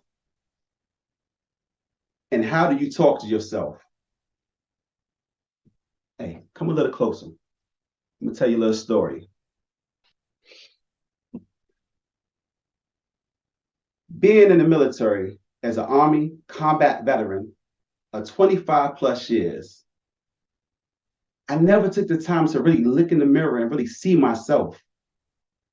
Now, of course, I brushed my teeth, I washed my face, I shaved. Well, I used to shave, as you see, it's kind of different now. But it was like a robot. It was like second nature. It was just automatic. I didn't have to think about it. Well, when I was preparing for my day or the night, I never took time to notice the freckles that's all on my face. I never took time to look at the gray rings around the brown eyes that I have. I never noticed the 2 scars on my left eyelid. Also, I forgot to mention, I never noticed an indentation in the middle of my forehead. And I know you're asking me, what's the reason I'm telling you all this, right? Why are you telling me the freckles, the indentation? I'm telling you because most of us are not present when we look in the mirror. Why? Because we normally rushing, we normally busy or distracted by things that's really not that important. And you got to hurry up, get to work. You got to hurry do things for the family. You got to hurry do things for your significant other. You got to do this, you got to do it. You're just constantly moving and moving, but not present to see who you are. Now, I have a question. How old were you when you first noticed something on your body? Something like a birthmark, a scar. Were you in your teens, your 20s, 30s? Just how old were you till you realized, like, I did not notice it was on my body? Now, how do you see yourself? Or a better question, how do you really see yourself, if you see yourself at all? Because a lot of people go past the mirror, look at the mirror, but they're not actually looking at themselves. Now remember, the mind does not know the difference between something that looks good and something that looks bad. It only knows what you tell it. So just as you take that time to feed your stomach, you got to feed your mind too. So a quote, just something so you can think about, just food for thought, okay? Whether you think you can or if you think you cannot, you're right. And that's by Henry Ford. Now, I gave you some problems, and it'll only be right if I give you solutions about these problems, right? So here's some things that I do that you can use for yourself as well. Now, Miss Lisa Nichols, she has what you call the mirror work, okay? So in this mirror work, you actually take yourself, get in front of the mirror, all right? Now you got to get in the front of the mirror. This is going to be the main part of the work, all right? Now this is a simple but hard task. The only reason it's hard if you don't do it, all right? So you would say to yourself like this, Dion, I'm proud of you. I'm proud of you for joining SuccessFest. And you would do that with 7 things.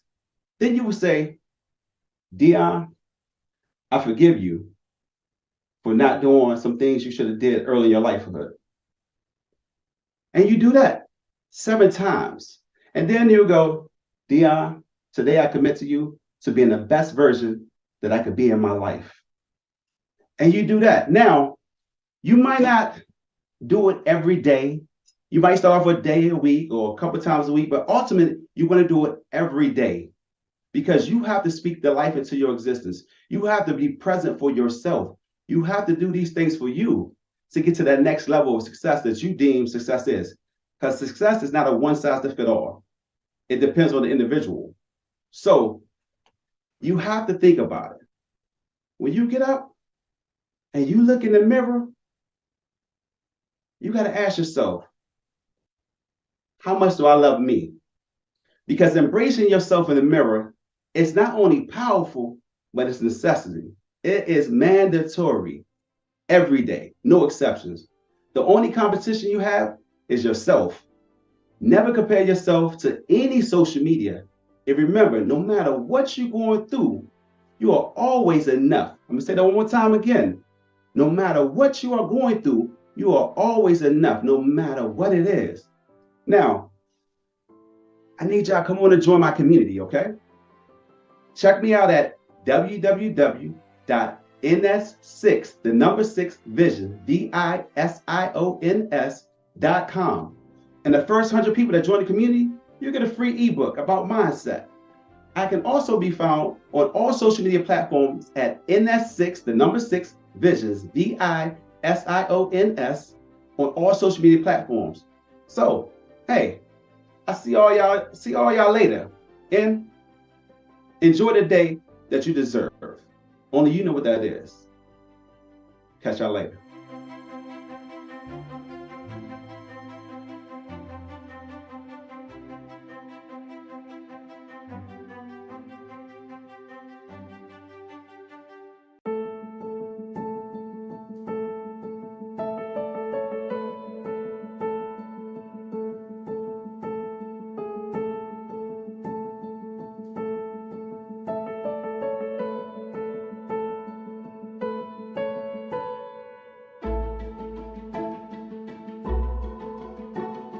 Hello, hello, beautiful people. I am Lavi Pittman, and I'm here to share with you. I thank you so much, first of all. So grateful and honored that you have chosen to spend your valuable time with me as I share the power of activating your wealth gene. So the power of activating your wealth gene. Okay, so before I get started, I wanted to pose a few questions to you. So first question is, did you know that over the past year, there have been 2.5 million millionaires created in the United States? 2.5 million millionaires created in the United States. There were a total of maybe 234 billionaires that have been created as well, right? But for the sake of time and purpose, let's focus on the millionaires, right?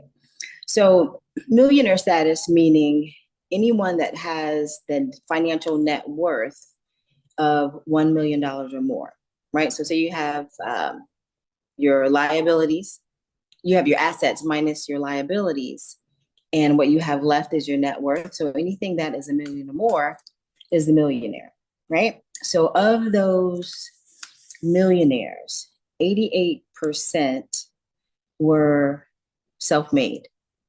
88% of those millionaires were self-made. So let's round it up to 90%, meaning the other 10% inherited their wealth. So it was either gifted to them, it was granted to them.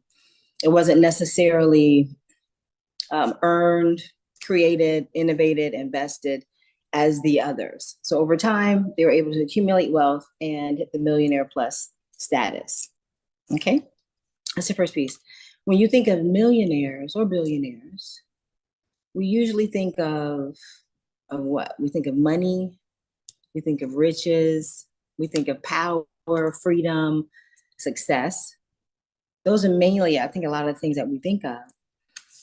We don't always necessarily think of wealth. Yet wealth is the key component that drives sustainable, transferable prosperity and abundance.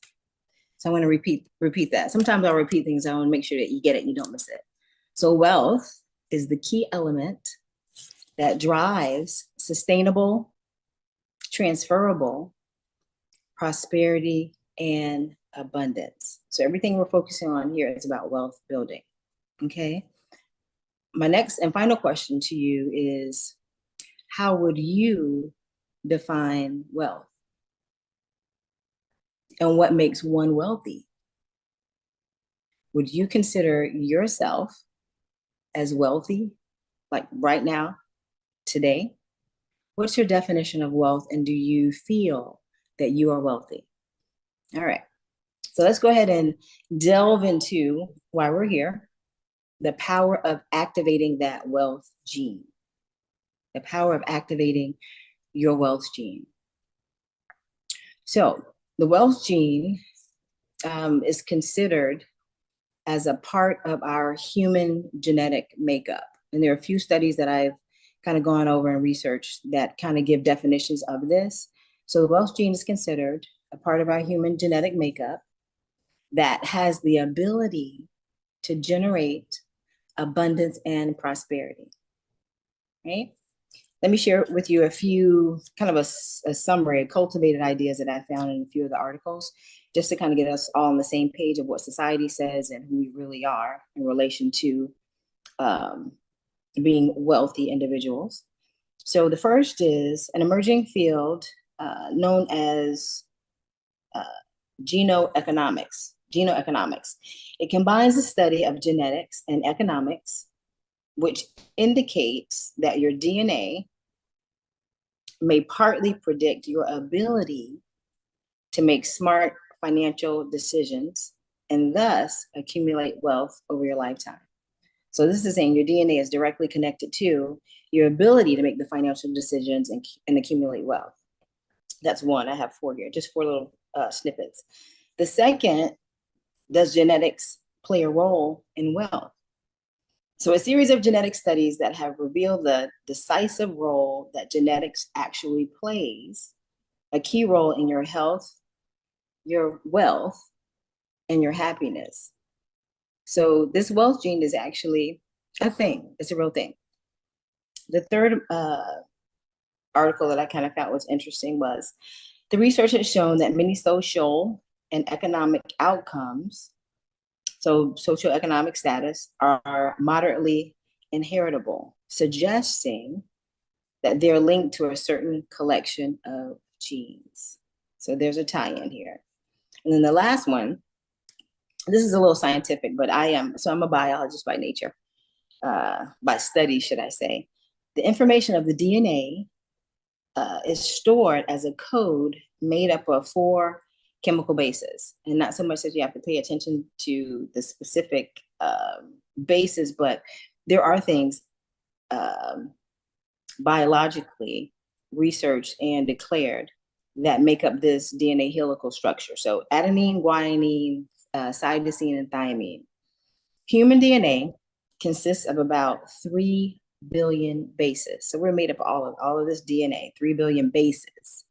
And more than 99%, this is the part that I found interesting, more than 99% of those bases are the same in all people.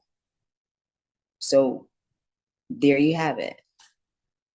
We're all the same. I have a wealth gene. You have a wealth gene. God, our creator, our source, our infinite intelligence, has created us all with a wealth gene, right? So good people, we were designed to be wealthy. We were designed to be wealthy. And I'm going to take it a next step a little further for clarity. So you, the whole you, the holistic you are the walking wealth gene. You are that thing. You are the walking wealth gene. Okay? So just kind of thinking about what has happened in society through life experiences, environments, indoctrination, the whole thing about indoctrination. which is teaching people to accept and conform to a certain set of beliefs, has kind of hindered our ability to fully engage our wealth gene, which is ourselves, into creative action, and has pretty much been snuffed out like a light.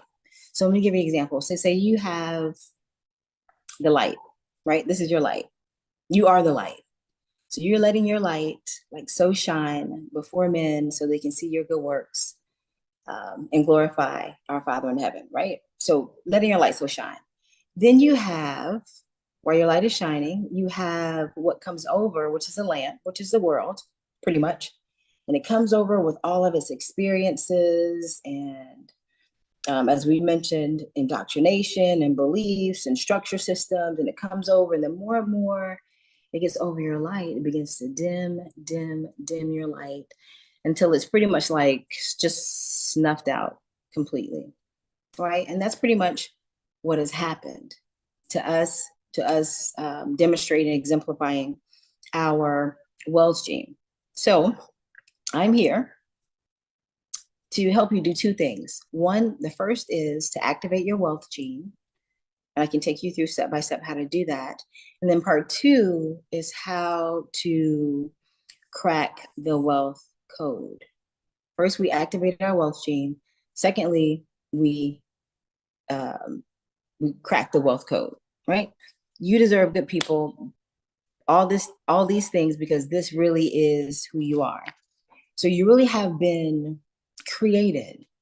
You've been created to be of affluence. So you use your affluence for influence, right? You're created to make money, make income, to use your income for impact, right?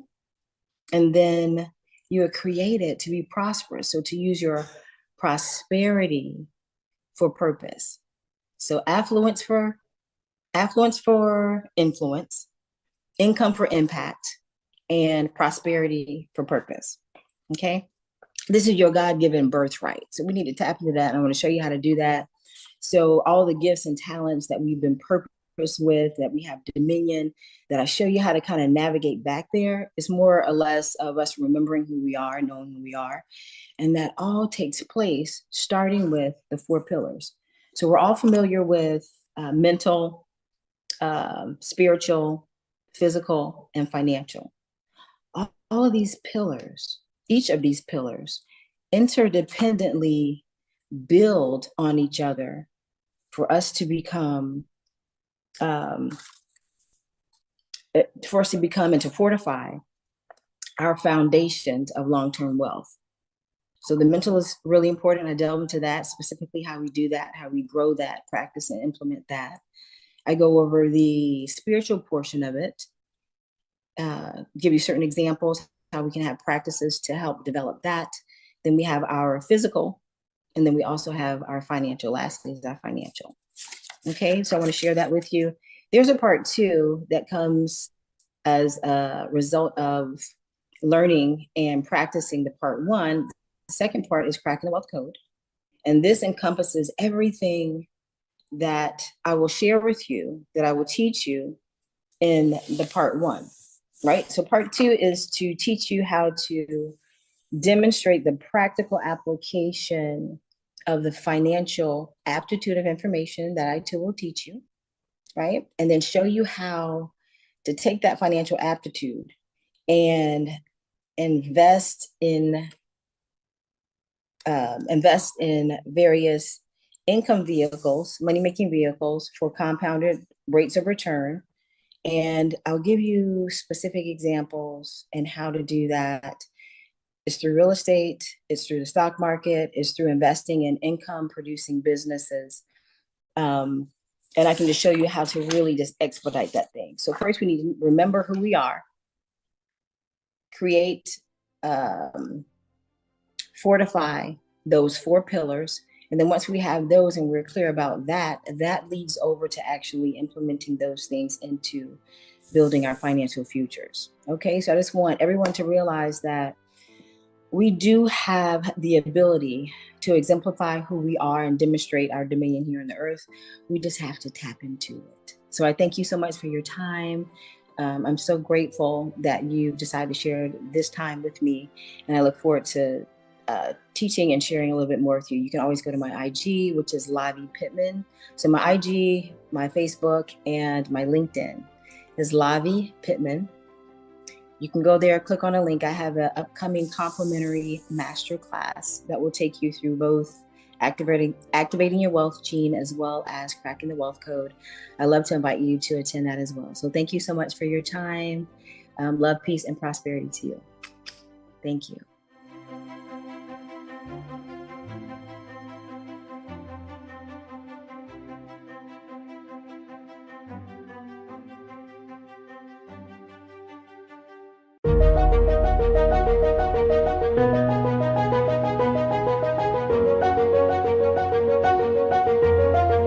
Donald, can you hear me?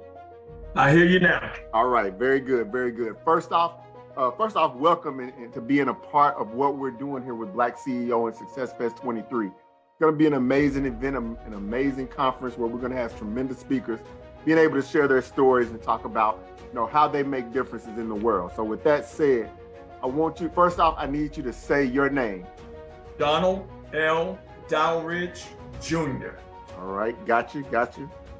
And Donald, in less than a minute, tell me a little bit about yourself. Tell me about your backstory. Tell me what makes Donald who he is. Backstory, I'm originally from Baltimore, Maryland. I've been living here in Tampa, Florida since 1974. I come out of very harsh, tormented childhood. I eventually joined the military, the U.S. Army.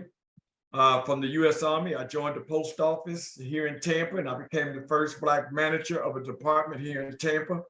And believe it or not, upon being invited to speak to my son's school in fifth grade, I didn't know, but that was the start of a new chapter in my life that has been going on since November the 22nd, 1996. Officially, but unofficially, January 1, 1992. So that puts me at 30 years as a motivational guru, speaker, MC. And since then, the company has more or less sprung off. So now, February will be 14 years of me traveling the country as Frederick Douglass. I am in the midst of 12 years of traveling the county as Santa Claus. And I have been voted by the local newspaper here, and let me make it clear, the white newspaper here as the best African-American Santa Claus that they've ever seen. So what I've done, instead of being called Santa Claus, I've taken a cue from Soul Train. So when I offer my service, people know me as Soul Santa. All right. So yeah. So when I go out to do my Santa, I bring the party with me. Okay. Let me stop you, Donald, because I got to get a couple questions in here. Okay. I want to make sure we get clear answers. And so no, that's great. There's a lot there. Let me ask you, what's been the biggest obstacle that you've overcome? I know you probably touched on it a little bit earlier, but elaborate on that. The biggest obstacle that I've had to overcome in my life is making that move from negative street to positive avenue. I had been on negative for so many years in reference to my life, in reference to myself, and all that was breeded in me, coming through. And that was the life that I was living. But fortunately and thankfully, I was connected up with some great people who saw in me what I didn't see in myself. And just to take an adjective from my great grandmother, who said many years ago that I had been through hell, but God got a big plan for me. I didn't know what the plan was, but I can see the plan now. And so just making that change, that was one of the biggest obstacles that I had to overcome. Okay. Got a couple more quick questions to ask you. Why do you choose to help others become successful? I choose others to help. I choose to help others because of the fact that, believe it or not, somebody chose to help me.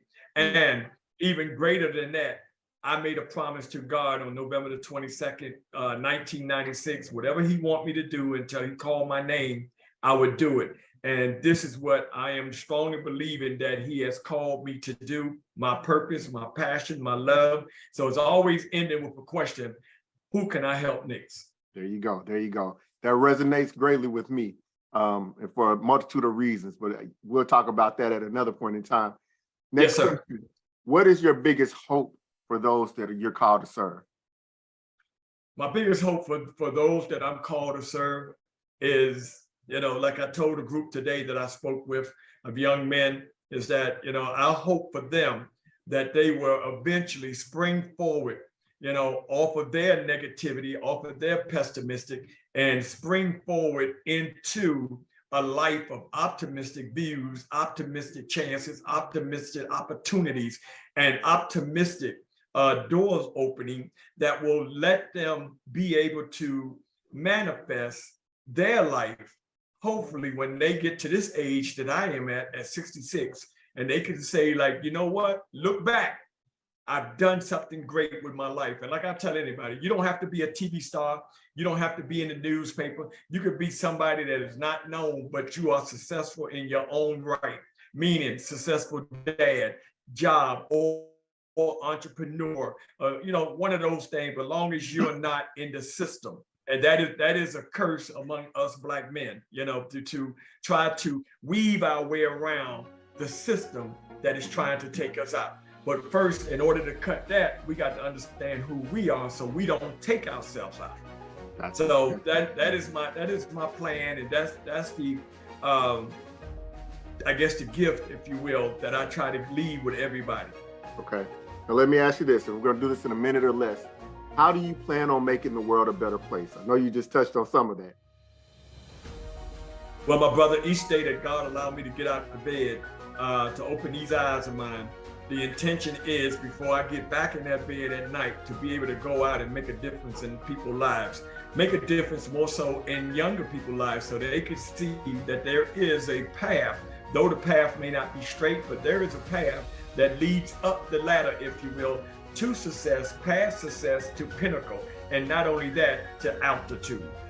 All right, love it. I got you. Let me do this. I'm going to stop this recording.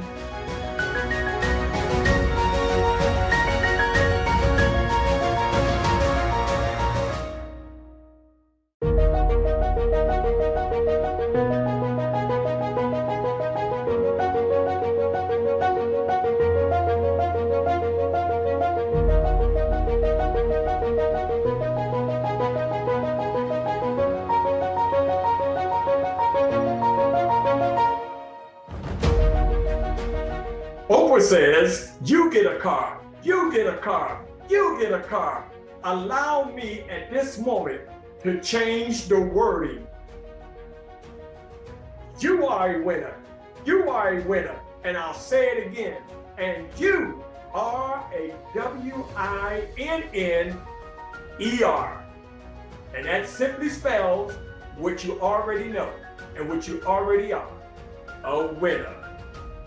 My name is Donald L. Dowers Jr., motivational guru. And as you're watching me, I just like to say hello, and I hope you will enjoy this fantastic dynamite presentation of motivating you. Listen, all I would like to do right now is bring out, or attempt to bring out, the W-I-N-N in you. We all suffer some sort of setback in our lifetime. And yes, we've all failed at certain undertakings.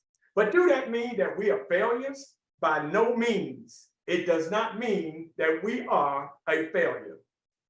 Myself, having suffered extreme setbacks, tumbling down to my what? Financial end. To no sense. Yes, I got to the point where there was no sense of moving forward, so I thought. Walking with my head down and discombobulated, truly in thought. Out of nowhere, he showed up. Yes, he was intoxicated. And yes, he had an awful smell. but he got close enough to me that he could whisper in my right ear. Quite naturally, as he got closer, my eardrums, the volume went up. And as the volume went up and he came in with a low voice, he whispered, "Don't give up." He said it again, "Don't give up." And then he gave me a little speech. God is not done with you yet. You still have work to do, and people are waiting on YOU. And after he said that short spell, he just disappeared. If he walked in my sight today, I would not know who he was. But just that little piece of wording that he laid on my eardrums that went down into my soul and went to my brain, and it came back down and tagged my heart. That seemed like the motivation I needed at that time. Yes, how many of you all ever had that little epiphany to be popped into you, and all of a sudden you're back off to the races? And I was back off to the races, and I realized I am a WINNER. Ladies and gentlemen, you are a WINNER. As I continue moving forward, let's break down the word winner. WINNER. The W stands for to wade through your distractions. We all have distractions. Matter of fact, today I must have had about 15 distractions coming in every way. And I had to weave and I had to bob and I had to stay focused in order to get to the moment at hand. Because if I wouldn't have, I would allow all those distractions to take me out of where I'm supposed to be going to reach the ultimate goal. So ladies and gentlemen, you know that distractions are coming every day. But stay focused, stay mindful of where you're going, where you're heading. And guess what? Make sure you make the dash to get there on time. Make sure you make the dash so that you can arrive. Make sure you make the dash so you can what? Satisfy the goals that you plan for you and that they are successfully at hand and completed. The I, individual. Trust me, as an individual one, trust me, when we came into this world, we came in one. Trust me, when we leave this world, we will leave this world one. Trust me, we live with ourselves 24 hours a day. Yes, we might have children, we might have spouse, we might have companions, but you know, at the end of the day, it still falls on the individual, which is you. So when I say the individual, right, it's all about you. Don't be afraid to say, it's all about me. It's nothing about being egotistical. It's not anything to do with being bourgeois. It's all about the fact that, guess what? You are somebody and you were created to be somebody. So stand tall and know who you are. And yes, you are a winner. Neutral. Know your place of comfort. Use that place of comfort to excel and to propel you forward. That's right. We all got a comfort zone. Use that. Let me back up. We all got a comfort zone, but don't get lost in the comfort zone, because the comfort zone can overwhelm you if you're not on your guard. So use that comfort zone to, again, excel you and propel you to your next destination.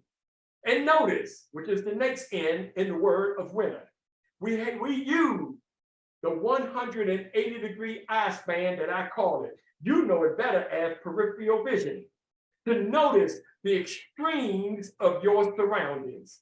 Be on notice. You know, some people drive like they got blinders on. Yes, they can't see anything but what's in front of them.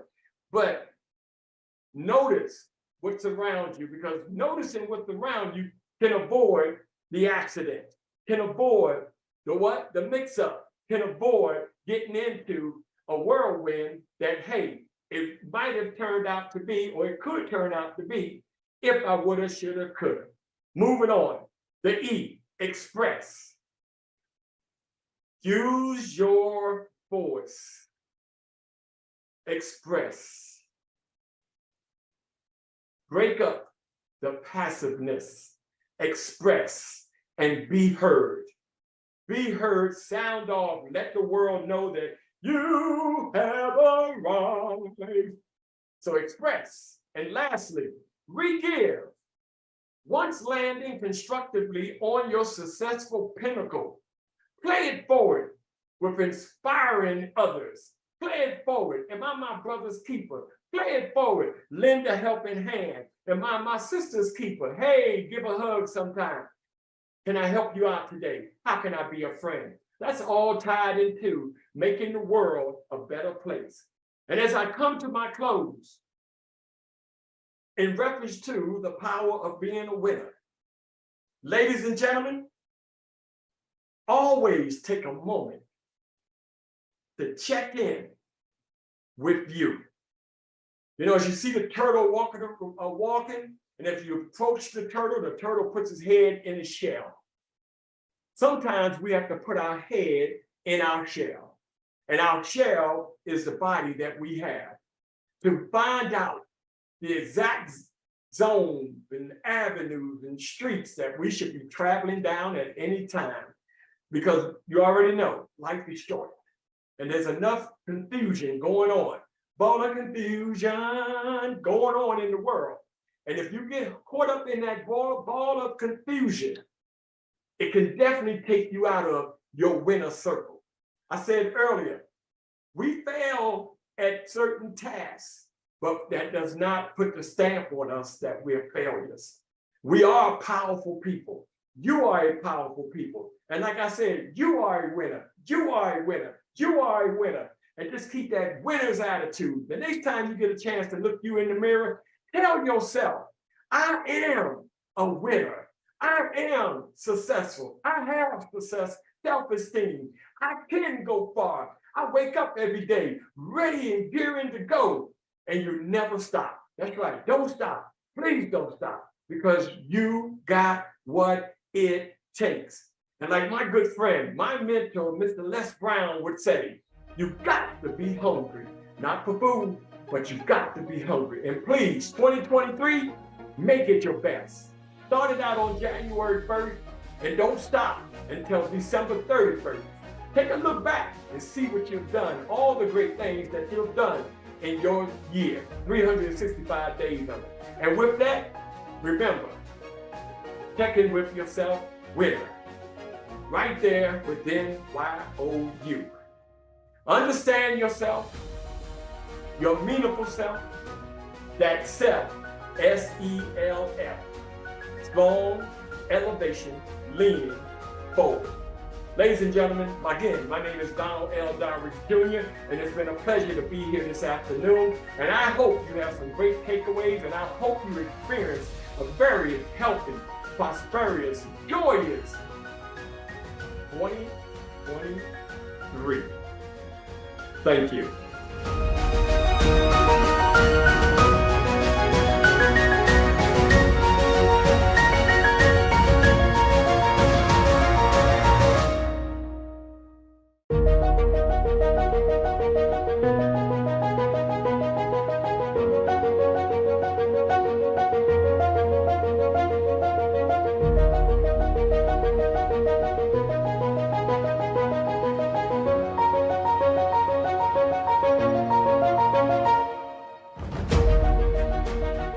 Good teams become great when the players learn to trust each other enough to replace me with we.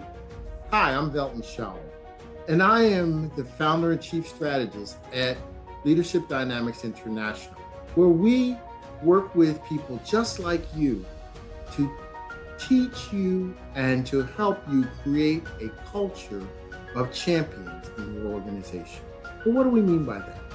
A culture of champions means a dynasty, something special, where people feel celebrated, not tolerated. And because they feel celebrated and they know that they're going to get the accolades that they really want, they're willing to go the extra mile for them, the team, and for you as their leader. The quote that I used was a quote by the infamous basketball coach, Phil Jackson. And he said, good teams become great when the players learn to trust each other enough to replace me with we. That means I'm willing to put my own personal agenda aside because it's more important that we as a unit, we as a team succeed. Let me let you in on a little secret. There's only one thing that people value on the same level as monetary compensation. What is that? That's winning. Everybody wants to be a winner or to associate with a winner. So if you can create an environment as the coach, as the leader, as the person in charge, where people feel as though their contributions are valued and important to the success of the unit. And because the unit wins, they win. Because the unit is successful, they're successful. Because you, as the leader, are recognizing their contribution on a consistent basis. So, Velton, how do I do that? How do I go about making sure that my people feel that as though they are celebrated, not tolerated, their contributions are recognized, and they are important to the success of the team? Back in the 80s, there was a gentleman named Tom Peters. He wrote a book called In Search of Excellence. He wrote a sequel to that book called A Passion for Excellence. And there was a concept in that book that I loved. And the concept was management by walking around. Management by walking around. That means that you, as the leader, have to walk around the operation. Now, we're in the 21st century. We're in 2023. And it's not always that you're going to be walking around a physical environment because we are either on Zoom, we are either on Microsoft Teams, or we have people that are part of our team that are not in the same building, in the same city, in the same country, or even the same state or country, I guess I should say. But we need to make sure that they feel connected to the team. I ran a sales office years ago out in the Midwest in Omaha, Nebraska. But I had salespeople that were not in the Midwest. I had a salesperson that was on the West Coast. I had a salesperson that was in the southern part of the country. And I had a salesperson that was in the Northeast. But I needed to make sure that they felt as though they were a part of the team and were connected. So what we had to do was figure out how to make sure that their contributions were recognized. Now, I had people in the same building, on the same site. There are two things that we did. One is we had what we call a virtual happy hour, where every Friday afternoon at 4 o'clock, everybody would get on Zoom, where no matter where they were. Now, we couldn't drink in the building. We couldn't have adult beverages, but we could simulate having fun or adult beverages or whatever.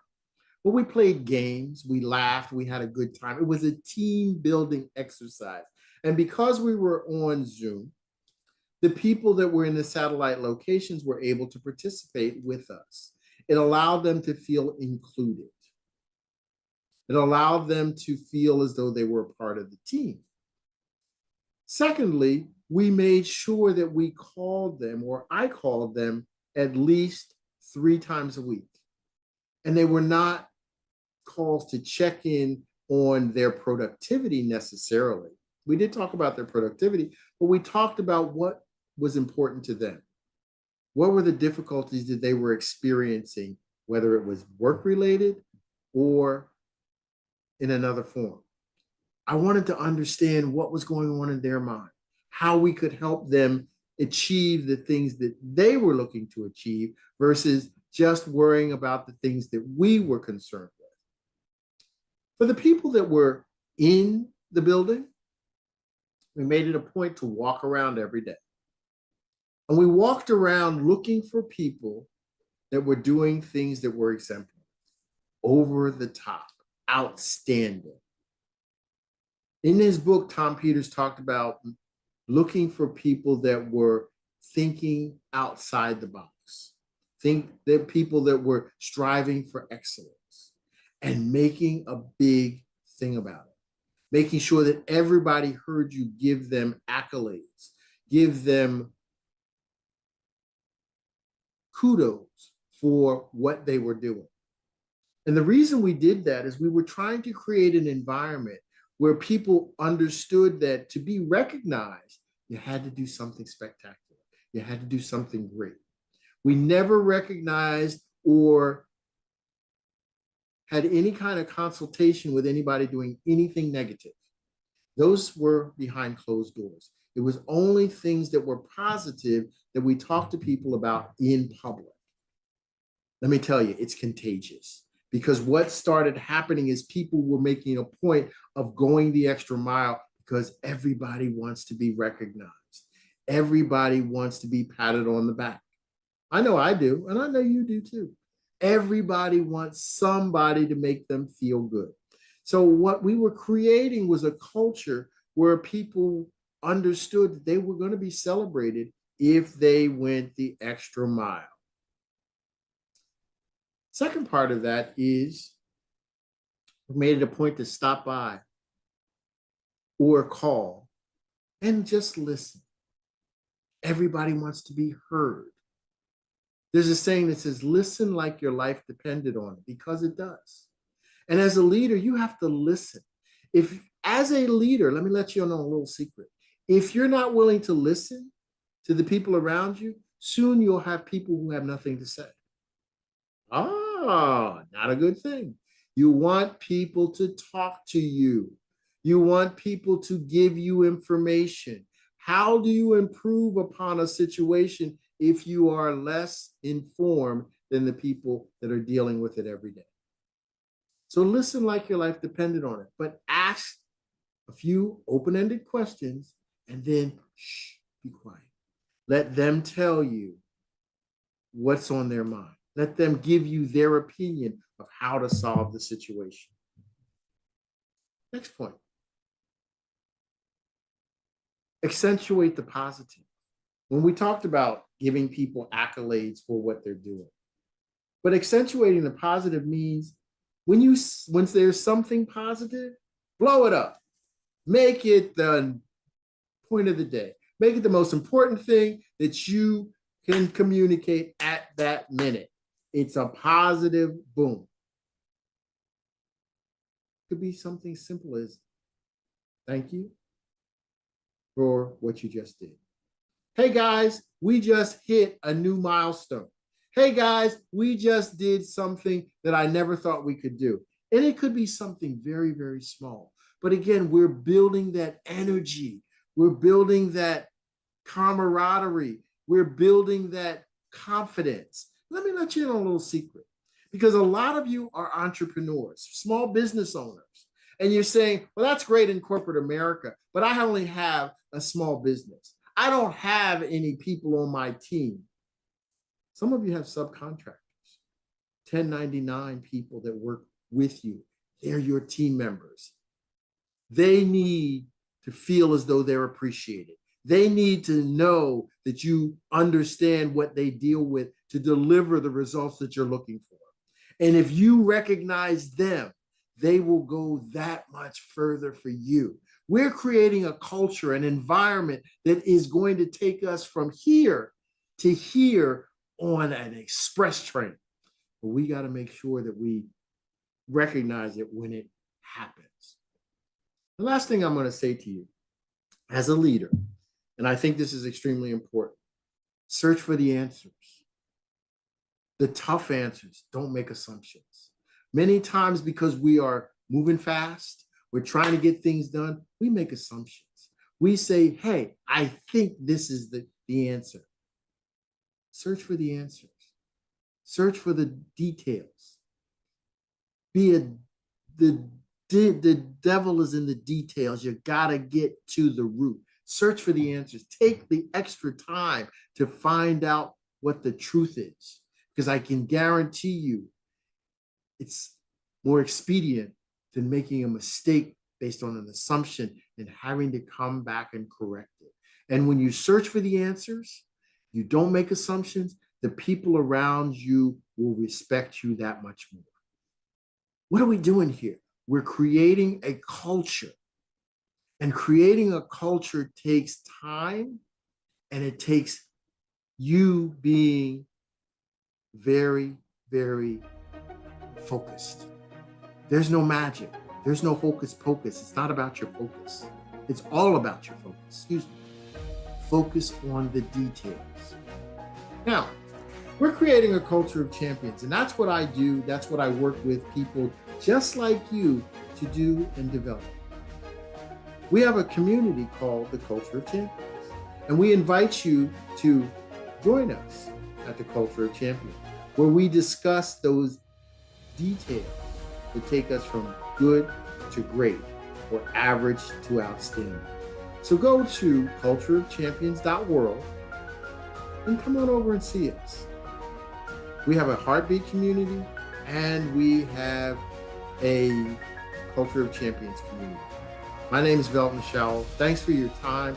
I know there is a superstar in each and every one of you. And each and every one of you, I'll see you at the top.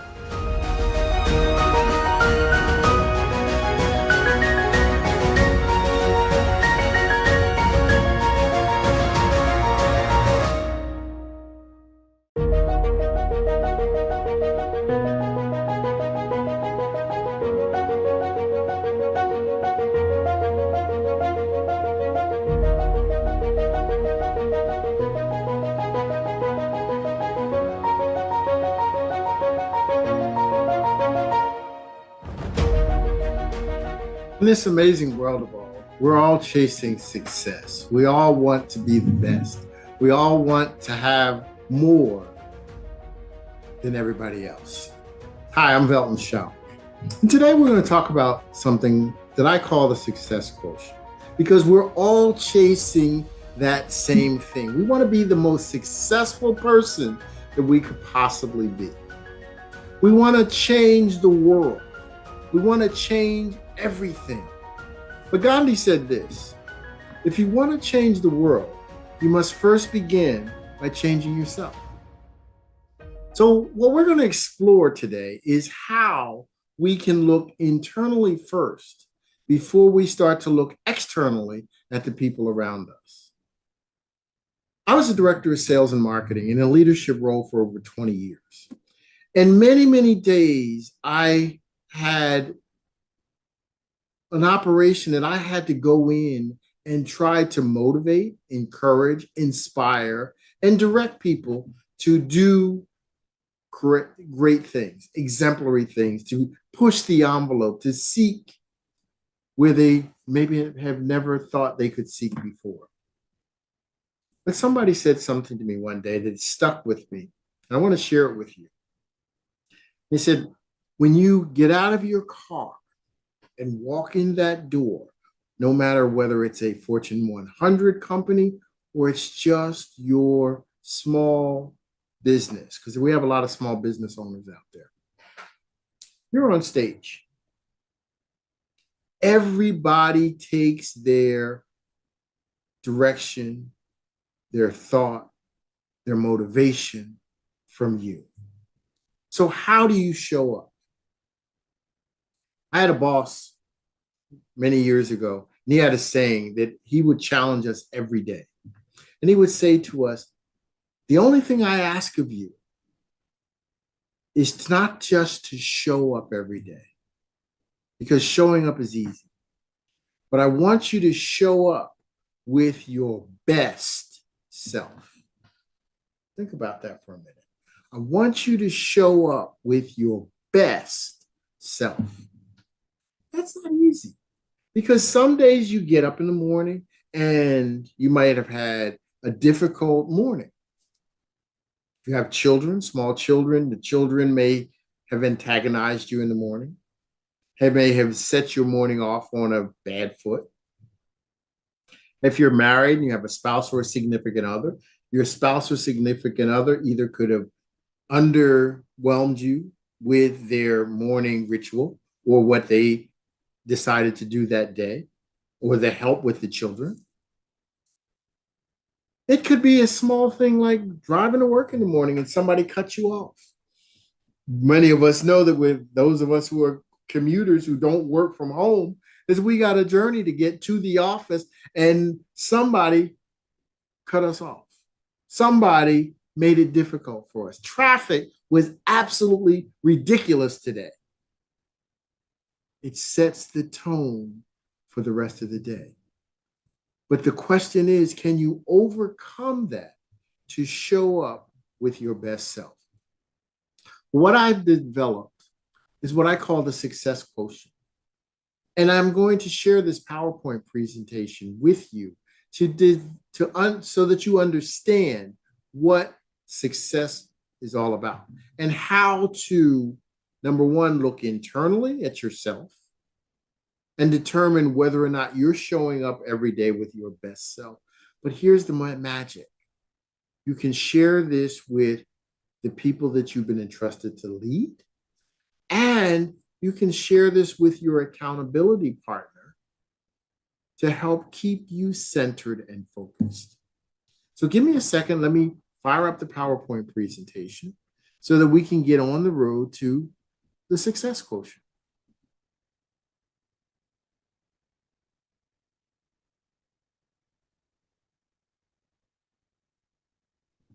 Okay, very good. Give me 1 second here. Just want to make sure that we do this the right way. Okay. The real question is, when you show up, are you showing up consistently in the same vein? Are you showing up every day consistently at the top of your game? As I said before, there are many different variables that happen, things that arise that take you out of your normal stature. They take you away from how you're used to showing up.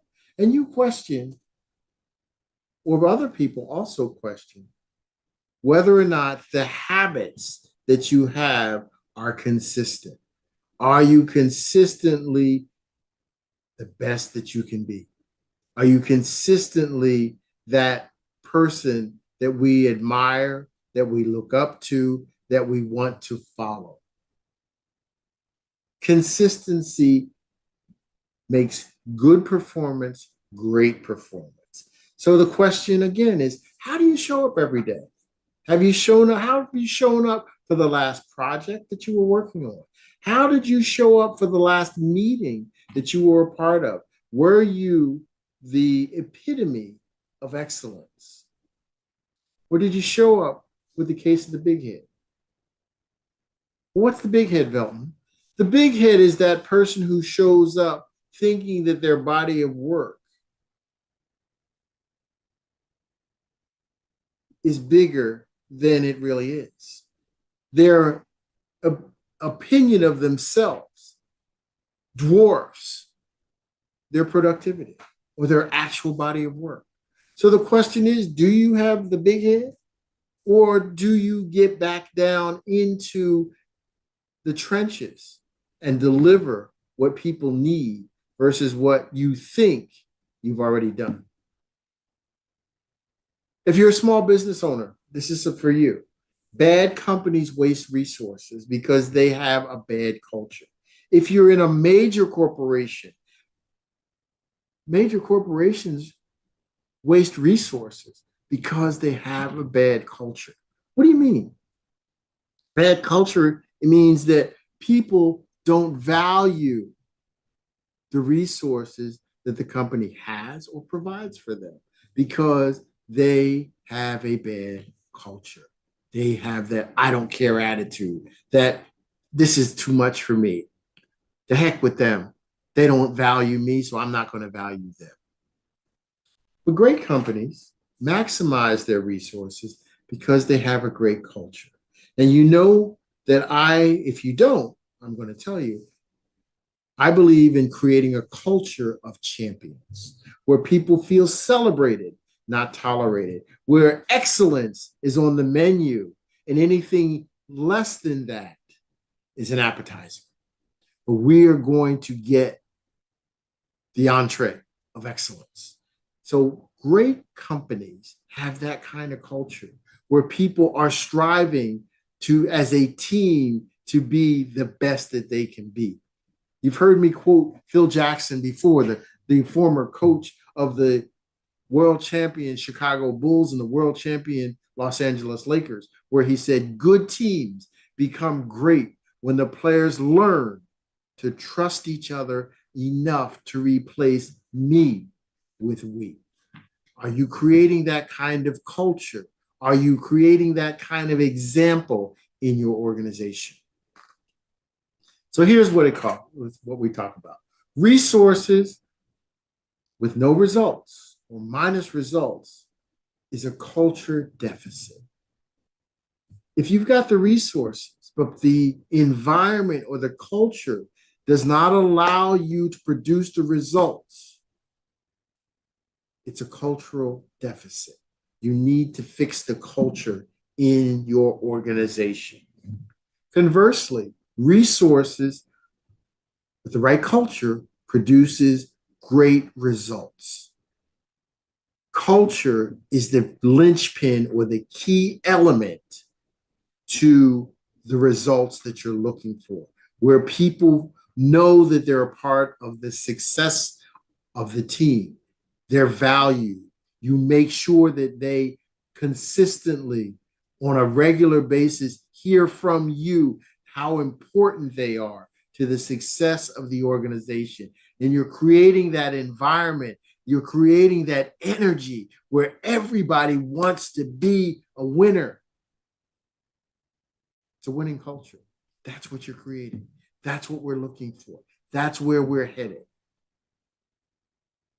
Doesn't matter the size of the company. It could be a big company. It could be a small company. Every company has a culture. The question is, what kind of culture, as the leader, are you creating?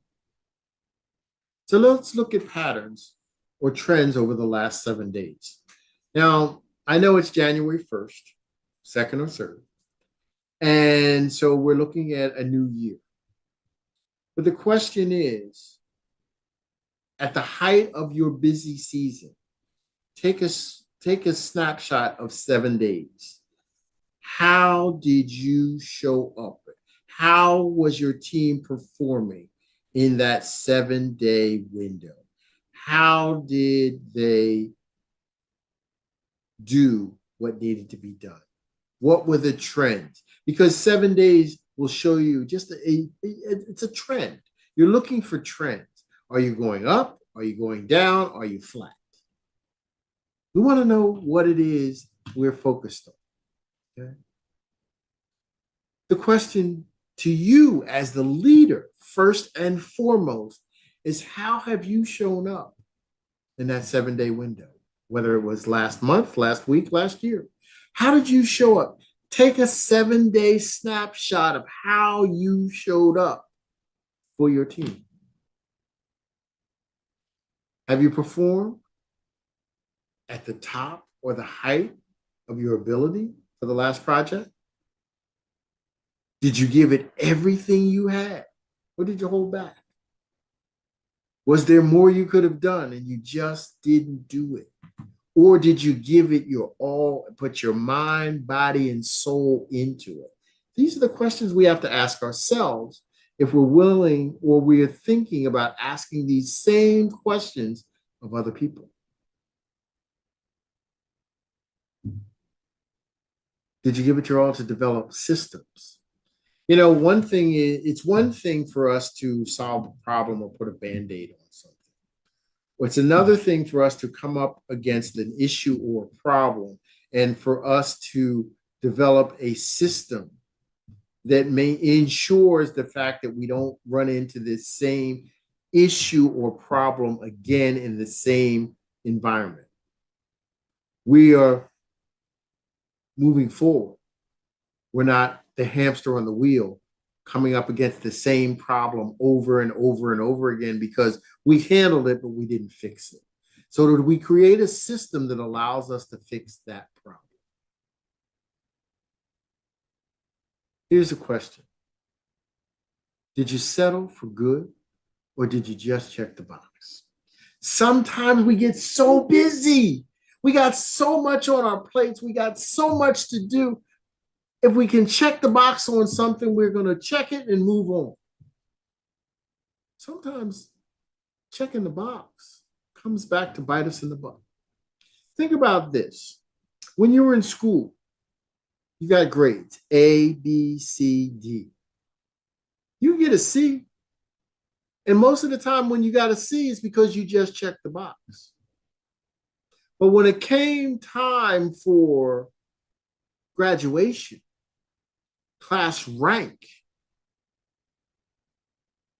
those people who just checked the box at the C level were at the lower end of the rank. They weren't the valedictorian or the sigma cum laude, none of that. They were not magna cum laude, sigma cum laude. They were thank the laude. They just made it under the box, under the radar. They just checked the box. In business, if you're going to go 7, 8, 9 figures, you can't just check the box. Those people that are just checking the box are just making it, just getting by. And many of them, when tough times arise, they go out of business. So what kind of energy did you devote? Do you show up to these projects? Do you come in like a breath of fresh air, high energy, high commitment, high performance, or do you just show up? Do you develop systems and ideas, and are you innovative and creative to solve problems, to move the envelope, to push things forward? Steve Jobs wrote a poem called Here's to the Crazy Ones. The crazy people who they see things differently. The crazy people are the ones who think that they can change the world, and because they think they can, they do. Are you willing to think like a crazy person when it comes to being excellent when other people are just checking the box? That's energy. That's the commitment that you have to have. That's the energy level that you have to be the best. There's a big difference between average and just failing. But more importantly, the difference between failing and average has nothing to do on the energy level that it takes to be the best. Are you striving to be the best, or are you just going to get in where you fit in? I don't know about you. I've never wanted to get in where I fit in. I have always wanted to be better than average. Think about this. Whether you're an athlete, whether you're an actor, whether you're a dancer, no matter what, whether you're a CEO or an entrepreneur, whatever it is, average is over. Those people who are average fall by the wayside. Those people who strive for excellence and being outstanding are in it for the long run. They're going to be there when everything else is over. I want to see each and every one of you over the top. I want to see each of you with peak levels of performance, going for the gusto, going for 7 figures this year, 8 figures next year, 9 figures the year after that, and happiness for you and everybody involved in your organizations. but you got to shoot for peak levels. You got to shoot for the moon. Les Brown says, if shoot for the moon, and if you miss, you'll land amongst the stars. Are you willing to do what other people won't so that tomorrow you can have the things that other people can't? Think about that for a minute, because I think it's something of value for you. Understand that the enemy of great work is good work. It's the difference between average and outstanding. Some people will settle for good because they're not willing to go for great. Sometimes you have to give up the good to go for the great. But it takes commitment. It takes you doing the things that other people won't do because they're willing to settle for good. I want to make sure that you go for great. I want to make sure that you achieve great. That's why I'm here today talking to you about your success quotient. So there are three things in the success quotient that we're going to talk about. One is initiative. Initiative, action to change things. It's easy for us to want to do something. It's difficult for us to be proactive. Initiative means you got to be proactive. You got to be able to be willing to jump ahead and do something when other people may just be sitting there going, it's okay. You got to be self-motivated. And to be self-motivated, you got to believe in yourself. Because you're going to have naysayers. You're going to have people that are going to say, oh, I don't know. I don't know if you could do that. Now, let me tell you something. When I first started speaking professionally, everybody wanted to be a motivational speaker. Now, I'm going to ruffle some feathers here. I don't believe in motivating anybody. I can't motivate you. I can inspire you to find your motivation. Motivation comes from within. You have to be self-motivated because when the difficult times come, my words mean nothing. If you don't have that internal desire and belief that you can be successful, it's not going to work. Because you're going to find the first and easiest excuse to do something different. You got to be self-directed.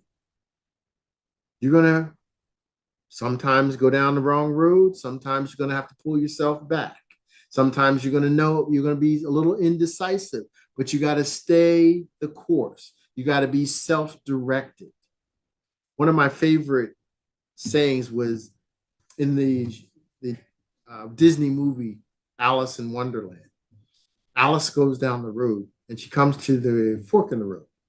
And at the fork in the road, there's a big tree. And in the tree, there's a Cheshire cat. And the Cheshire cat looks down at Alice, and Alice looks up at the Cheshire cat and says, which way should I go?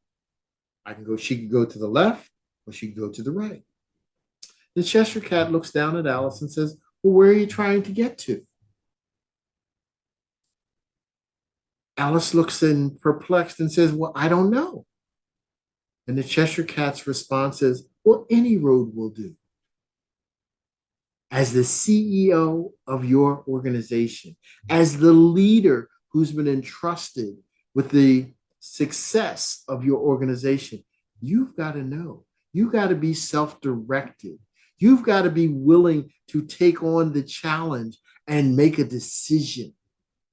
Not all decisions are perfect, but you can perfect any decision that might be off target by redirecting it as long as you're self-directed. You got to be a self-starter. You don't have to be good. You don't have to be great when you start, but you got to start to be great. You got to start. Zig Ziglar was right. You don't have to be great to start, but you got to start to be great. Are you willing to start? Are you willing to take a chance? Are you willing to jump out there when other people may be sitting there pondering, pontificating when they're going to start? Get started. I can guarantee you it'll make a difference in your life. The second part of this what I call success quotient. We talked about initiative. The second part is effort. You can have all the initiative in the world to get started, but how much effort do you put into something that you start? Trevor Otts and I talk all the time. And one of the things that I love about what Trevor says is he says, we don't work with results on investment. You know, many years in corporate America, I heard ROI, return on investment, return on investment. We got to get a return on what we invest. And Trevor, when I met Trevor and I talked, we said, in his world, it's return on finish. So to get a return on your finish, then that means that the effort has to be consistent. You have to not only start, but you got to maintain high levels of initiative and effort to get to the finish line. Unyielding effort when things are tough, when things are challenging, when things don't go exactly the way you had planned or expected. You have to maintain an unyielding amount of effort. Requires to be self-engaged. When something doesn't go right, you can't sit back on your laurels and say, oh, wow, that didn't work out well. I got to rethink this for a while. Because you've got to be committed to see it through to the end. There's a poem called See It Through by Edgar A. Guest. When you're up against trouble, meet it squarely face to face. Lift your chin, plant your feet, set your shoulders and take a brace. When it's vain to try and dodge it, do the best that you can do. You may fail, you may conquer. See it through. That's self-engagement. You've got to be committed to see it through. Be self-engaged to the end. You got to be focused. You got to be focused on the end. They asked Michael Jordan at one point when he was coming back from his sabbatical in the basketball league. He came into a game and he didn't wear number 23. You know, I'm a Bulls fan if you didn't know that. I'm a Michael Jordan fan. And he wore the number 54.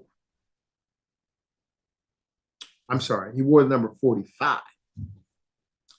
And when he showed up at the game to start, before the game started, he had written the number 54 on his sneakers. So he's at the shoot around and he encountered one of the opposing players. And the opposing player looked at him and said, Mike, he said, what? He said, I understand the 45 on your jersey, but your shoe says 54. I don't understand what the correlation is 45 to 54. And Michael looked at him and he said, that's the number of points I'm going to score on you tonight. And the guys kind of looked at him and laughed and like, yeah, right, whatever. Well, Michael was focused. He saw the end before the game began. He knew what he wanted to achieve that night. That night, Michael Jordan scored 56 points. Not 54, but 56. But he focused and he saw the end before he began. Many times in business, we have to focus and see the end before we begin. We have to see what it is we're trying to achieve before we get there. That takes performance skills. That takes understanding what our gifts are. That takes us looking internally first and evaluating where our strengths are. How do we continually work on perfecting the skills that we've been blessed with? That's what Michael did. He was cut from his high school basketball team.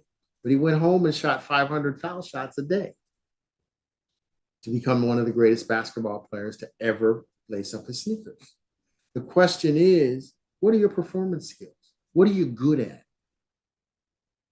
What are you the best at? What are your gifts? And how do you continually work on nurturing and perfecting them so that the effort is ever there and people recognize that you're always performing at the highest level that you can? How do you capitalize on your experience? You know, sometimes people say, well, you know, I'd get that done, but I'm going to do whatever I can, and done is better than perfect. And I just want to get it done. I got to get it done. I got so much on my plate. I got to get it done. I don't have time for this. Well, done isn't better than perfect. There's nothing better than perfect. There's nothing better than taking a little bit extra time to ensuring excellence. Because sometimes getting it done requires you coming back and doing it again because it wasn't good enough. It's all about habits. What are your habits? Because attitude creates habits. So if your attitude says done is better than perfect, you have a habit. You're habitually underachieving because you're just checking the boxes. You're just getting it done. You're just moving through it. So your performance level is not a performance of excellence. We want to make sure that we're always striving to perform at an excellent level. I love this quote by Lao Tzu. Watch your thoughts. They become your words. Watch your words. They become your actions. Watch your actions. They become your habits. Watch your habits. They become your character. Watch your character. It becomes your destiny. What we're talking about here in this workshop is looking at yourself through the magnifying glass, taking a look at how you perform on a regular basis, because you can never expect anyone, or you should never expect anyone to perform at a higher level than you're willing to commit. And if you're not willing to commit to a higher level of excellence, how the heck can you expect me to show up like that? You don't do it, so why should I? It's all about knowledge. And the knowledge is understanding yourself first, understanding the expectation, but also understanding how to inspire people to strive for excellence because you understand what makes them tick. You have the knowledge necessary to help them, inspire them, to nurture them, to coach them, to teach them how to be a better person, because you have used those same skills, that same knowledge internally before you can use it externally on someone else. Here's the thing. Now, I talked about the fact that in the success quotient, you need a partner, an accountability partner, someone who can help you with this process. You're going to help the people on your team or the people you've been entrusted to lead with their IEP scores, because we're going to score this. But you need somebody to hold you accountable. Why do we need somebody to hold you accountable? You're the boss. You're the head person in charge. Because you can't see the picture if you're in the frame. That's why you have to have somebody who can help guide you to see your areas of opportunity. I won't call them weaknesses. I'll call them areas of opportunity. We all have areas of opportunity where we could be better. We could, just with a little bit of effort, a little bit of nurture, with a little bit of coaching, with a little bit of help, we could be better. We can't do it by ourselves. We got to be willing to open ourselves up to have someone else helping us through that process. All right, so here's what I want you to do. Each person, think about the last project. We talked about the last 7 days. The last 7 days in your business, the last 7 days in your employment. How did you show up from an initiative standpoint? I want you to grade yourself on initiative. We talked about what initiative is. How did you show up from an initiative standpoint over the last 7 days? I want you to grade yourself from 1 to 100. 100 being great initiative, 100%, boom, boom, boom. All the way down to 1 where I took no initiative. I had to be told, I had to be prompted, I had to be given direction on everything. I took no initiative. Second is effort. What effort did you put into it? How much effort did you exhibit towards that project, towards that issue, towards what you needed to accomplish? And number 3, how'd you perform? Did you perform at the highest possible level? Did you perform as an all-star? Did you perform as the best of the best? Were you the MVP? Or were you just a part of the team? Or did you sit on the bench? Or did you sit there and watch everybody else do what they needed to do? Grade yourself from 1 to 100 and come up with a total. When you come up with the total of the 3 numbers, you're going to divide those 3 numbers by 300. Here's an example. 202 divided by 300 is 0.6733. Yours is going to be different, but I want you to go through this process. Move the decimal point to the right 2 spaces, which means 0.6733 equals 67.33%. There, so your success quotient is 67.33%. Okay? Go ahead and go through the process. Go ahead and go through the exercise. I want everybody to get to this point. Here's where the rubber meets the road. Okay? Your IEP score is between 0 and 100. So once you rate each part of your IEP based on 0 to 100, you're going to come up with a score for each. Your initiative, 60%. Your effort, 60%. Your performance, 50%. 60 plus 60 plus 50 equals 170. Then divide 170 by 300. It's a little different calculation here. 0.5666, which equals 56%. Or 170 divided by 3, which is 56.7. Then divide by 100, which again gives you 56%. This is your IEP score.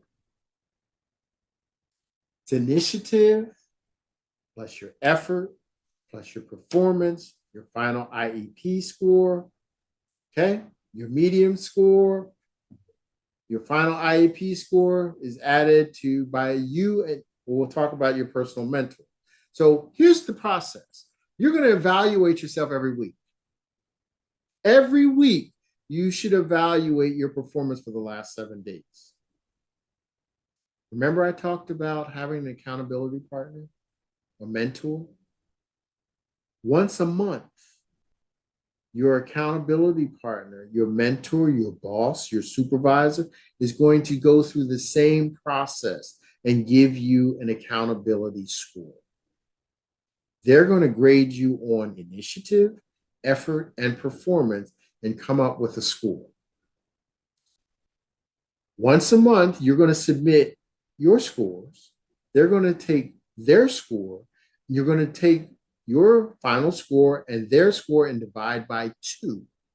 and come up with a score that you agree that basically is their impression of you and your impression of you, so that you understand where you really sit. Remember, I said you can't see the picture if you're in the frame. You want them to be able to help you get better. You want to be able to help the people you've been entrusted to lead to get better. This is how you go about that process. Now, here's the defining moment. You know, Kevin Costner said, when your defining moment comes, either you define the moment or the moment will define you. Let's define the moment.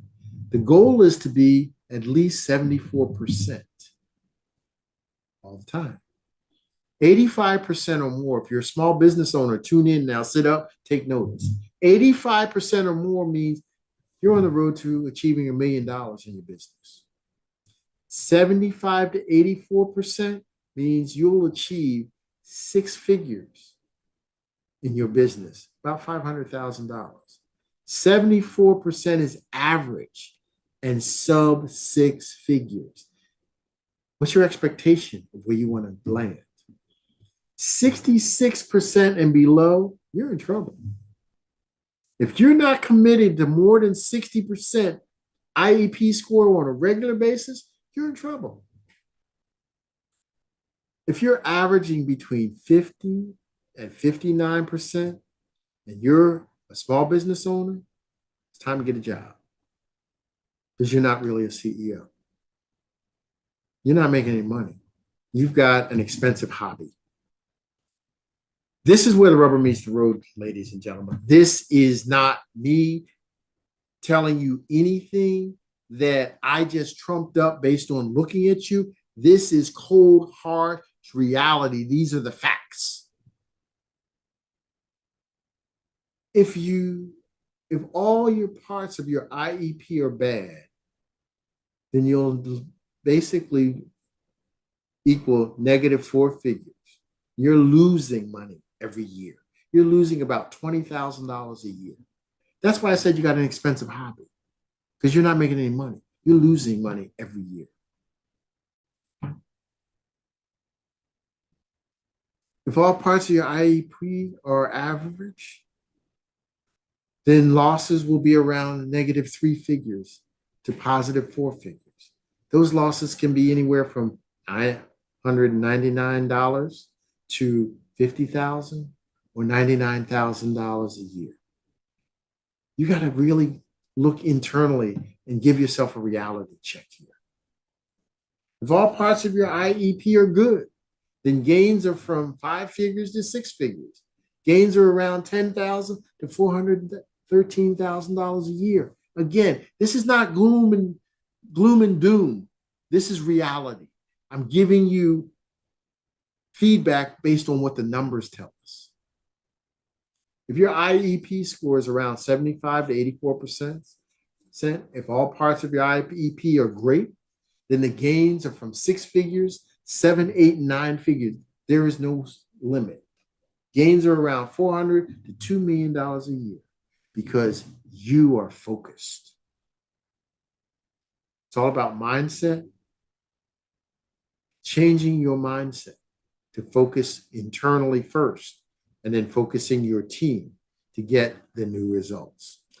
IEP is about you first, but then utilizing this tool to evaluate the members of your team. It's all about your focus. You heard me say in the beginning, there's no hocus pocus. It's all about your focus. What you focus on gets measured. What you manage gets measured. Measure and manage initiative, effort, and performance. And I guarantee you that you will get and retain the results that you're looking for. If you're interested in learning more about IEP, if you're interested in learning about developing a culture of champions, you can go to our Culture of Champions community by going to cultureofchampions.world. and registering to be a part of the Culture of Champions community. You can also go to Heartbeat, where we exchange information. If you want to contact me directly, you can contact me at info@leadershipdynamicsinternational.com. My name is Velton Shao. I'm the founder and chief strategist at Leadership Dynamics International, and I am your biggest cheerleader at the Culture of Champions. Remember, good teams become great when we trust each other enough to replace me with we. Join our community, and I guarantee you the results will speak for themselves. Make it a great day, because it's your day, and only you can have an impact and make it better than anybody else. Peace and happiness. Clap, clap, and snap, snap. Woo! What an amazing day. You all, was it amazing or what? Listen, I hope that each of you and every one of you took something valuable away from today's event. And I'm feeling so inspired. Are you feeling inspired to continue this journey towards our success? Come on. Today has been about taking the next steps toward achieving our goals. So let's make sure we're putting in the work needed to get there. We can do this together. Thank you for joining us today and being a part of this incredible success journey. Let's make sure to take full advantage of all the opportunities that this event has provided. So I'm going to see you all tomorrow. Same place, not same place, same success place, same success time. Y'all don't get ready to sing. It's a song in there. Don't forget to what? Say it, believe it, do it. Say it with me. Say it, believe it, do it. It's a song in there. All right, good night. Have a great rest of your day. It has been my pleasure to serve as your host today. And I am who? Dr. Stephanie Wall, the Tower of Power. Make it an amazing day. See you guys. See ya. See ya. Bye.